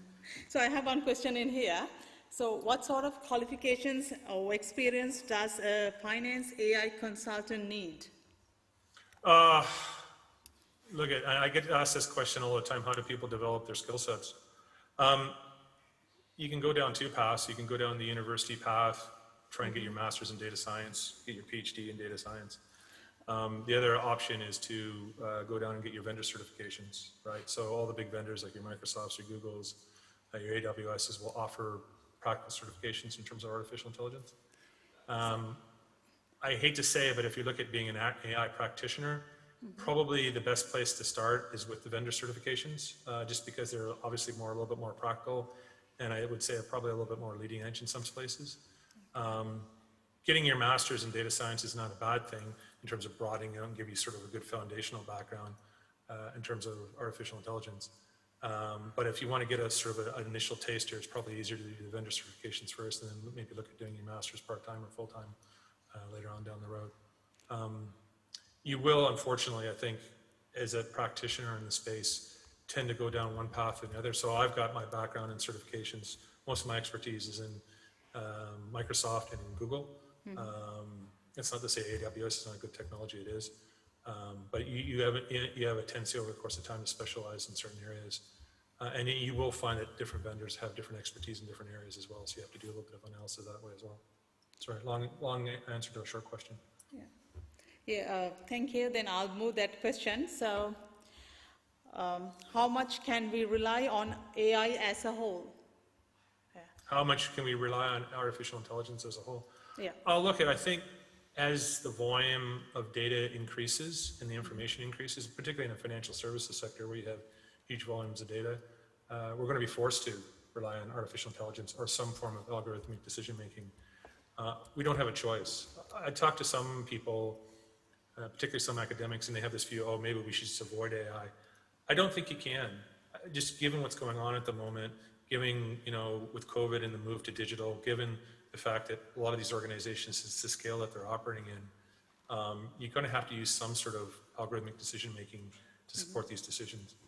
And let's recognize that it's not the technology and it's not the tool sets, it's the human people, it's the way people apply them that's the challenge. And so I think that there's no reason why you shouldn't use them as long as people are applying the right governance, they're thinking about them, they're understanding them. That was the basis of my presentation at the beginning. I was challenging people to say, dig a little deeper, try to understand a bit more, ask the questions. I think that's important for all business leaders, particularly in finance. Yeah. Okay, thank you. The one last question. Any thoughts on the potential of AI to support financial inclusion? Because people talk about the financial inclusion these days. So we would like to know about your thoughts about AI to support financial Oh yeah, I inclusion. mean, absolutely. I think, as I said, it's hard to, you can't engineer bias out of a person, but you can engineer bias out of a system, right? So I think that, now, artificial intelligence provides a lot of challenges in that regard, because when you're building an AI tool, you're making the rules up front and you're applying them more broad-based, right? So that's great because you can engineer that out, but it does create a lot of argument, because in the past, if someone was making a decision about a home loan, it was just an individual, and they were doing it reactively about that one person, it was kind of hard to see whether the bias was going on, and it was kind of hard to decide what decisions you wanted to make. I think now, because AI and algorithmic decision-making lays bare all these decisions, makes it very clear in terms of how you're structuring these models, what, you know, how it's going to make a decision. It's creating a lot of arguments and discussion, which organizations need to go through. But I definitely think that these tools and technologies can support more financial inclusion, more fairness, these kinds of things. People just need to think about how they're going to do that. Okay. Right, so we have more questions in here.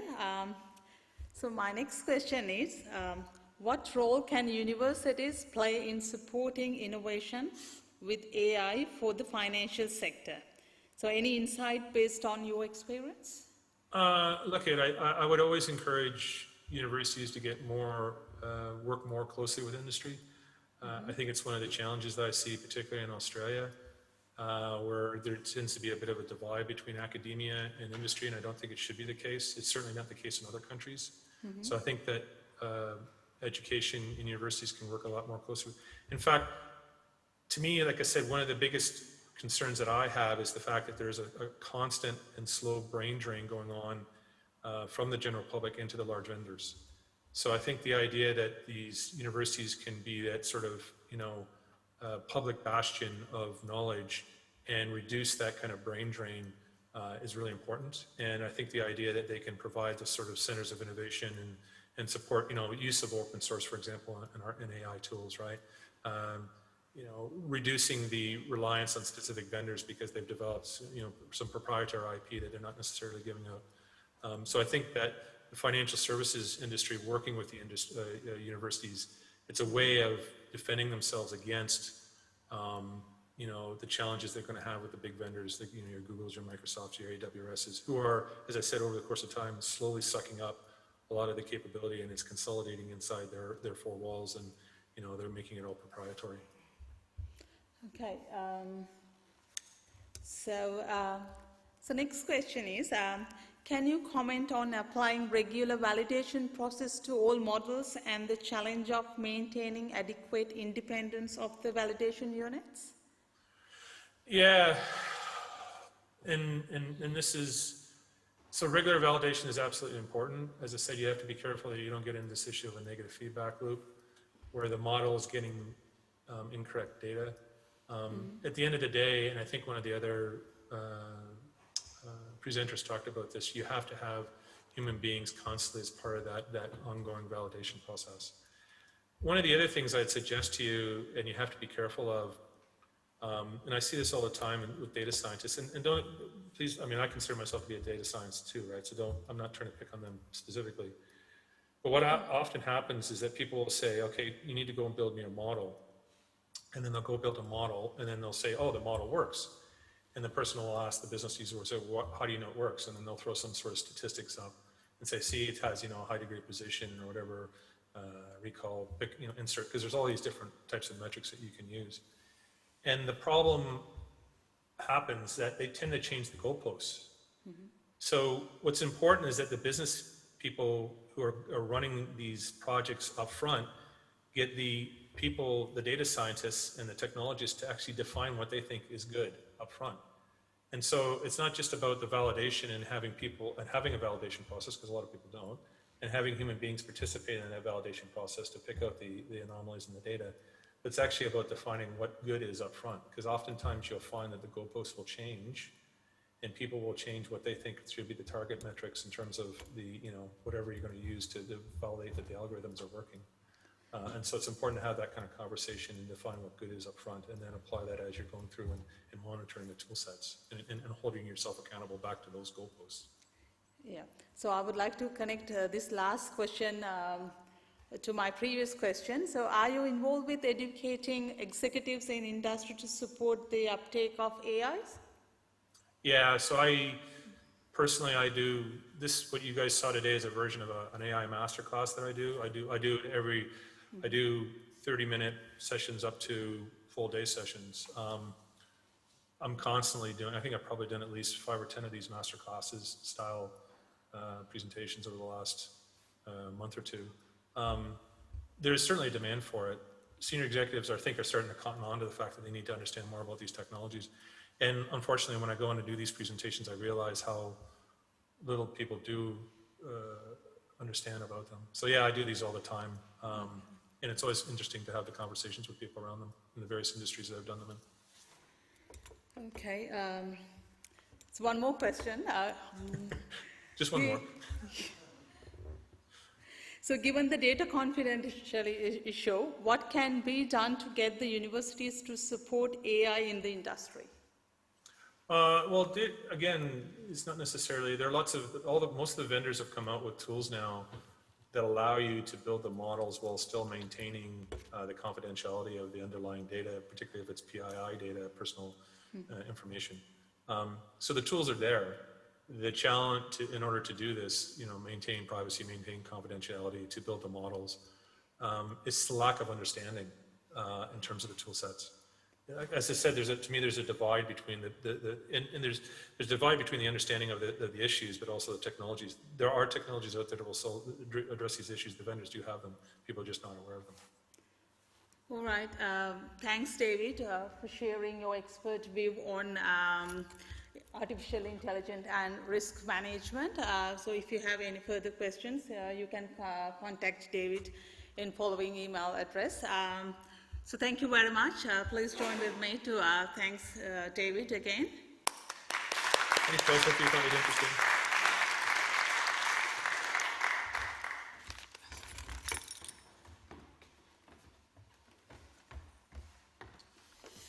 Right, thank you, David. Thank you, Arman, for tuning in the middle of the night, and thank you for chairing the session, Narasha.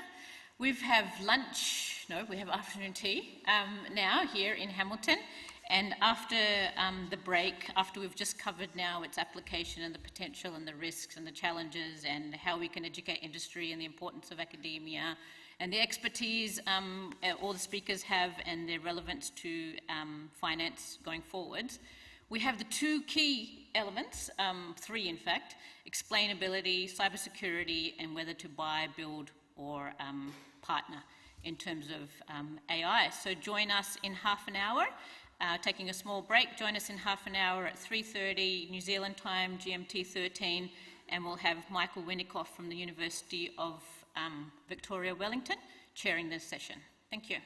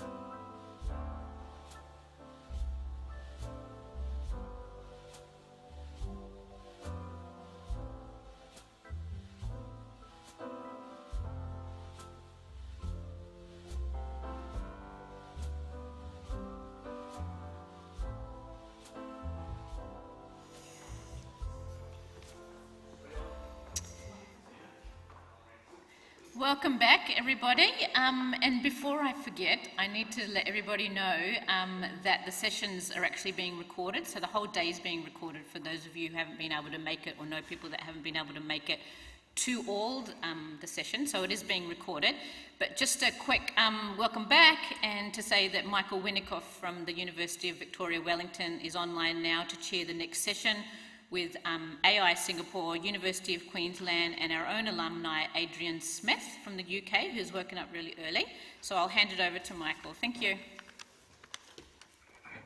Thank you. Can people hear me okay? Okay, I can hear the echo coming back, so I'll take that as a yes. Hopefully it's not too loud. Tēnā koutou katoa, greetings everyone. My name is Michael Winikoff and I'm a professor at Victoria University of Wellington.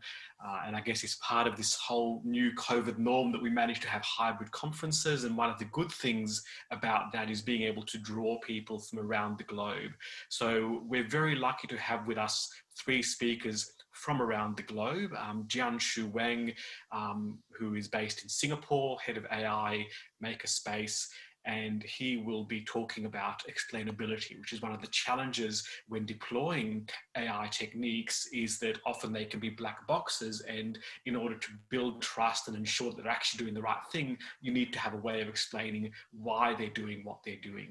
So he'll be talking shortly from Singapore. Our second speaker is Dan Dongseon Kim from the University of Queensland, who will be talking about cybersecurity and intrusion detection. And of course, security is an issue that affects any computer or information system, but there are particular wrinkles and new forms of attack that apply to intelligence systems.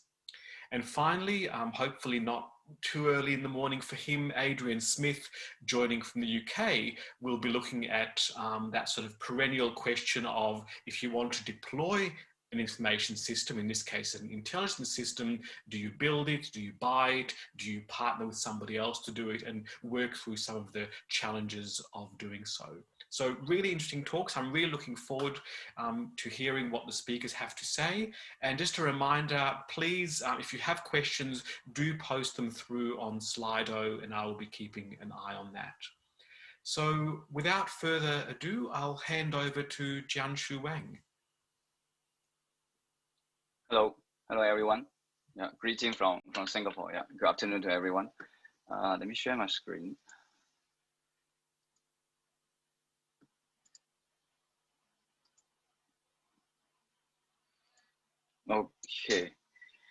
Okay, so yeah, it's my honor to be here, and we're gonna spend the next couple of minutes to talk about explainability of AI and machine learning. This is as other speakers mentioned, it's quite a key issues when we're deploying AI models into production. Right?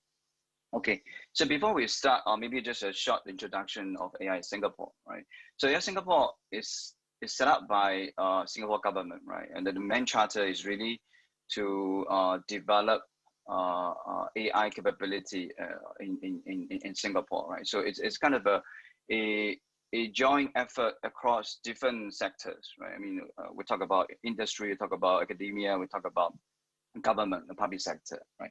So the funding is coming out from government, but within itself, we have 3 main pillars, right? There's I came from the pillar called AI Innovation and Makerspace. Right? The other 2 pillars, we call it AI Research and AI Technology. Right? So AI Research is really to fund strategic AI researchers. Right? So we work with the Institute of Higher Learnings and universities to really drive the development of AI technologies. Right? And then for AI technology, it's more like a medium-term research. We fund different teams, either from university or from the companies, to work on something we call it grand challenges. Right? The grand challenges are organized by different themes. So a few things which we identify, including healthcare and education, right? So recently we just had a workshop for different teams which are working on the grand challenge to share with us what the new research in terms of how AI can be really applied in healthcare, right? So the next one coming up is more around education. So how AI gonna change education industry, right? So this is the other two pillars. So I came from the pillar called AI innovation and makerspace. So for our pillar, we are given a mandate by the government to really help the local industry to adopt AI technology. So we do a lot of collaborations with industry. So there's a flagship program called 100 Experiments, right? So we really work, our engineers work with the partners in the industry to deploy real life AI project into the business, right? So we work with different industries, not a specific industry, all different kind of industries. But of course, there will be a kind of a selection criteria, right? And we also build AI, something we call the AI bricks, basically like reusable AI solutions or components, right? So the hope is that maybe for some companies, they feel those bricks can be useful for their solution. So they can probably just, because we open source all the bricks, right? So they can just use in their, if they have a capability to do so, they can just go ahead and fork the code from GitHub or GitLab and go ahead and use it in their system, right? And then we also have a lot of engagement, enablement kind of activities, because we believe for AI, it's not just about a game or the big players. It's really about enabling and educate the whole population to really embrace AI. So that's why we have a lot of enrichment, a lot of outreach, and a lot of enablement kind of activities. So there's a flagship program with something we call the AI Apprenticeship Program, AIAP. So AIAP, just now talking about 100 Experiments, right? So for AIAP, in a way, to go hand in hand with 100 Experiments, we work together with the industry, but there will be a lot of people, they want to join this new era of AI, right? So we're taking those people as apprentices. So we train them, and at the same time, the work we ask to deliver the 100 Experiment project for our sponsors, right? And we also have other like education programs, like AI for industry or AI for everyone, AI for students, and even AI for kids. So we really strongly believe AI is not just a game for the big players. It's really for the whole population to really embrace. Right. So that's kind of a very short introduction of AI Singapore. All right. So then let's move on to expandability. Right. So I'd like to start with this cartoon. Right. It's a very interesting cartoon. Christmas is coming up, but of course this Christmas is in the North Hemisphere. It's not in the South Hemisphere. South Hemisphere probably is now is summer season. Right. But in the north part of the globe, usually when Christmas comes, you will see something we call it a white Christmas, right? So this is a little kid getting some gifts from the Santa Claus, and this year he's getting cold because usually it is a cold winter, right, when Christmas comes. So this is probably the kind of a situation we are facing sometimes when we deploy AI models, right? Yes, the answer may be correct, the prediction may be correct, but why I'm getting this answer, right? Yes, it sounds correct, but I just don't get it why I'm getting that. Can we have a little bit of a look into the black box where we talk about black box, right? So I think traditionally we have been very much focused on making AI models more accurate, right? We look into precision and recall. We try to improve the AUC, ROC, all different kind of performance metrics. But so what? For the little baby, he still didn't really understand why I'm getting cold this year. Yes, it's a correct answer. It is a correct prediction. It's a valid prediction, but why? Can we have a little bit of more explanation, right? So maybe since we talk about explainability, so maybe let's zoom in a little bit to see what does explainability really means, right? So when I'm preparing the material, I go to this dictionary, the Cambridge Dictionary, and try to look up what is explainability, right? There's no English words in explainability. Of course, you can put explain and availability together to form a word called explainability, right? So the root form is still explanation.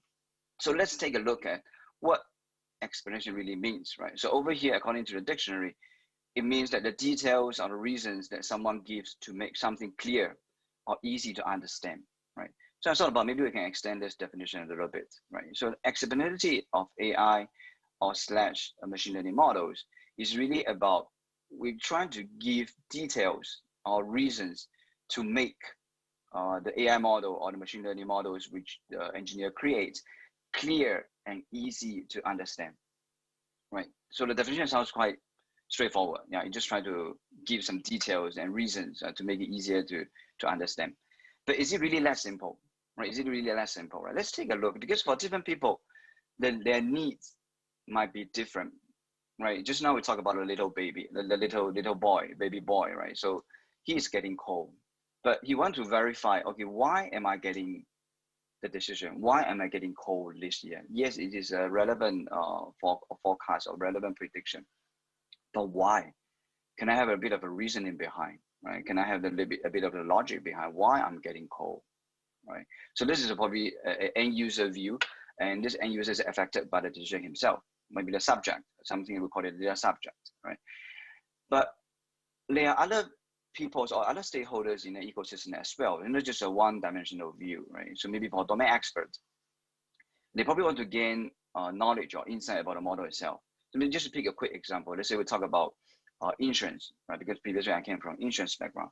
So for insurance, the domain expert in here may be the actuaries, right? So you usually need to do experience study. So they want to know, maybe for this group of people, let's say for example, female, 35 years old, 35 to 40 years old, right? Versus another group of people, which is the same age band, but it's male.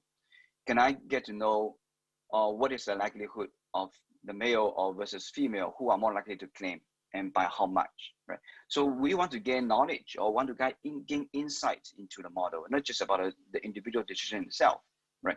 Let's say, for example, for the actuaries, they want to do pricing. So they need to know the difference in terms of different group of people, right? So this is a domain expert. They are also kind of the user of the model, but they have a different view or different goal in there, right? But then those 1 and 2 is more about the user, right? Then what about the creator? Or maybe what about you are trying to recreate someone's model, right? So we take a view from data scientists or AI practitioners' point of view, right? So I think they have a goal is, I want to make sure the model which I implemented is really correct, and whether I implement it efficiently, or whether there's any way for me to improve it, right? For them, they are more about during the design phase, am I getting the correct one, right? So they do a lot of debug. Just a bit like previously when you're doing build programs or build softwares, we need to make sure that the software is implemented correctly. So same for our models, right? We want to make sure the model behave correctly, right? So let's just for data scientists or AI practitioners' view, they have a valid reason to understand whether the implementation is correct and efficient. And there will be another group of stakeholder, which is the regulator, right? Let's say for finance, it's certainly is a heavily regulated industry. So for regulators, they want to judge whether the model the different companies build, whether those models are deployed by the company violates any regulatory requirements. Let's say, for example, do we use any sensitive data? Just now, I knew earlier on, we also see some other speakers talk about GDPR and data protection. So the regulator may want to know, okay, do you use any sensitive data? Do you use any special category of the personal information, right? And do you do some kind of a discriminative treatment of a different group, right? So I think I recall in probably a couple of years back in Europe, there's some debates around whether should we use age as a kind of a risk factor or not, right? Because they don't want to like discriminate a certain group of people. So I think regulator probably has a different view, different needs to really understand how the model really works, right? So those are at least 4 group of views, right? But then maybe a question, what about the business leaders, right?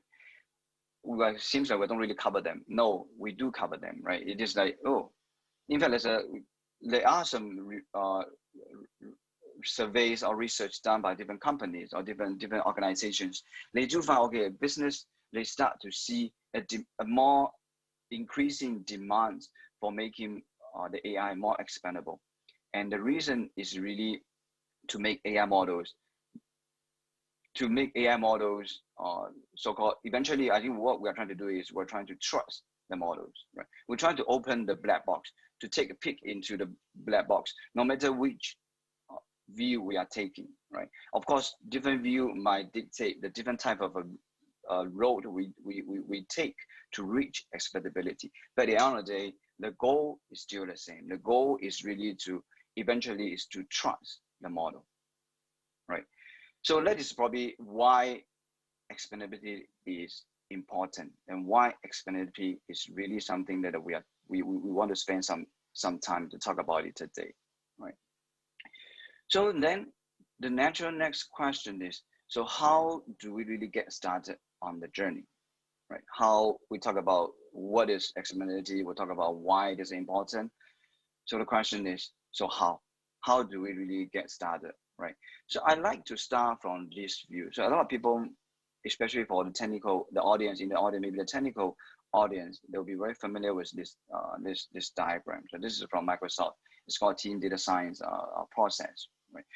Of course, I mean, for AI model, when we're trying to onboard on AI projects, more or less we follow the same process, right? So typically we start from the business understanding, right? We need to have a clear business understanding, what kind of problem we're going to solve, because this eventually will dictate what kind of model we're going to build and how do we really going about evaluating the effectiveness or the correctness of the model, right? And it also like kind of impact the way we acquire data and we do data exploration, right? So business understanding is certainly important.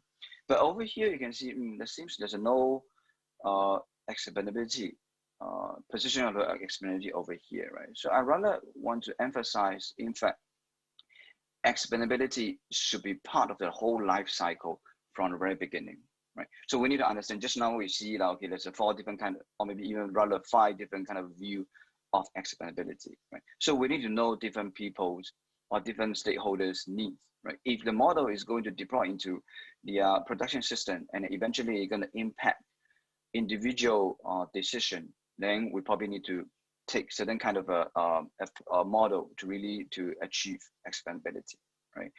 Or rather, this is something that is a bit of a regulatory requirement. We certainly also need to take that one into consideration, right? So the key thing here is explainability is to really be part of the whole life cycle from the very beginning, right? So typically when we talk about in other domains, we have the everything by design, right? Security by design, privacy by design. I will argue that similarly for explainability, we should also have explainability by design from the very beginning. It shouldn't be afterthoughts. After we build a model, then we talk about how are we going about doing the explainability. You can do that, right? But just that I would suggest you probably need to start from the very beginning, right? So there's a few factors which we might need to take into consideration when we are designing the explainability solution, right? So first of all, certainly would be the impact, right? Impact of the decision or impact of the use case, right? And impact in terms of both monetary and non-monetary, right? If let's say this decision is going to impact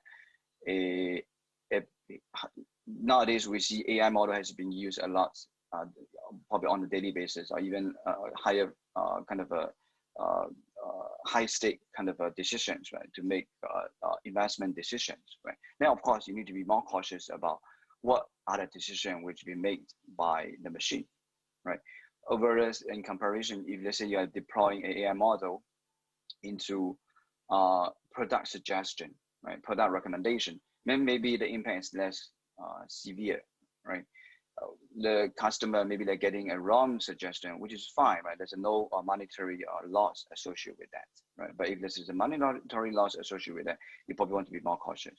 There will also be reputation kind of impact as well, right? If let's say there's something which has been done wrong, maybe like can cause some reputation damage to the company, then you also might be more cautious about the explainability, right?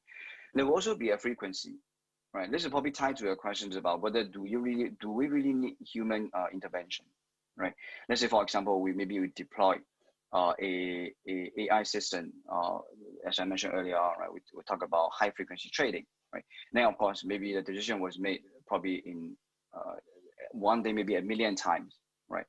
Or are we talking about maybe one day, or maybe every year, or maybe we need to make one decision, right? Like the earlier example of the baby boy, right? He's getting cold, getting a Christmas gift by the Santa Claus, right? So those will also impact the explainability design which you are going to build, right? Let's say for high frequency ones, you may not be able to, right? Because the moment you give explanation, you probably expect someone to really take a look into the explanation, right? But maybe it's not possible because it's such a high frequency, you probably can't really do that. And there certainly will be a regulation requirement, right? For example, in GDPR, there will be a kind of a requirement was saying, okay, the data subject has the right to be get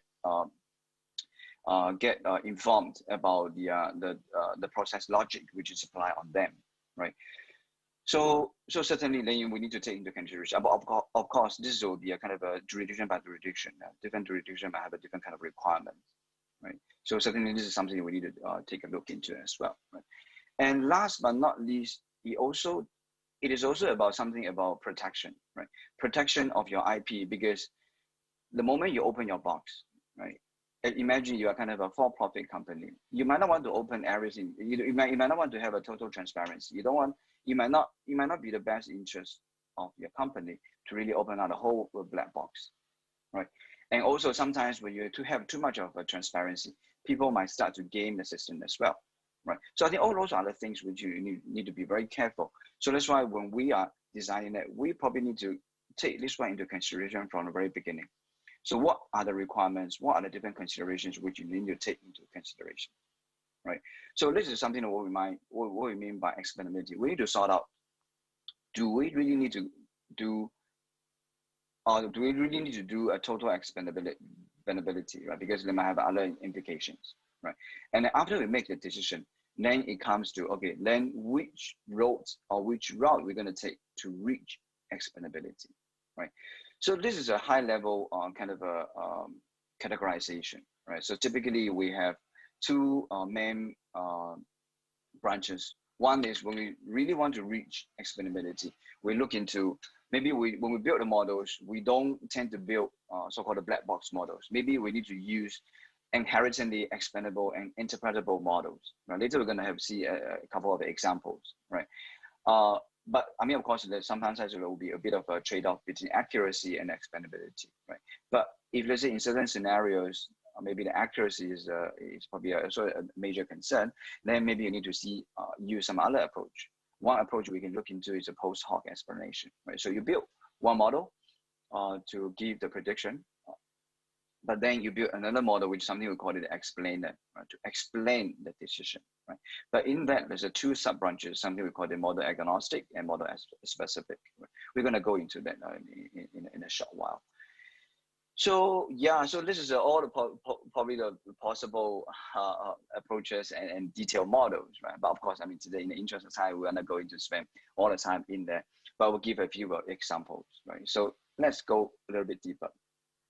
So for the inherently explainable and interpretable models, right? And over here, just list a couple of them, right? So the first, I would like to start from something called generalized linear model, right? Or maybe generalized additive model. Right? So I think this is probably something which a lot of people are quite familiar, especially in insurance, right? In insurance and actuary colleagues use a lot the GRM models, right?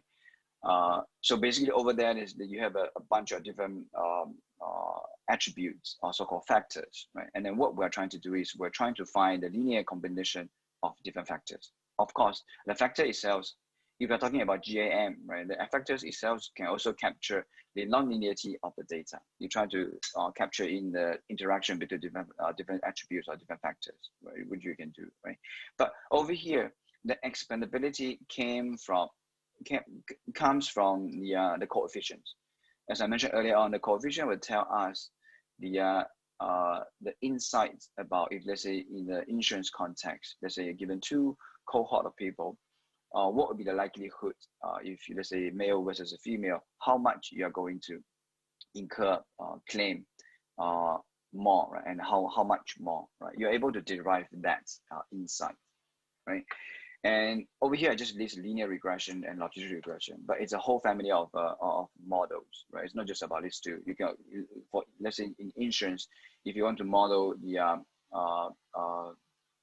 the frequency, right? Sometimes you use Poisson regression as well, right?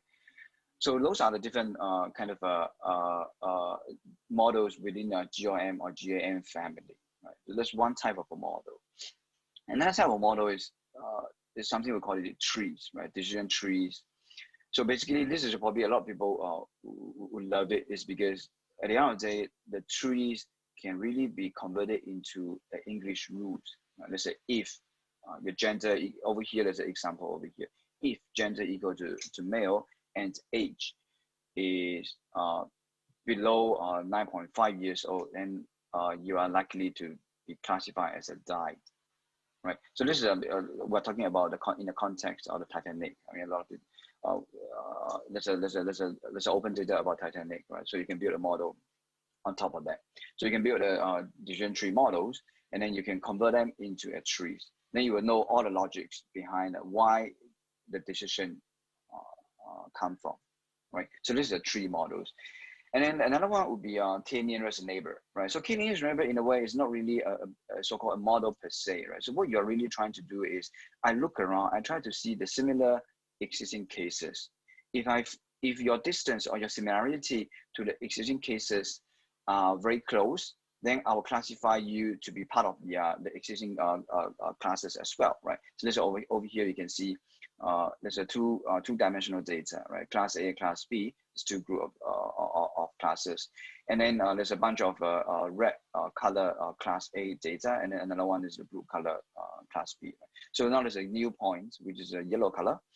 Then you need to make a decision, okay, how should I classify this one? Should I classify to be Class A or Class B?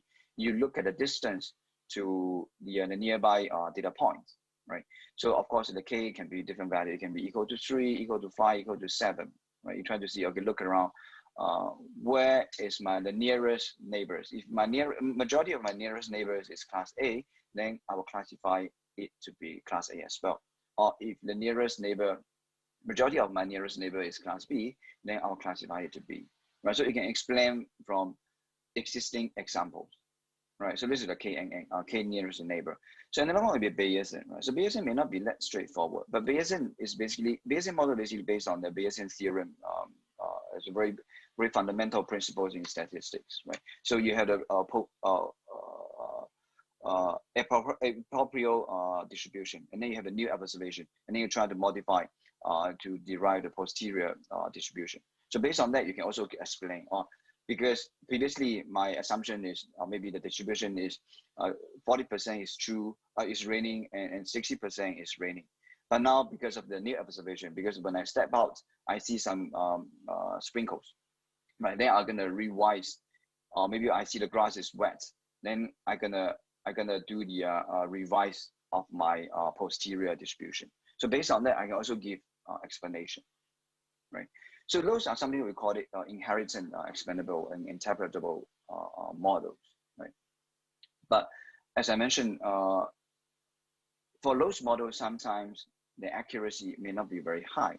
But in cases which the accuracy might need to be very high, then we need to look into something like so-called post hoc explanation, right? So over here, in the interest time, we probably can't go into all of them, but just over here, just to give a couple of examples, right? So this is a computer vision model. So I think recent years, deep learning has been very successful in applying in computer vision tasks, right? So this is a kind of image classification. Right? So over there, there's two animals, cat and dog, right? And the image classifier is able to classify the two classes, cat and dog, right? But now you want to make a decision, okay, why the model is making this one, let's say,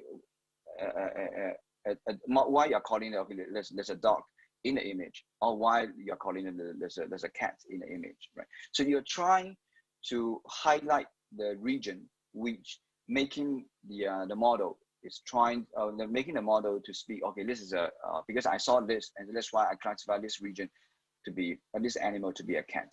And then because of this region, the pixels in this region, that's why I'm calling this particular segment of the image to be dog. Right. So in a way that we are trying to show the heat map of so-called the activations of the original image, right? So this is one way of doing it, something we call it a visual explanation, right? And there'll be another one, this is something we call it the variable importance, right? So you want to see, okay, within the model itself, which variable is more important to help me derive the final decision, right? So this is something that we specifically built for random forests. So random forest, the approach is specific to random forest. So they kind of look into the old out of bag errors, and then try to see, okay, maybe I make a permutation to the feature and how much it really changed the performance, right? Then you kind of average across different permutations, right? Different features, right? So this is one way to look into that.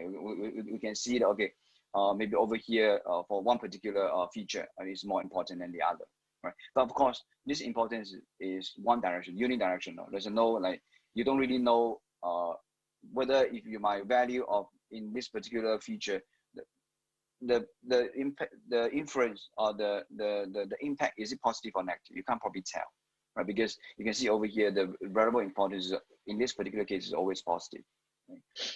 So there's a bit of a drawback in there. That would be the first two just now we talk about is something we call the model specific, right? Because when you try to build the explainer is really tied to the specific model, right? But there will also be another group of models, explainer, something we call the model agnostic, where it can be applied to any of the machine learning models, right? So one very famous example is something called LIME, local interpretable model agnostic explanations, right? So this one is a bit like, okay, your original model to really make the prediction can be highly nonlinear, highly complex. You can't really find explanation, right? But what you really care about is on the local level, the local explanation of one particular point. Let's say for over here, the red cross, right? So what you really do is you try to build another local model, something we call it a surrogate model. And this surrogate model usually is a very sparse linear model, right? So by basically the idea is now you can use this linear model to explain the decision in that particular local locality, right? So usually we use use a GRM to really explain it, right? So this is something that we call it the LIME, right? And this is just show a quick example. So previously in one of the projects, we tried to build a model for insurance, underwriting model for insurance. We applied LIME to really build it. So over here you can see this guy, this policy kind of applicant has been kind of classified as a good risk because he has no accident claims, right? There's no accident claims and no medical claims. So that's why you kind of classify it to be a good risk, right? So this is kind of the so-called something that we call it the local acceptability, right? And there'll be the last one, maybe in the interest time, maybe I can't go into the detail, but there's another one, something we call SHARP. SHARP is basically based on Shapley value. So Shapley value is a concept borrowed from the coalition game theory, right? So basically a different feature, you treat different feature as an individual party in a coalition. You're trying to achieve a common goal. And over here, the common goal is trying to achieve a model which can give you the prediction of the new data, right? And you try to see what is the contribution of different attributes, because the different attributes now is become a party within the coalition, right? So then over here, you can see whether your contribution is kind of a positive or negative, right? So over here, you can see compared to the variable importance, right? Earlier on, we see over here, you can see that it is kind of directional, right? So you can really explain on the individual level what are the features which making the model to think, okay, this is a class A or class B, right? So this is a SHARP.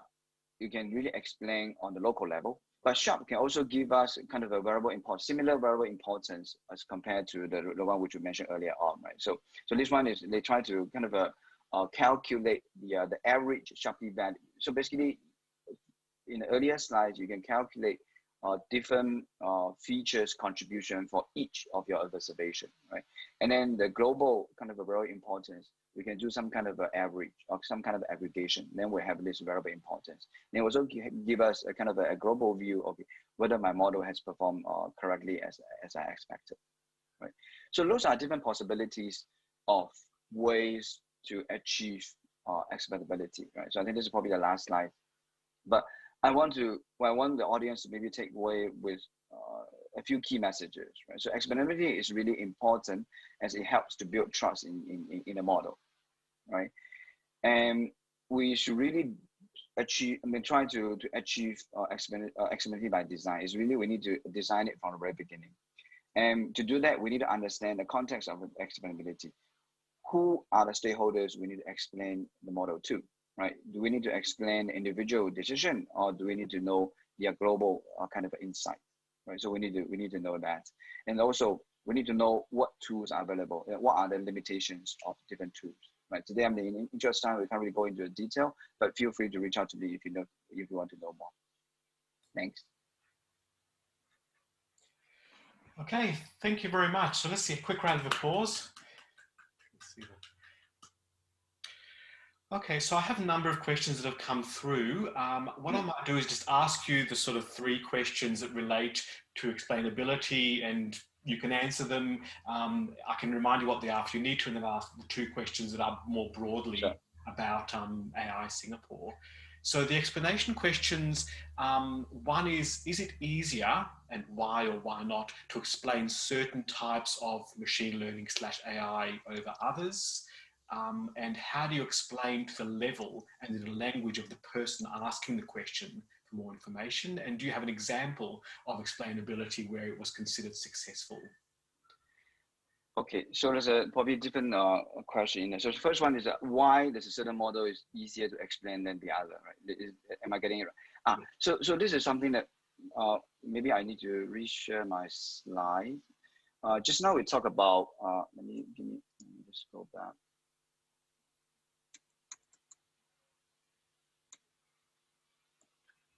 Okay, this particular slide. So just now we talk about some models are inherently maybe kind of a so-called expandable already, right? Let's say just now we talk about a few examples like GOM or like trees like KNN, right? So those models, in a way, yes, if compared to other models, let's say for example deep learning, certainly it will be easier to extend, easier to explain, right? Because I mean, the mechanism you design is probably so. Right. So I think that's why I mean when we try to design explainability solutions, we probably want to pick for solutions or probably more for models easier to explain. Right. If let's say the explainability is really so core to the problem. Right. Let's say for example, for the actuary example which I gave earlier on the insurance. Right. So when you try to do the pricing, you probably can't apply too complex kind of models. So typically, you will probably need to rely on GOM because GOM, the coefficient, is something which you really need to leverage on when you're doing the pricing because you need to know how much one group compared to the other will really change in terms of the probability or the claim occurrence, right? So I think those are the things. Yes, so a certain model that will be easier to kind of explain.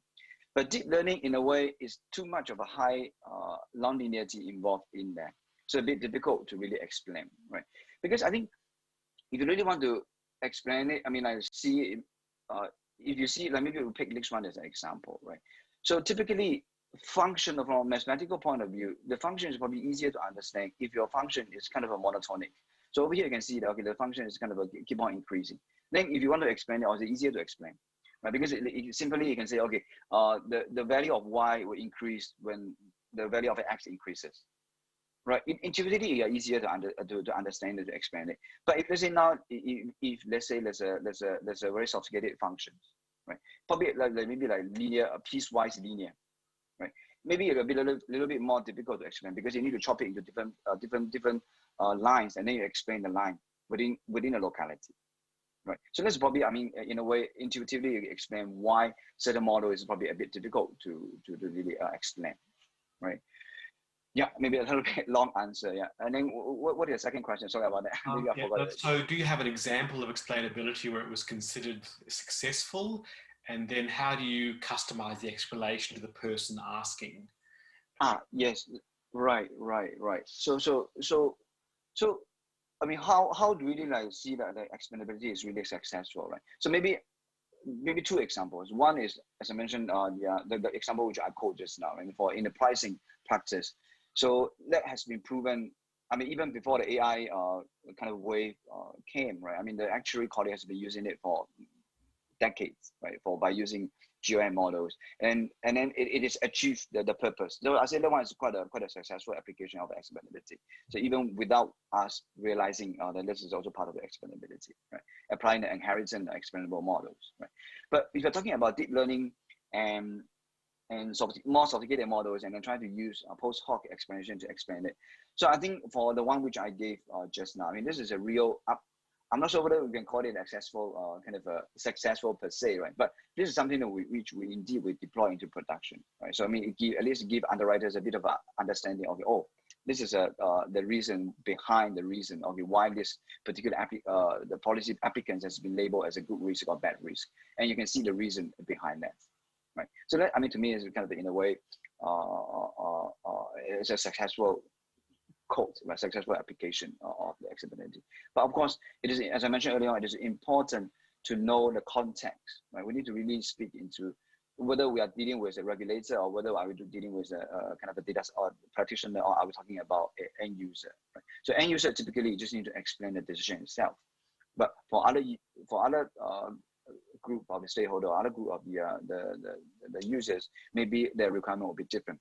Then I think we just need to sit down and think carefully what will be the implication of the model we choose. Because sometimes when you make the decision, it might be a bit difficult for, I mean, of course, now we have the post hoc, maybe easier to address, but it will certainly have a certain impact in the explainability which you achieve at the end of the day. I hope you answer your question. Yeah, it's rather a bit long. Thank you. And then there were a couple of questions that related to AI Singapore more broadly. Yep. So can you comment on what Singapore has kicked off to develop a framework to ensure the responsible adoption of AI in credit risk scoring and customer marketing? And another question, can you provide more info on the AI innovation program of work and the role of universities and polytechnics, as well as challenges that AI Singapore has experienced? Sure. So maybe again, there's probably two questions. Maybe I'll answer the first one first, right? So the first one is about talking about the framework the Singapore government is working on. Am I right? Well, I'm not sure whether I get a question. Yeah, in particular around the responsible adoption of AI in credit risk scoring and customer marketing. Credit risk. Okay, so are you talking about, and then you're probably likely talking about the initiative by the Monetary Authority of Singapore, right? So yes, Singapore, I think different agencies are looking into the so-called responsible usage of AI, right? You've probably heard about the model AI governance framework, which we released last year in the Davos forum, right? And then in parallel, I think MAS, the regulator for the finance industry, so they are also looking into the particular application of the principle in finance industry, right? So to me, certainly we need to understand the context, because AI is just a tool, right? So at the end of the day, tool to me is probably, to a lot of people, I mean, especially the technical people, tool is really a neutral tools, right? But how it is really being used, I think is context dependent, right? And there's certain things which might be acceptable in let's say in e-commerce, but it may not be applicable or acceptable in finance, right? Because I mean the impact is just different. The moment you make a wrong decision, it might impact a lot of people's well-being, right? But I mean, e-commerce may be slightly different. Right? So I think this is why I mean earlier on I mentioned about the impact, right? So that means a lot the context will be different. We need to understand the context, right? So that's why I think the Singapore government, I mean, like at least MAS, to really specifically look into how responsible AI has been applied in finance industry. We talk about 4 principles, FEED principle, right? Fairness, ethic, accountability, and trustworthy, right? If I recall correctly. So the 4 principles. And then we also roll out a program called Veritas. It's really not just about, we are not just about talking the principles, we are really talking about the implementation of the principles. So the MAS is really working with the industries, the banks and insurance to really implement it as an open source solution so the industry can really adopt and use. Right. So I think that's probably Singapore government's approach. We'd rather be more open. But of course, at the end of the day, it probably still need to be kind of a industry specific, right? Because the context, the requirement probably just different. Yeah. And the next question is about the challenges AI Singapore and other polytechnics are facing. Is this a question? More broadly, asking for a bit more information about the AI innovation program of work and the role that universities and polytechnics play, as well as the challenges that AI Singapore has experienced. What challenges when we are, okay, especially talking about AI innovation, I mean, our program, right? And what is challenges when we carry out our programs? Okay, so we're really talking about, because as I mentioned, there's probably 3 pillars. So one pillar, I mean, our pillar is more about industry adoption of AI, right? So at the end of the day, I think we realize data is really important. A lot of sponsors or a lot of partners try to work with us. We realize, in fact, the data is not really in the ready format, right? And we always try to kind of, because I mean, maybe there's a part of, I don't know whether it's natural or just probably like the reaction to the current development. A lot of people start to get eager to know, okay, how AI can really apply in my industry or in my company, right? But a lot of times we probably need to understand AI is very much data driven. Right? If you without data, a lot of times probably you can't really do things. Right? Just like I always try to quote the example, a bit like the Maslow hierarchy of human needs. Right. So the bottom layer is always you need to get those physical needs sorted out first before you really talk about self-actuation with the top of your hierarchy, right? So AI and deep learning and everything, yes, it is very awesome, it's very promising, but it's probably at the top of your hierarchy. It's really talking about self-actuation, right? But we really need to get the physical needs sorted out, which is the data. So that's why I talk about data. Earlier on, other speakers also talk about data governance and all the different kind of risk. We probably need to really like look into that, right? So that's probably, I would say probably by far, this is probably the biggest challenge, right? And then of course there will be other, now there will also be other type of industries or companies that start to be more cautious about more responsible usage of AI, right? And then also when you look into expandability and then also the robustness of the AI models, right? Because earlier speaker also talked about risk, right? One type of risk is really about there will be a lot of attack to the AI models, right?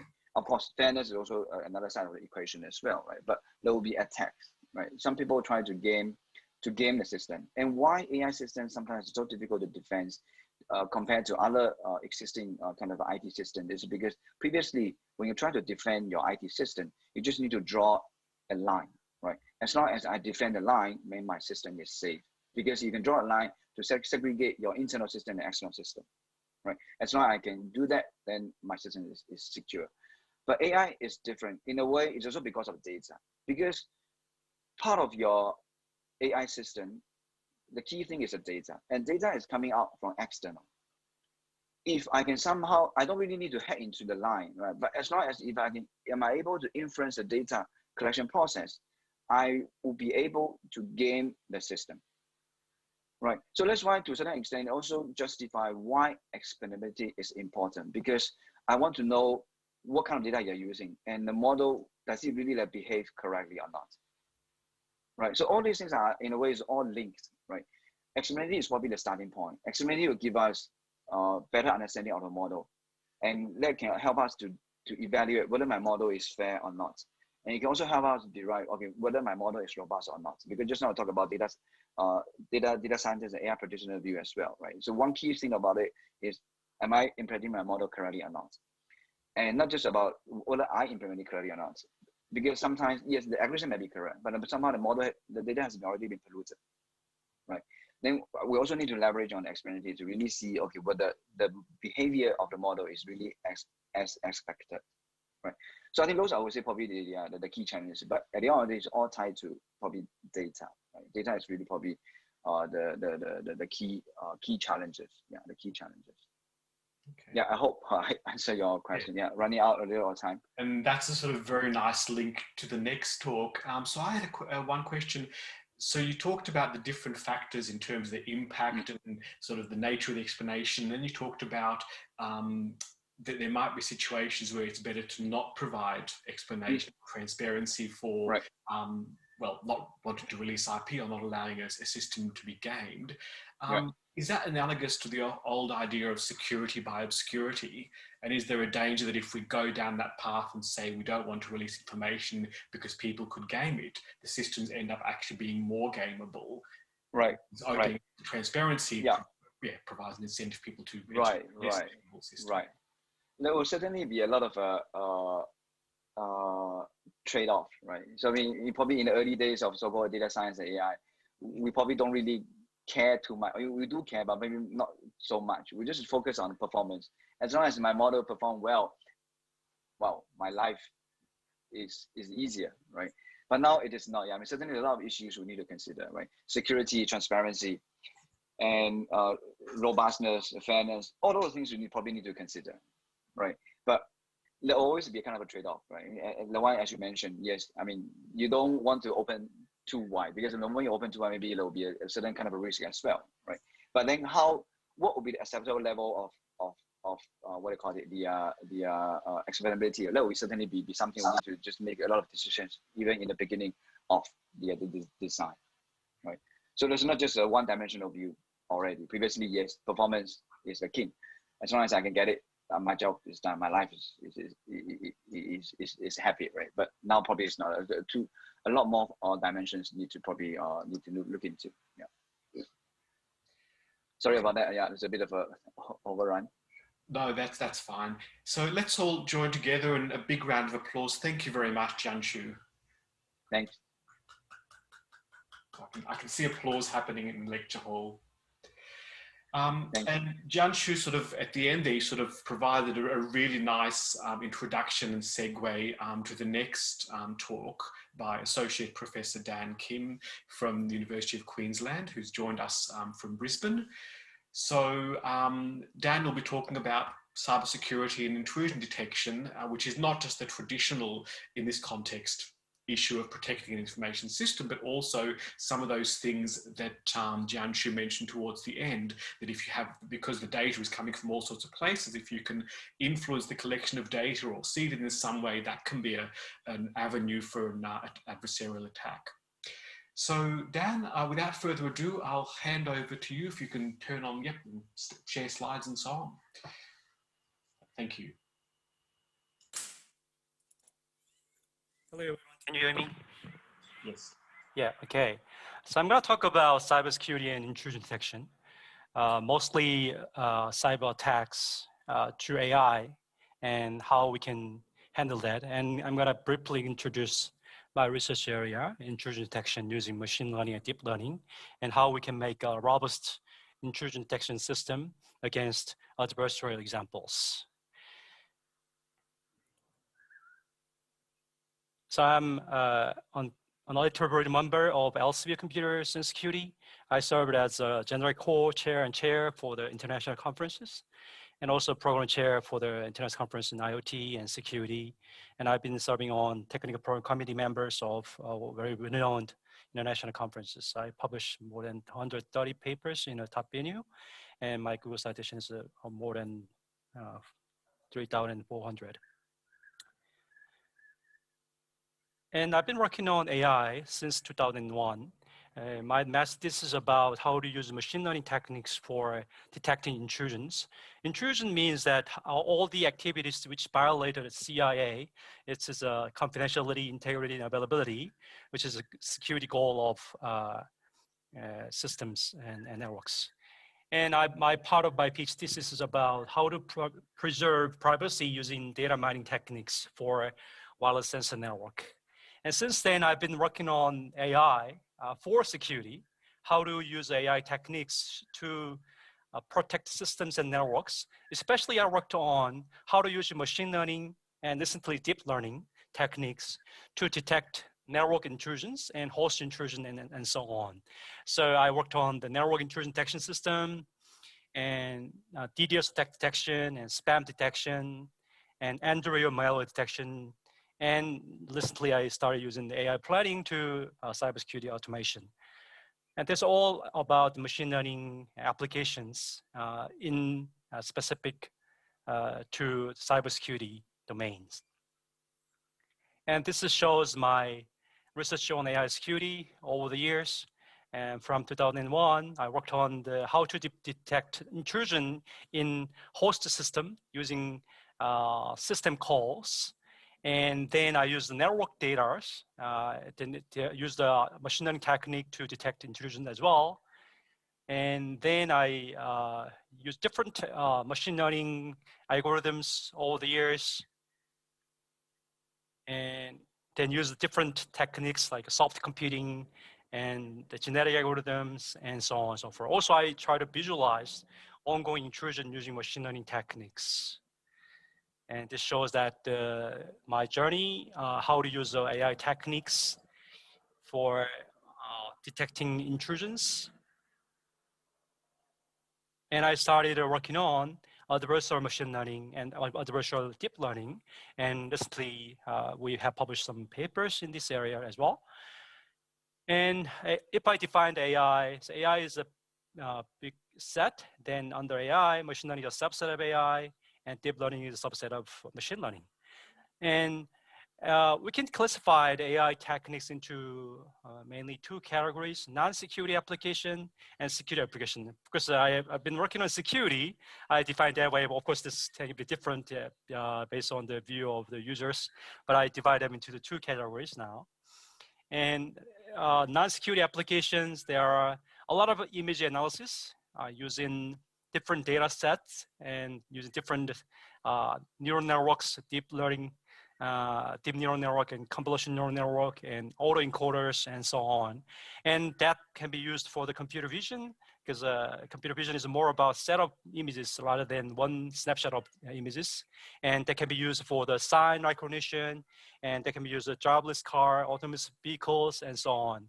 And that can be also used for facial recognition systems and voice recognition system. If we use a recurrent neural network, it's very effective and efficient to recognize voices as well. And that can be can be used also natural language processing, and maybe even it can be used in advanced applications. Then how about the security applications? Intrusion detection and DDoS attack detection and spam detection. Also, there are a lot of attacks embedded in the PDF, and the malicious software can be embedded in the PDF, and they can be executed, and they can acquire privilege of target systems and network. And this can be used as a binary executable analysis. The malware uses a very diverse form of structures. Then machine learning can help to understand and detect ongoing malware in the binary form and so on. Why then AI is used in cybersecurity? As you are aware of, the connectivity increases. We have a 5G network, and also data volumes and velocity and variety increase as well. So over the years, so it's really hard to handle all the increasing traffic with human knowledge. And machine learning and deep learning are really good to detect very rare events, even in spite of their high volume and very fast traffic and other type of data volume. And as you can see that there was a successful application of machine learning and deep learning in malware classification and intrusion detection. Of course, there are a lot of also research opportunity about this too. Then we need to think about AI has been used for cybersecurity. What about the cybersecurity issues for AI? So I'm interested in this area, and I'm going to talk about that a little bit today. Cybersecurity for AI. And if I use an intrusion detection as an example, let's see that we have a data set. There's two types of data set, and we may need to extract the features from here. Of course, the deep learning, we don't have to do that, but let's use a conventional machine learning technique. Then we need to extract some feature of that. How? Maybe, and this can be regarded as a classification problem, or maybe there can be anomaly detection problem, or this can be regarded as a clustering problem. Anyway, we have this data set, and we can extract some features, right? The classes and head. Also, you can measure something like that. The width of the shoulder and height of data, and so on. This is all about the feature selection and feature modification processing, data processing. And of course, if we are using deep learning, convolution layer, or other type of learning, you don't have to do this, all the feature selection and extraction. It's much easier to use. Anyway, we have this type of data set. Then we may use one of the machine learning algorithm, and then we can plot them, and we can train that machine learning algorithm or deep learning algorithm, and we can get a optimal or maybe near optimal linear or nonlinear decision boundary, which can classify the data set into the two different data sets. So one is attack, or the other is benign, or one can be attack, and the other is a specific type of attacks. And now let's use this 2-feature variable. Of course, if you have a very large data set with a lot of features, maybe the MNIST data set, they have a huge number of feature variable. That case, this can be the hyperplane rather than non-linear line, right? Then we have this data set, we can hex or benign. But sometimes machine learning and deep learning techniques are making mistake. This is called a false alarm in intrusion detection context. And our goal is to train the machine learning and deep learning algorithm using the data set and minimize the misclassification and increase the accuracy of that. And then it just shows one of the example I did that if we classify the DOS attack and normal patterns, then you can clearly show that they can be distinctive, and we can see that normal attacks and DDoS attack. Like this one, using multi-dimensional scaling with a 2000 training set, and I used the random forest algorithm to do that. Of course, this can be done using autoencoder and other deep learning techniques as well. And as you may be aware of, machine learning, deep learning predictions are mostly accurate. So you can see that a lot of improvement in the accuracy if we use a deep learning technique, but they are brittle against cyber security attacks. And the potential for sabotaging AI is very real. You can see a lot of real life example. So some example I have listed here are one research did that they pulled an AI system into misreading a stop sign by carefully positioning stickers on it. Yeah. And the second one is that one researcher deceived a facial recognition system by sticking a printed pattern on glasses or hats. That's also one well-known attack. And they tricked the speech recognition system into hearing phantom praise by inserting patterns of white noise in the audio. This is called the dolphin attack. So a human being cannot hear that sound at all, but hiddenly that speech recognition system can be deceived by this type of attack. And you can see all the related literature down there. And this is one example showing that graphics that the stop sign can be recognized by computer vision system as a speed limit 45, and also king penguin can be recognized as a starfish using this one. So it's really easy to fool, and then this is a brittle machine learning and based techniques brittle. So how we are able to then defend against such attack, right? That's one question. And what are the then attacks? So let's look at that in more detail.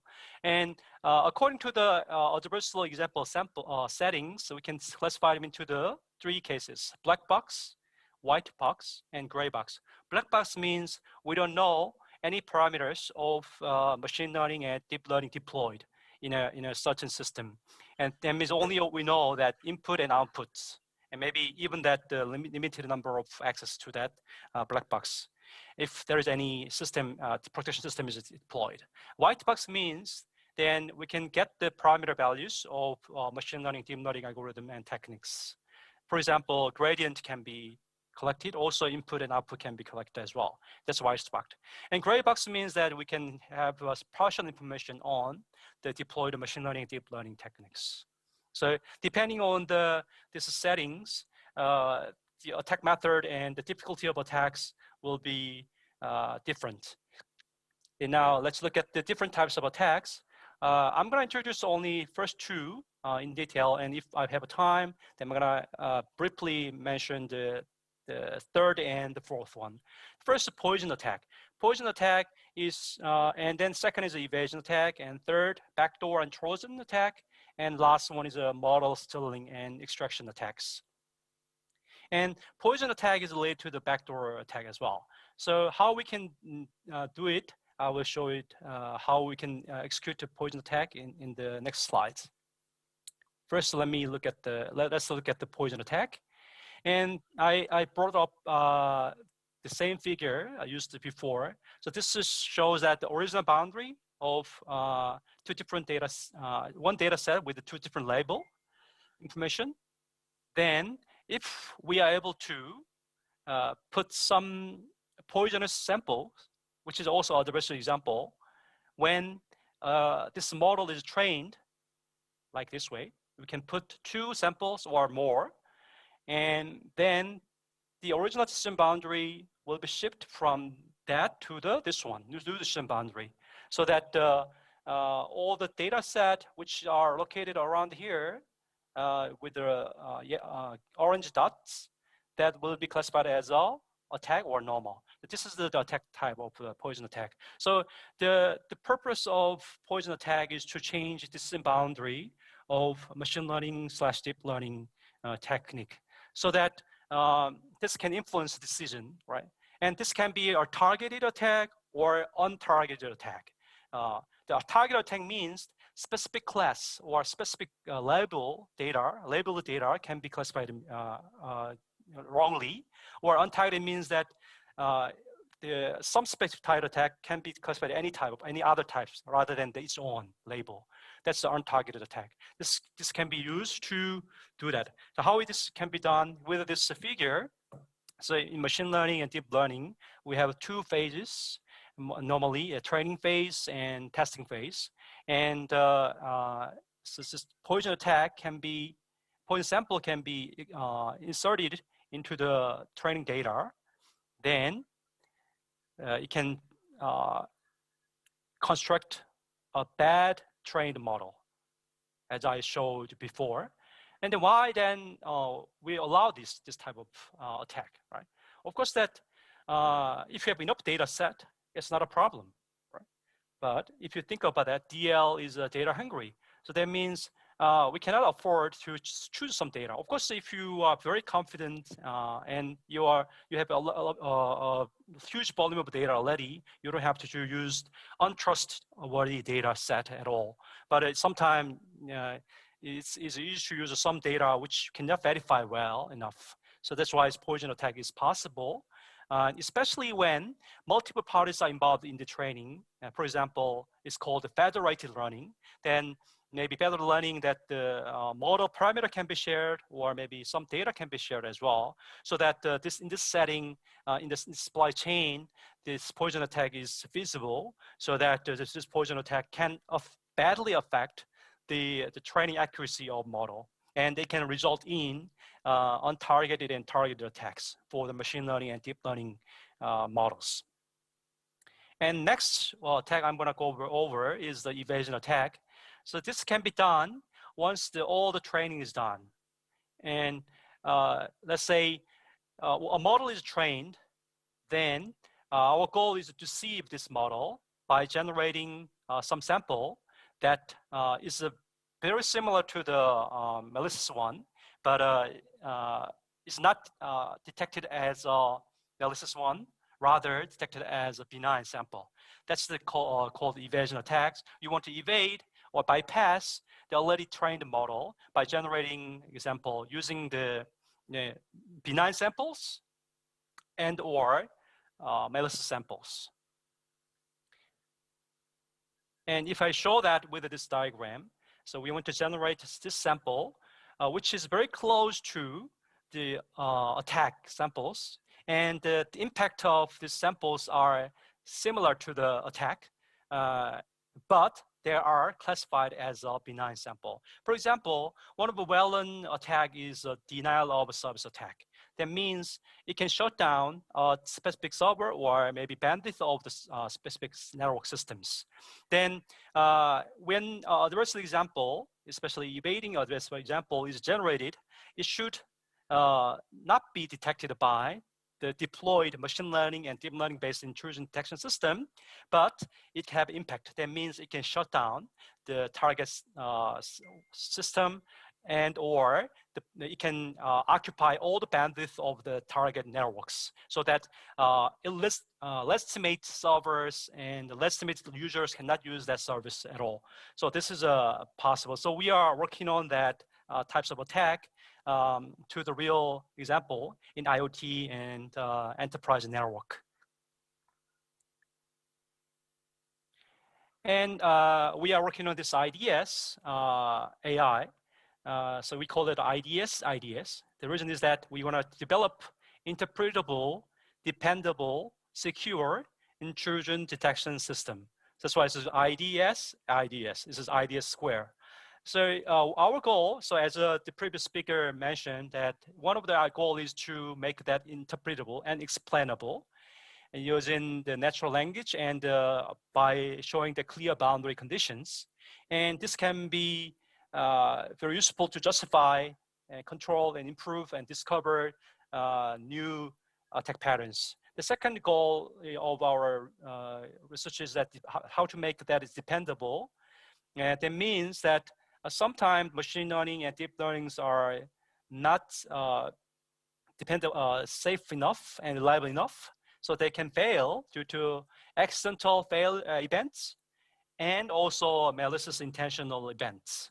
So our focus is more about here the cyber attacks, but we need to also take into account the failure mode of machine learning and deep learning so that we can make a bet very reliable, even though one machine learning algorithm is not well working, but the other should be ready as a backup or maybe secondary option. So one of the well-known approaches this was a primary backup system. Also in the machine learning and software computing, we use an ensemble method can be used as to achieve this goal. The last one is a secure against a poison and evasion attack. I limited myself to the poison and evasion attack, but they can be extended to the other types of attack, such as a Trojan and the model extraction attacks as well. And if we are able to make an interpretable, dependable, secure intrusion detection system, then we may be able to trust that and you can use it. And what are I introduced different defense strategies, different attack strategies. Then what are the defense strategies? So that can be divided into the two cases. How to make the attack more robust against security attacks, and how we can detect such examples, right? And this is a list of the strategy. Of course, it's very very high level overview. So we can use some data augmentation. It's very simple. That means when we can generate a diversity example, then that can be trained with the existing samples. That's the data augmentation. This is very well known, but sometimes it works very well, but sometimes must not. The second one is that how we can transform the input data. So there are multiple ways. They use some filters and you can transform the input data into different space. So dimension is changed, transformed. Such thing can be used to make a machine learning and deep learning classifier or a cluster robust against this type of attack. The third one is gradient regularization. So how to find the strong parameters that even though there are a diversity example, poison attack and evasion attack, they can withstand against such examples. That's a gradient regularization. And last thing is a randomization. Of course, this is not good that good, but that's one of the robust technique to do that. And there are many other things, but this is summarize existing technology. And also we can try to detect a adversarial set if you can find a very clear boundary condition. And also we can try to map the distribution of data set if the adversarial example has a very different distribution from the benign and originally malicious traffic, then they can be identified as well. And sometimes you can use some uncertainty thresholding value to detect adversarial examples. Those are some existing ones. Of course, I don't have enough time to cover all the details, but that's the general strategy in terms of defense against adversarial examples and adversarial attacks. And what I've been working on is that I got funding from the US Army Research Lab, and how we can detect intrusion in the vehicle networks and also enterprise networks. And also we are combine them with other type of proactive defense techniques. And we also try to generate attack method, attack samples using our own method. So one of the idea is this, based on the black box setting, we only have input and output, and also sometimes gray box setting, then we can make a surrogate model / substitute model.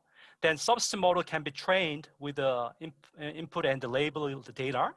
Then the surrogate model can be used to generate a diversity example.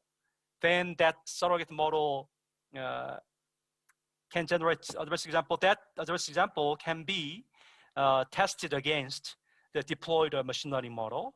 So especially we targeted a very well-known intrusion detection for IoT networks, Kitsune, and then we test that we can evade the state-of-art, the intrusion detection system for Internet of Things networks.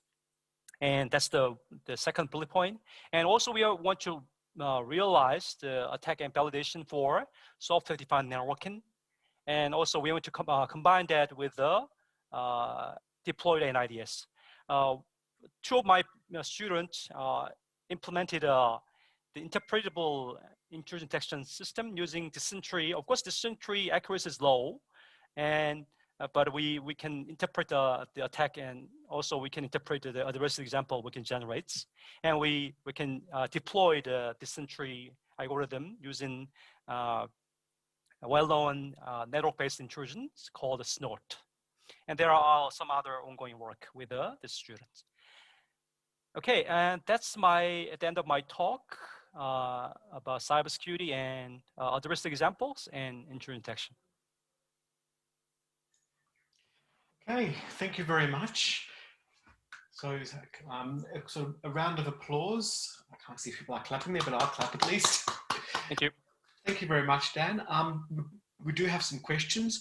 So one question that sort of came in was, how can you make neural networks with hidden layers not be a black box and therefore make it explainable? Yeah, so the question is about how we can make a neural network, which is black box, but we can make it interpretable, right? Mm-hmm. Yes, if we do not know, then only way is that we can use a surrogate model. So if we do not have any idea about the architecture and the internal parameter values of the neural network, it's not possible to do that. But we can make that a little bit possible. So I can use some of this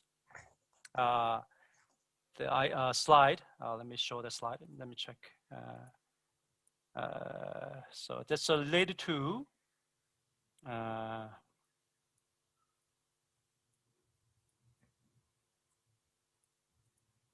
me share this one with you. Yeah. So can you see the screen? Yeah, AI model, really? Yes, right. This is what called a model inversion attack from extraction model. So if any deployed machine learning and deep learning technique, of course we haven't defined, but here you can see that the neural network is one of the target one.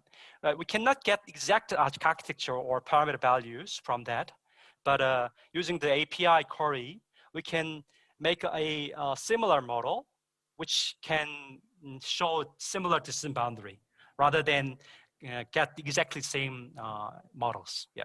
Did I answer your question? I don't know. Yeah. Mm-hmm. I think so. Yeah. Yeah, that's possible. Yeah. Okay. And if people in the audience have questions, please do post them on Slido. I've got a few questions of my own as well. So you mentioned the idea of a poison attack, that if the attack brings certain extra data samples, they can shift the boundary. Or that's right. In practice, how much additional data is required for an effective attack? Is it likely to be a small number, or is an attacker likely to need to be able to provide a lot of carefully engineered data to carry out a poison? Yeah, so your question is about how much data input as a poison sample do we need to change the decision boundary? Of course, it depends on the data set type. According to some research, so this research is, let me show that poison attack. I have used that as a backup slide, so I haven't shown that. So here. So it's this paper, it can manipulate many prediction with a single poison input, right? So it depends. So if you have image data, so the neural network is trained a long time, then it's harder to deceive that. You with a few number of a few samples. But if it's an MNIST data set, one sample, or maybe it works sometimes. It's not always works, but that's possible to do that. Okay. And my next question was going to be that, does this assume that the attacker has access to the model, but then you sort of explained that it is possible to engineer a surrogate model to use instead? That's right. Is that sort of surrogate model, how much does it make it harder to attack if you're working with a surrogate rather than the original model?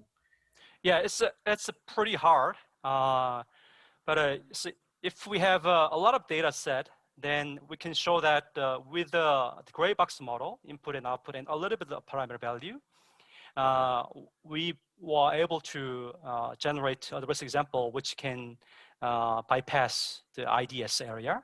But it's not easy work. So it's very challenging. Yeah, very challenging. Yeah. Especially, we haven't limited our number of queries, right? So how much access we have data set. But we assume that we have access to the full data set. But if we have only a few number of samples we can get, then it's much harder. So depending on the condition of the information we can access.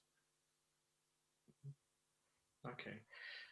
So limiting the usage of the deployed system or trying to detect unusual usage patterns could also be a defense strategy. So we have to assume that so if we query a lot to the deployed model, then there will be some system that can detect anomalies, and then it can generate alert message. Then our IP address or other connection will be blocked by that security solutions. Yeah. Okay, and you mentioned the number of defense strategies. Yes. Do they have negative consequences or costs? So for example, if you're transforming the input to try and avoid the sort of block somebody from planting poison attacks, is there a potential that you lose some information when you're transforming the input and get a worse performing model as a result? Yes, that's possible. Your question is about that if we put so for example, if you put we retrain with a poisonous sample, then it can change boundary. And then if we have a next other poison attack or maybe similar, then it may decrease the overall accuracy of machine learning model. And as you can see that, especially in machine learning traditional and also deep learning model, if you define the region of normal sample very small, we can make it at the system very robust, but you can see a lot of false alarms in terms of false positives, right? Then if you make it larger, then we can allow a lot of false negatives. So that region is larger, then we allow that more sample can get in so that the accuracy will be higher, but we don't know. Actually, there are a lot of false positives, right? So this is retraining or other things that can negatively affect the accuracy and other types of metrics of machine learning and deep learning algorithms. Yeah. Okay. Again, if people have questions, please do post them to Slido. I'll ask a last question and then we'll sort of start handing over if there's no more audience questions. Yep. So I mean, you've talked about a range of different attacks and pointed to various papers where people have sort of engineered them and showed this can work in principle. To what extent are there known attacks that have taken place on real system by real adversaries? So mostly the experimental level. So in the experiments and using the all known data, because and also there are a lot of tools available, like a deep pool and other tools are available. So it's easy.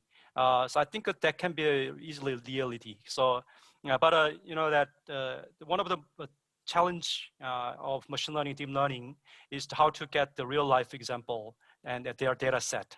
So if we are able to access to those data set, then I think it's possible to show that this is a working version. And the example I showed is somewhat real, somewhat not real. So for example, recently that the ISP the Samsung voice command system, they collected a huge amount of data and to deceive the voice recognition system, but we cannot have access to the data set, right?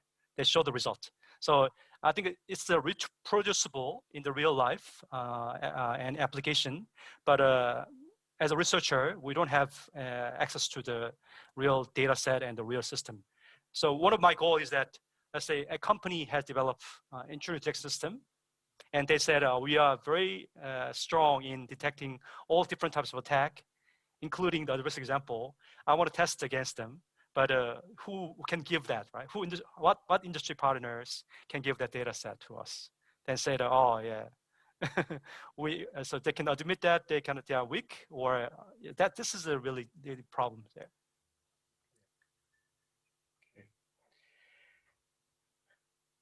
Okay, well, if there's no further questions from the audience, then this would be a good time to thank Dan again. So thank you very much. Thank you. Yeah.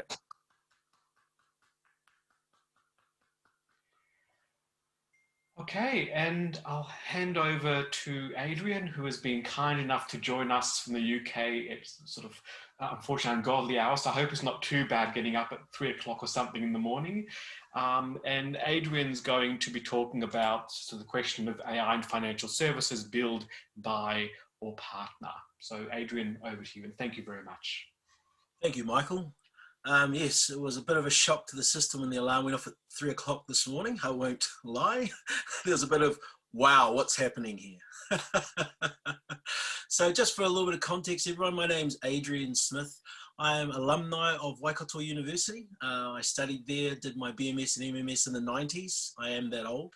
And today we're going to be looking into the problem statement of how can we quickly turn data into insight when dealing with unstructured data sets such as customer verbatim.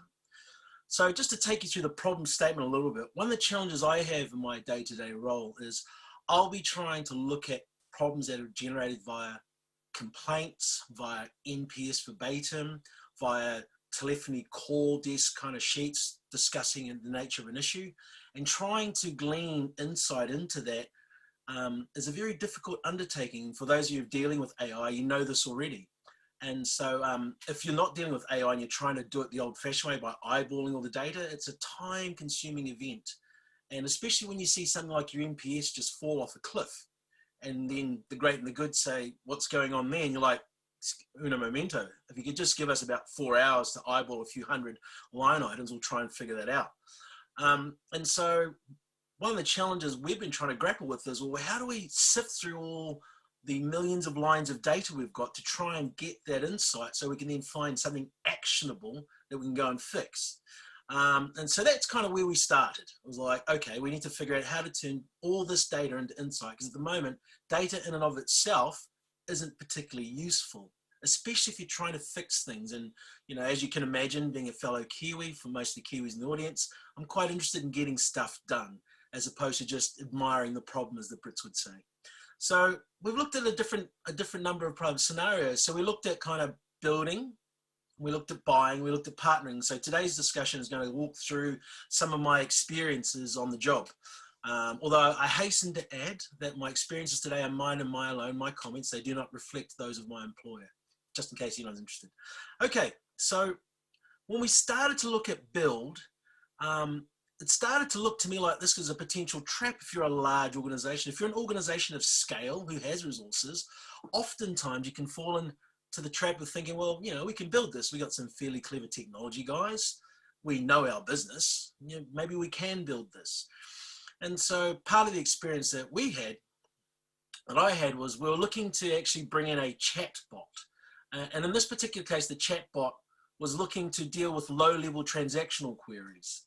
And we thought, well, maybe we could do this. We could bring in some AI that would then deal with a lot of these low-level, low-value transactions that actually cost us money to process offline, people, humans on phones. Can we build a chatbot experience that would enable the machine to answer the low-level questions? And at the point it becomes a little bit too difficult for the chatbot to answer, then hand it over to a human operator, a human basically, but a human oversight as well as the good old-fashioned like person-to-person chat. And one of the very early lessons we learned was when you're teaching a machine something to do for the first time and it's actually not your core capability, it's really difficult. And it was like teaching the machine was like trying to teach a child to walk. And we had all these challenges, right, where you'd get a unstructured question and you think, right, well, what are kind of the main answers you can give? And once we realized that we couldn't really address an unstructured question in and of itself, we needed to start with some defined parameters. So we then went down the path of trying to work with decision trees, and so saying, these are the kind of questions and branches off of that tree. Well, actually, where shall we start? So obviously we started with some heartlands, and we decided through looking at sheer volume of queries, let's start with the high value, the high volume, low value transactions, and start to figure out FAQ type responses for the machine from that. And so obviously we get our first test in the world. We have 6 use cases using Facebook Messenger. And one of the real challenges you have is you have to feed the machine lots of data. And in our case, we were relying on customer feedback to come back in. And so in the early days, in the early adoption of the chatbot, when very few people are using it, you're not getting a huge amount of data points to actually try and help improve the machine learning process. So that was a bit of a trap, like trying to make sure you can feed in data about something that is in principle fairly new to us as an organization. So then once you've gotten through trying to feed the data into the machine, you then have the issue of organizational expectations. To be fair, and with the greatest respect to everyone do AI today, it's not as intelligent as we'd like to believe. It's certainly not Skynet from the Terminator series, that's for sure. And so you're trying to feed machine into the data, you're trying to manage stakeholder expectations of, is this the next big thing? Is this going to completely change the game for our business? And you have to sort of say, whoa, we need to crawl before we walk, before we eventually run. And finding an organization that is willing to commit to the time scale attached to that, I think that can also be a challenge, because in the nature of the business I'm in, there's always this drive for go faster, now, let's get results now, which, unsurprisingly, right? We all want to remain a going concern. We want to be able to add value as quickly as possible. But when you're dealing with something that you're essentially teaching it from a baby through to adulthood, it's quite an amount of effort required, as well as resilience, as well as a commitment from an organization in terms of time and money and resources. So that's something you need to be aware of if you're going to be going down that path, if you haven't already. And then there's also the piece around, well, how much faith can you place in the AI that you're creating? Because when you're doing that and you're feeding it lots of data, obviously during the pandemic, in many organizations and many industries, the nature of the normal has changed. And we have this phrase that's overused in the UK called the new normal. And like, if things return to something vaguely resembling the old normal, how many of these models or patterns or these algorithms actually have any value? And so that's something else you need to be really mindful of as you build stuff. And then there's the other thing that you need to be very mindful of. When you're learning on the go, the challenge that we found was we started making a lot of mistakes that the established players have been doing this for a while had already overcome. And so the example I point to is years ago in the early noughties, you had all the European car manufacturers decide they wanted to build their own proprietary GPS systems, sat-navs and stuff, because that's what everyone had. And so in doing so, they failed to learn the lessons of people like Garmin and TomTom and others who'd been at it for quite a number of years at that point. And so if you're renting a car in Europe in the noughties, and you'd be in like a BMW or a Mercedes, and you'd be driving along and you get the dreaded, please turn around, take a left turn. There'd be nothing to turn into until a lake.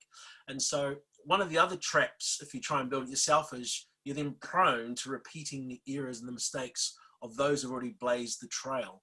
And so obviously the smart thing to do is try and find out what those mistakes are prior to running to them to yourself. But when you're blazing and breaking new ground, sometimes it doesn't occur to you. So that's just something else to be aware of, which is why I refer to potentially a trap for large scale organizations. Another thing you need to be very aware of too is, in order to make it work today, you need an ongoing organizational commitment to a multi-year program. And sometimes in large organizations, you have funding cycles that are only 12 months in duration. And so the ability to show in-year results when you're starting from a standing start, very difficult to achieve. And so again, you need to make sure that if you're dealing with this relatively immature technology, and you've got the organization thinking it's the next big thing, you need to manage expectations appropriately, because if they're mismanaged, the expectations will be far greater than what can be achieved in 12 months. Now, a decade from now, probably it's going to be super easy. It's going to be done in such a way that it's easily embedded into ecosystems from scratch. And there'll be a whole lot of providers out there who've got so much knowledge out the box, it's going to be brilliant. But today, it's a bit of a challenge. But I think if you manage to get the build right, and you leverage all of the assets of your own organization through its insight and how it knows its own customers, knows its own product sets, then I really believe that the benefits are substantive. And I'm sure others have spoken to that today, so I won't speak to that too much. But the things you can do in terms of improving your operational efficiency, managing risk and impairment, reducing conduct risk and fraud, which is a big deal for us in banking in the UK, conduct risk, as well as just being better connected to customer needs and or concerns is just, it's a good thing. So I think my big takeaway from the build work that I was involved in was the moment you stray outside of your lane and try and do something that's similar but not the same, it's very, very challenging. So I would argue that if you are going to do this, you know, as my first year professor at Waikato used to say, you'd say stick to your knitting. And so if your core business is just banking and transactions and statements and payments, stick to that.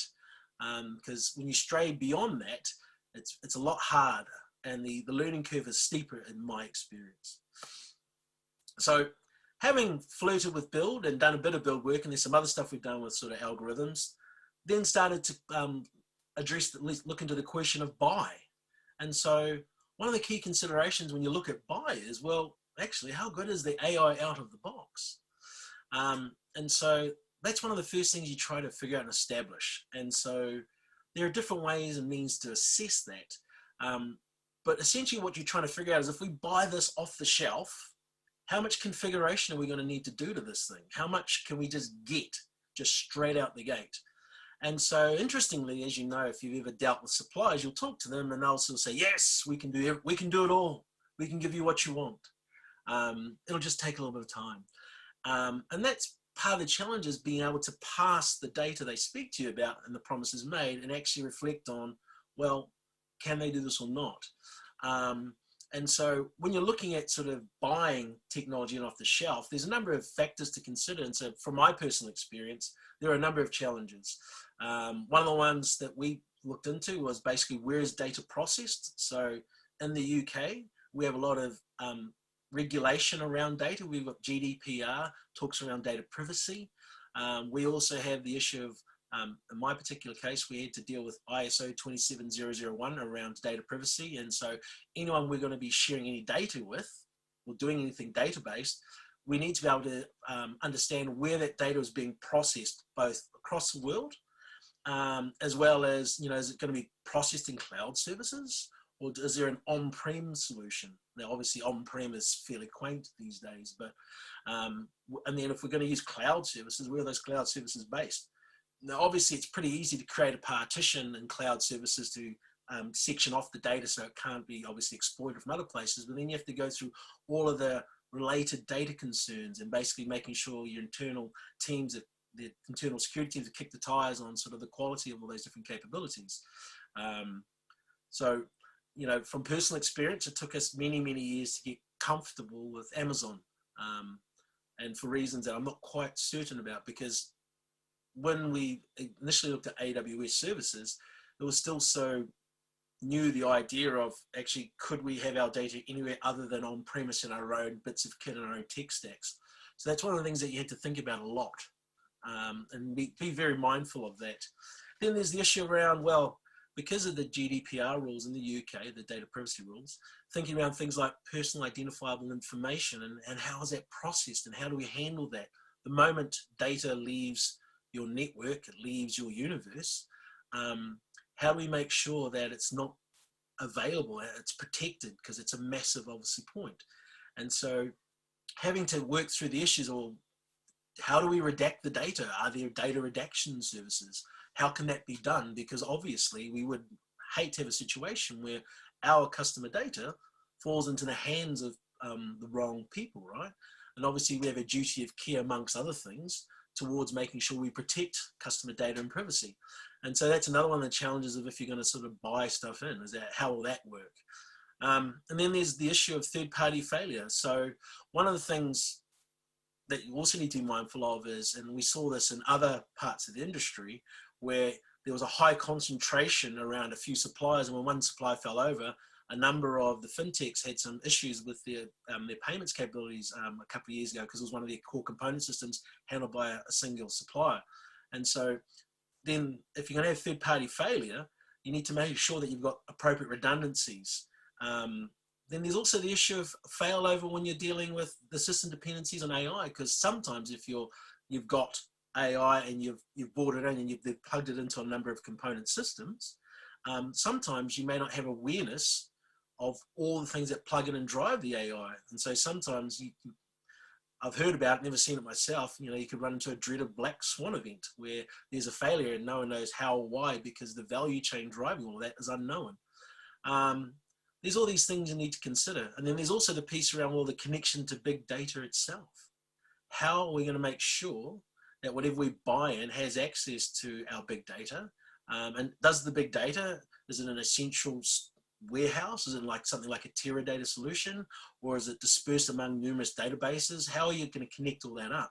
Do you create a data layer where you bring all the data of the organization together so it can then feed into the machine of whatever you've built from a third party, or whatever you bought from a third party? I think part of the really big challenge, though, is after you've gone through all of that and you've done all your due diligence trying to figure out, is this the right solution for the team, for our needs? You then still have to go through the governance process of getting them onto the preferred supplier list, where people have to go do site visits and all these other things. It's quite the undertaking. However, if you do get the right solution, then actually buying could be a very, very reasonable response, especially if you don't have the resources to go out and build it yourself.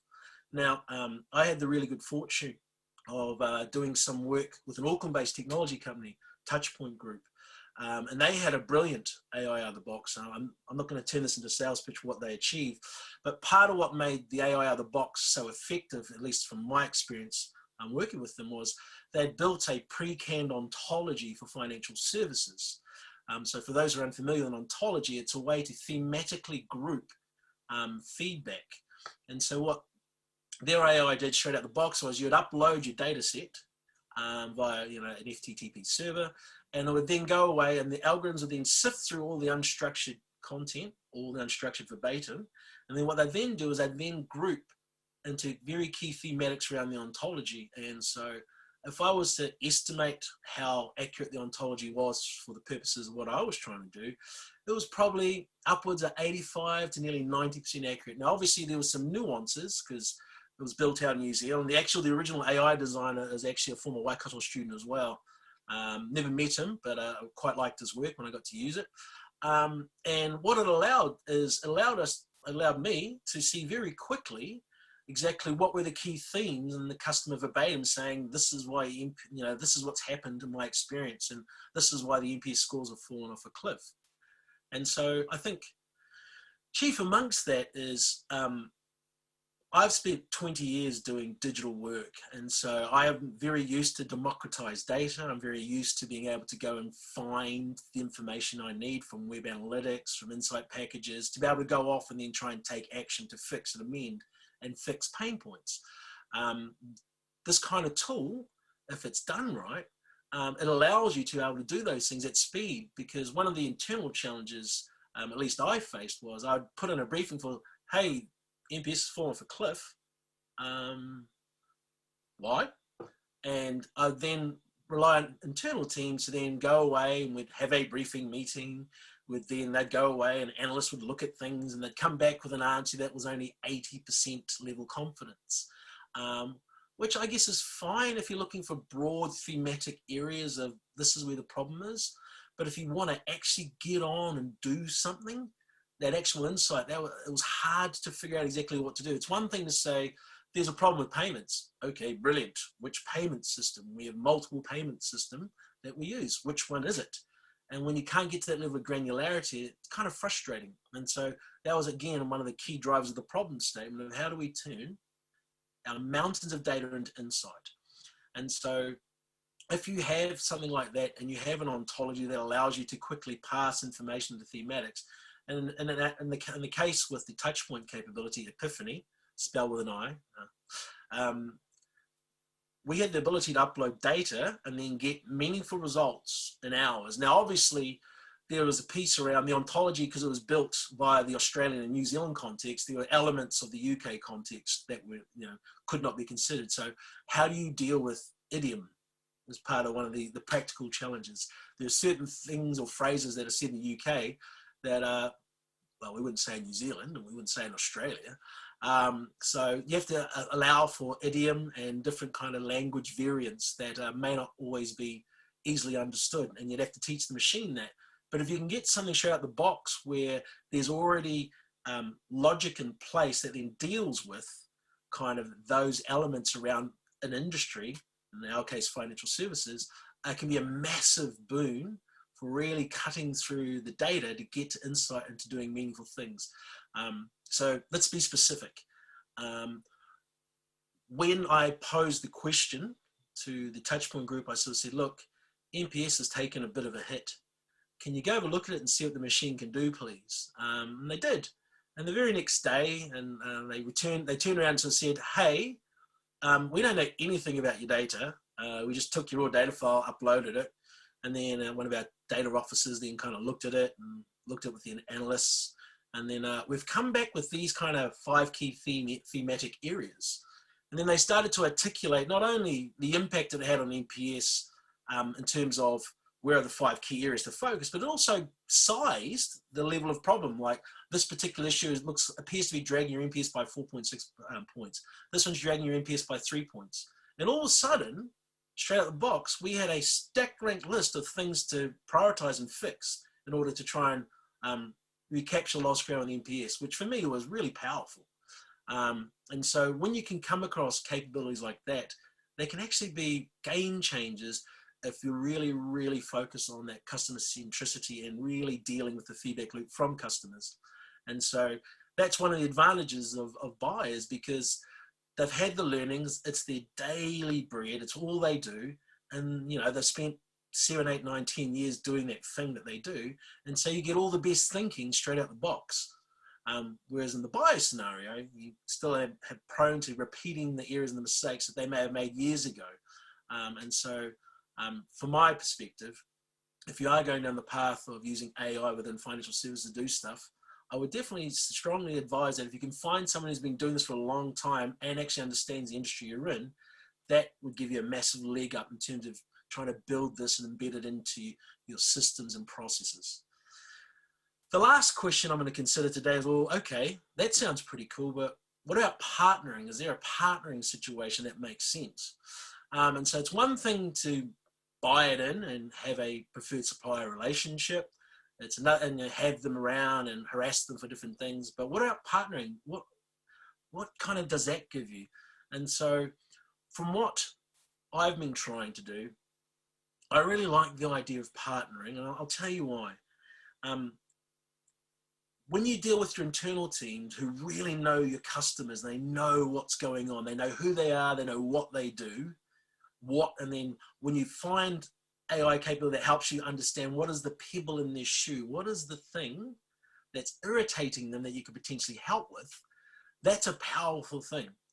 But when you have a buy situation and someone can really help you establish that pebble in the shoe with quite a degree of accuracy and builds actual insight that you can go and work on, that's really powerful. So bringing those together, for me, makes a heck of a lot of sense. Bringing all the internal knowledge that you have of everything you do, plus all of the ability to find very quickly what is the pebble in people's shoe. I think that's a brilliant situation. And if you have the ability to do so, I would strongly encourage it. Obviously, finding the right partner is tricky. And if anyone's ever done partnering agreements, they can be challenging, to say the least. But for me, there is so much value in finding a partner who has actual experience integrating with an organization. In my experience, oftentimes you'll meet a partner they'll make a lot of promises, but they don't actually understand the practicalities of integrating with a large, complex business. And so oftentimes there'll be a number of own goals that they hit because they just don't understand. And so if you are going to go down the partnering path, I would strongly urge you to find those who've actually done it before. Because there'll be a lot who'll tell you a brilliant story and they'll tell you what you want to hear, but the reality can sometimes be a long way off the pace. I mean, one of the other things I've found in my experience is if you can partner with maybe an SME whose livelihood is quite strongly leveraged and maybe depends a little bit on the arrangement succeeding, I think that sets you up for a lot of success. Because in my experience, when you're dealing with other large organizations, right, and no one's going to point at you and say, hey, you got that wrong, bringing in the most expensive name in town, because everyone knows them, everyone's heard of them. But when they're a large organization, they don't typically, in my experience, give you the level of support that sometimes you need, especially when you're working through tricky, nuanced issues in the weeds. Whereas if you've got a smaller organization whose whole reason for being is based on making this work, you generally tend to find you get extraordinary effort. And when you get that extraordinary effort and you manage to focus on the right things and you've got the right internal stakeholders driving the right conversations about what we're going to do next, then I think you can get a much better outcome. And so when I sort of reflect on kind of my experience via build, I reflect on my experience around buy and partnering. If you can, I would definitely think about kind of, well, what are the pros and cons of each for you as an organization? But if there is an opportunity to find someone who's potentially doing AI today, who's doing it at a really high level, who can help you really quickly, I would strongly advise that, because things like having that capability out the box that gets you up and running quickly. Like, I was personally shocked, that within an evenings with the work in New Zealand, because I was asleep in the UK at the time, the next day I had this most detailed breakdown of the 5 thematics. So there were 17 issues identified. Now, for context, my own team, they reviewed the data themselves, that eyeballed them, a few of them eyeballed it, only got through, a quarter of the data set, and only hadn't found half the things that the machine had sort of drawn issue to. And actually, the machine also highlighted a number of things that we weren't aware of around potential fraud issues and some risks. And so that for me is invaluable, because it's such an efficient use of time and data to actually get to the heart of the issue. And so obviously, if you are going to go down that path, or you already going down that path, these are the things I would usually consider, because for me, there are a number of pitfalls that you just need to be aware of. And I can't speak highly enough of when you are working with someone who's really good at this sort of thing. Now, obviously, there are a bunch of other issues related to AI, and others have spoken to it, around ethics, around transparency, what happens in the box, etc. And obviously, one of the conversations that we had was, well, okay, what exactly is going on in the black box, and can we lift up the lid? Which obviously that then goes down the path of IP and sort of, well, what is proprietary to the organization? And if you're going to buy or partner, can you actually do that? And so that's always obviously a tricky conversation, because inevitably, one of the things you'll want to do is to say, well, what have you got? And then what have we got? And then do a side-by-side comparison. And so another one of the really interesting sort of challenges that I've faced into is, well, how do we do a like-for-like comparison? And I guess if I was to reflect back my experience, when trying to find a like-for-like test, that's quite difficult to do, because the algorithms that we'd built, the AI that we'd built, was all around very specific use cases, trying to solve for very specific things like complaints about payments, to do with NPS issues around balances and transactions and statements. And so when you then try and set up a like-for-like test, unless the abilities are compatible, it's very hard to do that. Then you got the challenges over, well, which data sets can we use, and how do we remove all the PII, and how to redact all the information? And when you're trying to work through all of that, sometimes the process of trying to figure out how an apples-to-apples comparison can work can often be longer than just sort of saying, well, let's just have a go. And so admittedly, because I'm of the digital mindset, do we even say that anymore? I don't know, but we still do a little bit over here. When you just want to fail fast and figure out, does this work or not? Sometimes you want to get away from just having meetings about, shall we do this or not, to just, let's just try it and see what we get. And when you look at all that, and when I sort of reflect on kind of what we got out of the box versus what we tried to build ourselves, one of the other big challenges I found in terms of end user consumption was the internal stuff. It was very much for data scientists. And unless you're a data scientist or add a data scientist to interpret it for you, there was a few challenges with passing that information in a meaningful way. Well, what do I do with that? Whereas if you're working with if you're working with a company that you can potentially partner with or buy in, one of the things I would hope they have is they have a really lovely user interface that then allows it to be consumable. And so anyone from the top of the organization to the entry-level folks doing the work on the ground, anyone has the ability to go in and basically interrogate the data, see something meaningful, and then take away their own meaning, and then as well as an action plan of what to do about that. And that's one of the challenges when you build it yourself is, whilst you may have all the brilliant data science that sits behind it, if the data is not consumable and you can't really see the insight without help, that's one of the things that also leads to a lag in efficiency in being able to turn that data into insight and then take meaningful action. So that's something else to also be aware of is, can that data into insight be consumed? Can the access be managed at various levels across the business? So there's a piece around access, control, and permissions, because obviously different levels of audience will require different levels of content. So in summary, I would say that building it was challenging, although I think in my experience of building it, we kind of strayed outside of our lane a little bit, and that sort of then made the building process more difficult. In terms of buying, there are a lot of things to consider when considering a vendor or supplier. And partnering, though, I think potentially is the best of those both those worlds, where you can bring the insight from within the organization about how everything works, as well as all the good thinking straight out the box from the companies, and then make sure you've got a relationship in place that allows you to then influence the roadmap of activity and things that are being built. One of the things I was very keen on was, if we bring in an SME and their future business model is tied to the success of what we're doing, we can then be very prescriptive in what we'd like them to build in order to enhance the capability. And obviously, if it's financial services related and we're trying to do financial services based things, obviously the things they can do is then portable more broadly to the financial services industry. So as long as we can let go of the IP or whatever clever idea we have, that's another way. Or you can box off and say, well, this is just for us. But that's been my experience trying to do that in the UK. It's been very interesting. And so, Michael, I'm going to hand it back to you. That's the end of what I was going to talk about today. Okay, thank you very much, Adrian. I can see, let's give Adrian a round of applause. I can't hear the auditorium, but I can see clapping there. So I've got a couple of questions that have come in. The first one is, can you comment on the regulatory impact on AI innovation? Yeah, absolutely. So there are massive amounts of regulatory impacts in the UK. You've got, gosh, where do I start there? Regulatory impact.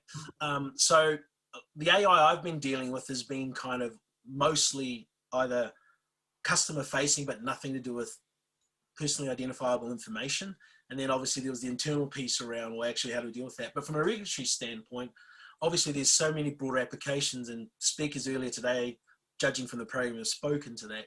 And so there's a key piece around, well, from an ethics perspective, are you able to, is the AI doing things in an ethical way that treats customers fairly? Because in the UK, there's a really big emphasis on making sure customers are treated fairly. And so whenever you're putting AI into a process that makes decision-making, if I'm a customer and I've been, let's for argument's sake, I've been turned down for a unsecured loan, and then I say, well, actually, I'd like to appeal that decision. And then if we turn around and say, well, the machine says so, machine says no, as the Brits like to say, there's a number of issues with that, right? And so from a regulatory standpoint, this is why if the regulator would like to understand how decisions have been reached, if we cannot articulate that answer because it's too much of a black box, if we don't have that human oversight of the decision-making process the machine's making, then we put ourselves on really, really sticky ground. And so the regulator is very keen to make sure, under the ban of treating customers fairly, that AI isn't coming in and introducing bias. And so that's part of the problem, right? When you're building AI, at least from what I've observed, when you're feeding the machine data, sometimes there's bias in the data. And then so you then programatize bias into your algorithms. And so that's the kind of thing that's really, really tricky ground. It's very difficult to navigate. And so that's why it's important that you're able to speak to, well, these are the reasons why that decision was rendered. This is where you came up short. And then we have the ability to have an informed and human conversation to people, right? Because whilst technology is a great enabler, in my opinion, it can't ever replace the human-to-human relationship, because that's where business occurs, right? It happens person to person by trust. And sometimes, and no matter how clever the AI, at least what we have today, it doesn't quite achieve that. And so I don't know if we'll ever reach that point, but it's one thing to be aware of. And so when you do get it wrong, the regulator can be very heavy-handed, and then there's a lot of time spent in front of the FCA, one of the local outfits over here in the PRA, defending kind of actions taken and doing a bit of a deep dive into exactly what transpired in this particular case. And do you have any thoughts on digital finance opportunities for New Zealand? I'd be a little bit disingenuous there, because I'm not as familiar with the local New Zealand context. Apologies for that, although I'm hoping to remedy that shortly. But my suspicion is, right, if you can do the kind of decision that would potentially take a human just who's going to go through and check boxes to determine level of lending, like overdrafts, like loans, potentially even mortgages, I think there's a lot of opportunities there. I think there's also opportunities in terms of leveraging AI, and as we know, the investment industry does that. I'm not going to speak to that hugely because that's not my industry. But what I would say, though, is because so much money is made within the investment realm, where decisions made in milliseconds, that if you've got an AI that is able to read the market and the patterns, which the big businesses have been doing for a long time, that can lead to a source of advantage where you can take advantages of fluctuations and variance across the market. And in a time of great volatility like we've had during the pandemic globally, it could be a massive advantage if your AI is milliseconds quicker than everyone else's and allows you to execute trades and business in a way that's beneficial to both your business and its stakeholders and sort of shareholders. Okay. So one of the things that I would guess is a challenge, and you talked about sort of partnering or buying, is sort of finding an appropriate organization that they have the sort of right background. So the question that someone posed, and I think it's a really good one, do you have any thoughts on the relevance of fundamental and AI research at tertiary institutions in supporting innovation in the financial services industry? Oh, I think it's vital, because research organizations, tertiary institutions, it's the lifeblood of trying to move this field forward. Because a lot of folks, you know, I come from a very large I work for a very large organization which has, you know, quite a bit of resources that it can pour into this. But it'll just be one of many things the organization is looking at any given time, and kind of the backing for that and the organizational commitment to that can sometimes disappear depending on funding cycle and how well things are going or not. Whereas when you've got a tertiary institution that's got a whole academia and you've got students and everyone all working towards trying to explore and expand the field, I think it's a massive asset and advantage. When I was in Waikato in the 90s, 1995, I remember, was when we got computers into the computer lab. And I remember just being oh wow, mind blowing. The internet, the world is available at our fingertips. And I just remember thinking to myself, this is going to change the world. And so it caused me to stay on and do my master's to explore the topic in more detail. And because I had the environment to go explore that, even though it was a very new and untested idea at the time, it really then set up the rest of my career and the way I started thinking about the world. Because I remember in my thesis kind of conclusion, I wrote, when I grew up, knowledge is power, but in the ubiquitous age of the internet, with the sum of all human knowledge at our fingertips, knowledge is no longer power. It's the ability to intelligently interrogate all that knowledge. That'll be the difference in the future. And I spoke to the rise of potential search engines, I didn't call them back then. I called them intelligent interrogation machines. And I also spoke to the ability to aggregate all that information in a meaningful way so customers could make informed decisions. So when you look at kind of AI through that lens and through what academia and tertiary institutions are doing, constantly pushing the boundary and exploring very interesting ideas, it's only when you explore lots of interesting ideas that eventually you'll find that nugget, that thing that changes the game, which really materially improves people's lives. One of the rules we have is if you're going to do digital innovation, if you're going to try and change and establish pattern of behavior, it needs to be at least 10 times better than what people do today. Otherwise, you'll experience apathy or inertia. And so unless people are out there exploring and trying to understand and sort of kick over the rocks and look at all these different interesting ideas and do something with them, the field wouldn't move as quickly. And so I think tertiary education's research institutions have a massive part to play in sort of driving forward the thought leadership of the world, in my opinion. And if I can throw in one very short comment of my own, developing underlying techniques is also a key area. So techniques to allow intelligent systems to explain what they're doing is something that is being worked on quite actively in research spheres.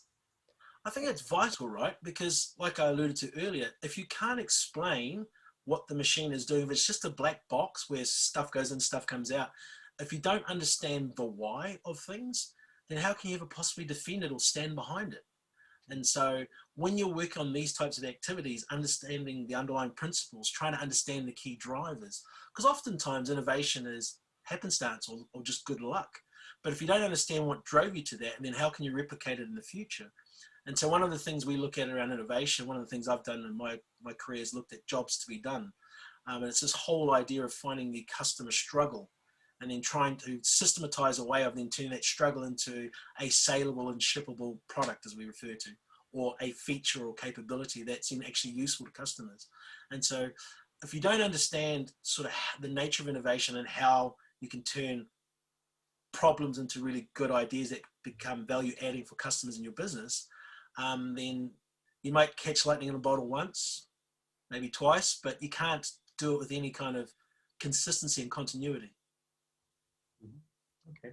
There were two more specific questions. So one of them is, what are some customer insight platforms you have seen or would recommend, NLP across customer feedback channels? Well, as I alluded to earlier, the brilliant platform that I use that's actually based out of Auckland is the Epiphany platform, IPIPHANY. And the CEO is a former Waikato man, and his lead developer for the AI is also a former Waikato man. And of the ones that I've assessed, it was brilliant because beyond the ontology and the use of industry classifications and the boxing up of thematics, the user interfaces was incredible because not only did it group using the NLP to determine, it goes so far beyond keywords, it's not even funny. What it does is it looks at and one of the really interesting concepts that it had that really caught my attention back in 2018, it had this idea of network diagrams where you'd have the size of a thematic in a bubble, and then you'd have all the related issues to that. And I remember when I was looking at the original demonstration with the CEO, Frank, he was showing me this airports example. And so one of the key big bubbles in the data set was wait time. And then in the network diagram, it's kind of like a spiderweb diagram. And then showed, well, actually, these are all the key factors that also contribute to wait time that also have their own commentary. And it's around long queues, inability to check it online, and a whole host of other factors. And so seeing the network effects beyond just a single, hey, waiting time is bad, figure that out. Seeing the web of related things. That was brilliant. There's a few others that we examined in the UK because we did our due diligence. We looked at internal options, but that tool of the ones I've examined, of which there's a half a dozen, was easily the best. And I would recommend that if you get a chance, reach out to Touchpoint, reach out to the CEO, Frank van Velden. They're doing some really brilliant things there and they never cease. So one of the things that they did as we were working through a proof of concept was he realized in fairly short order in the UK there's a mountain of publicly available data.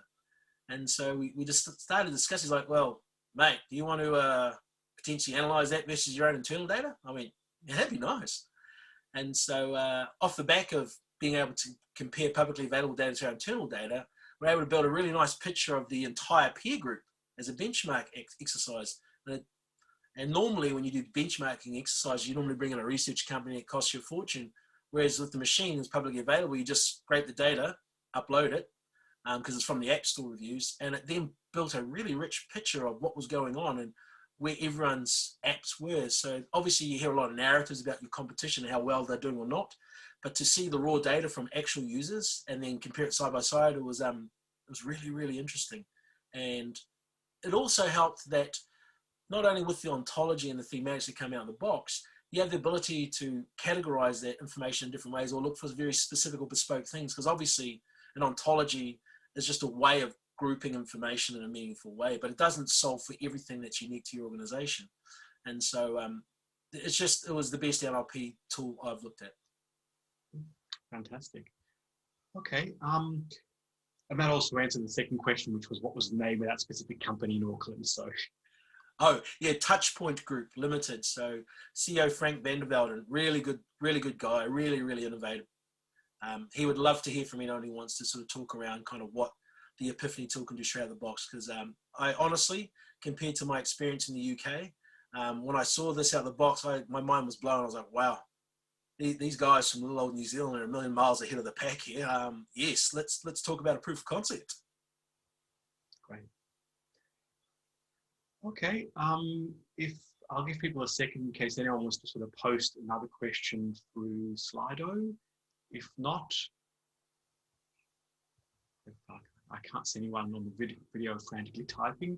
But thank you very much, Adrian. I'm mindful you had to get up at 3 o'clock in the morning, but that was really fantastic and great to sort of hear your experience in dealing with these issues and sort of in going from, or what are the challenges of building it yourself as opposed to then sort of buying it and then ultimately partnering. So thank you very much. Thank you, Michael, and thank you everyone for listening. I know it's probably been a long day, so thank you for hanging around for the last session. Okay, great. Cheers. Okay, and I'll do Thank you, Michael, and the speakers. And absolutely, it's been a long day, but I'm sure you'll agree that it's been quite worth the effort. Our closing today will be, our person closing today will be Professor Albert Biffet, but I'm just going to just do a quick sort of, I don't know if many of you know, but Albert's no stranger to the University of Waikato, having done a postdoc here in 2009. And luckily, after he'd gone off to work overseas and with Yahoo Labs and Huawei, he chose the University of Waikato again in 2019 when he was successful in applying for a grant through the Entrepreneurial Universities Initiative that the Tertiary Education Commission offers. So, he joined us last year, and I'm sure you'll all agree that his leadership in this space of AI and innovation and supporting the university and other universities around the country to do what we're doing is greatly required and important for New Zealand. So thank you, Albert.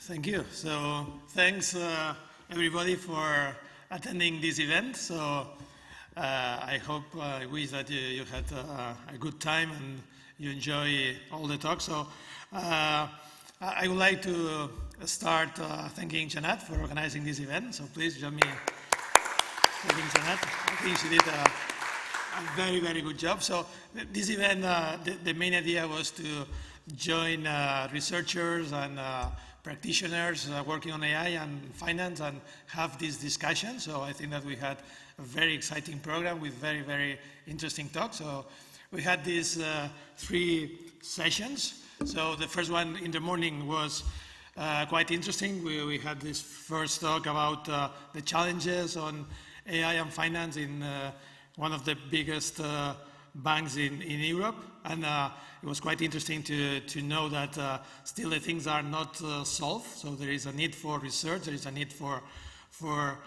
improving how to solve several problems.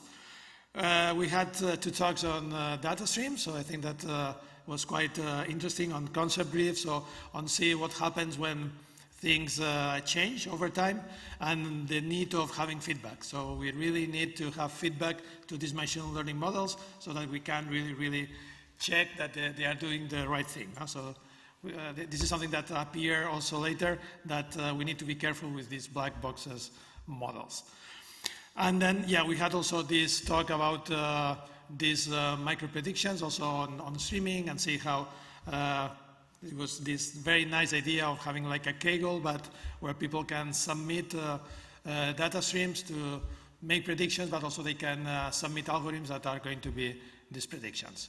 So that was in the morning. It was very exciting. Then we had in the afternoon 2 sessions. The first one was quite interesting because we were talking about risk and about the synergies between AI and finance, a little bit of history. And I think that in terms of risk, it was quite interesting to understand that, yeah, AI is going to change many things. It's going to be disruptive, but we need to be careful with the risk. So this is something that, as all technologies, there are good points and bad points, and we really need to check all of this. So it was really quite interesting to understand a little bit all of these risks. And then the final session was about this continuation of the risk, about the challenges, and then it was quite interesting to listen to how explainable AI is going to be crucial. It's going to be very important. And I think that maybe until now we were looking at the AI systems, machine learning systems, and systems that they were doing these predictions, but now we really need to look at that as something combined with explainability. So we need explainability by design. So we really need to have predictions and explanation. This is something that in Europe with the GDPR, they are already targeting this. So every time there is a prediction that involves someone, there is a need to also give the explanation. So that was, I think this is something very important right now. So we saw that also in finance, cybersecurity is very important. As you know, many of the transactions are already online. So cybersecurity is getting very important. And finally, we had this nice talk also from the UK, where we see that having partnerships is really important. And also, I remarked this thing that we really need to look at the experience of the people that we partner, because yeah, it's at this moment AI is really a hot topic, and then many people are claiming that they are experts on AI, but we really need to look at the experience, and we really need to look at if they are really experts or not. So I think that, yeah, was really exciting event. We had many different talks. We had this combination of talks that were really more research-based and talks that were really more industrial-based. So I think that was really interesting. And finally, yeah, I think that one of the things that came to my mind is that I think that New Zealand is really, as a small country, has the capability of being a leader on AI. So not only being a user of AI. I think this is something that is quite important right now, because it's very easy now to use only applied AI, use all the things that other countries with these big companies they are developing, or we can continue to being a developing AI nation, as New Zealand has shown that with R and Weka that has the potential of being a leader on open source software in the world. So I think this is something that still is there. And finally, I think that for making AI successful, we really need education. I think that's, as you have seen today, there are many risks, there are many challenges, and I think that we cannot use AI as a black boxes without understanding what's going on. So we really need to understand the technologies. We really need to understand what are the good things, the bad things, and I think we really need to have this education at different levels. I think we really need AI for kids, AI for at schools, but also AI at universities, and especially also AI at companies. So I think that this education is really quite important, and I think that this may be a key point for the future of AI and finance. So yeah, thanks everybody for coming. I wish that you enjoyed this event. Thank you very much.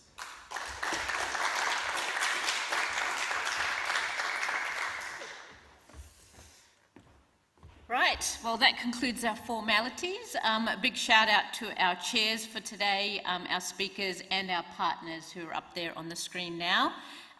Those of you who are online, this is where we say goodbye. Thank you for tuning in. And those of you who are in here in person, please join us for drinks outside shortly. A reminder that this is the start of a series of events that the university is holding in collaboration with other tertiary providers around the country, and also that this event was recorded and will be made available to registered attendees. Any questions, you know where to find us. Otherwise, thank you very much. Good evening and good night.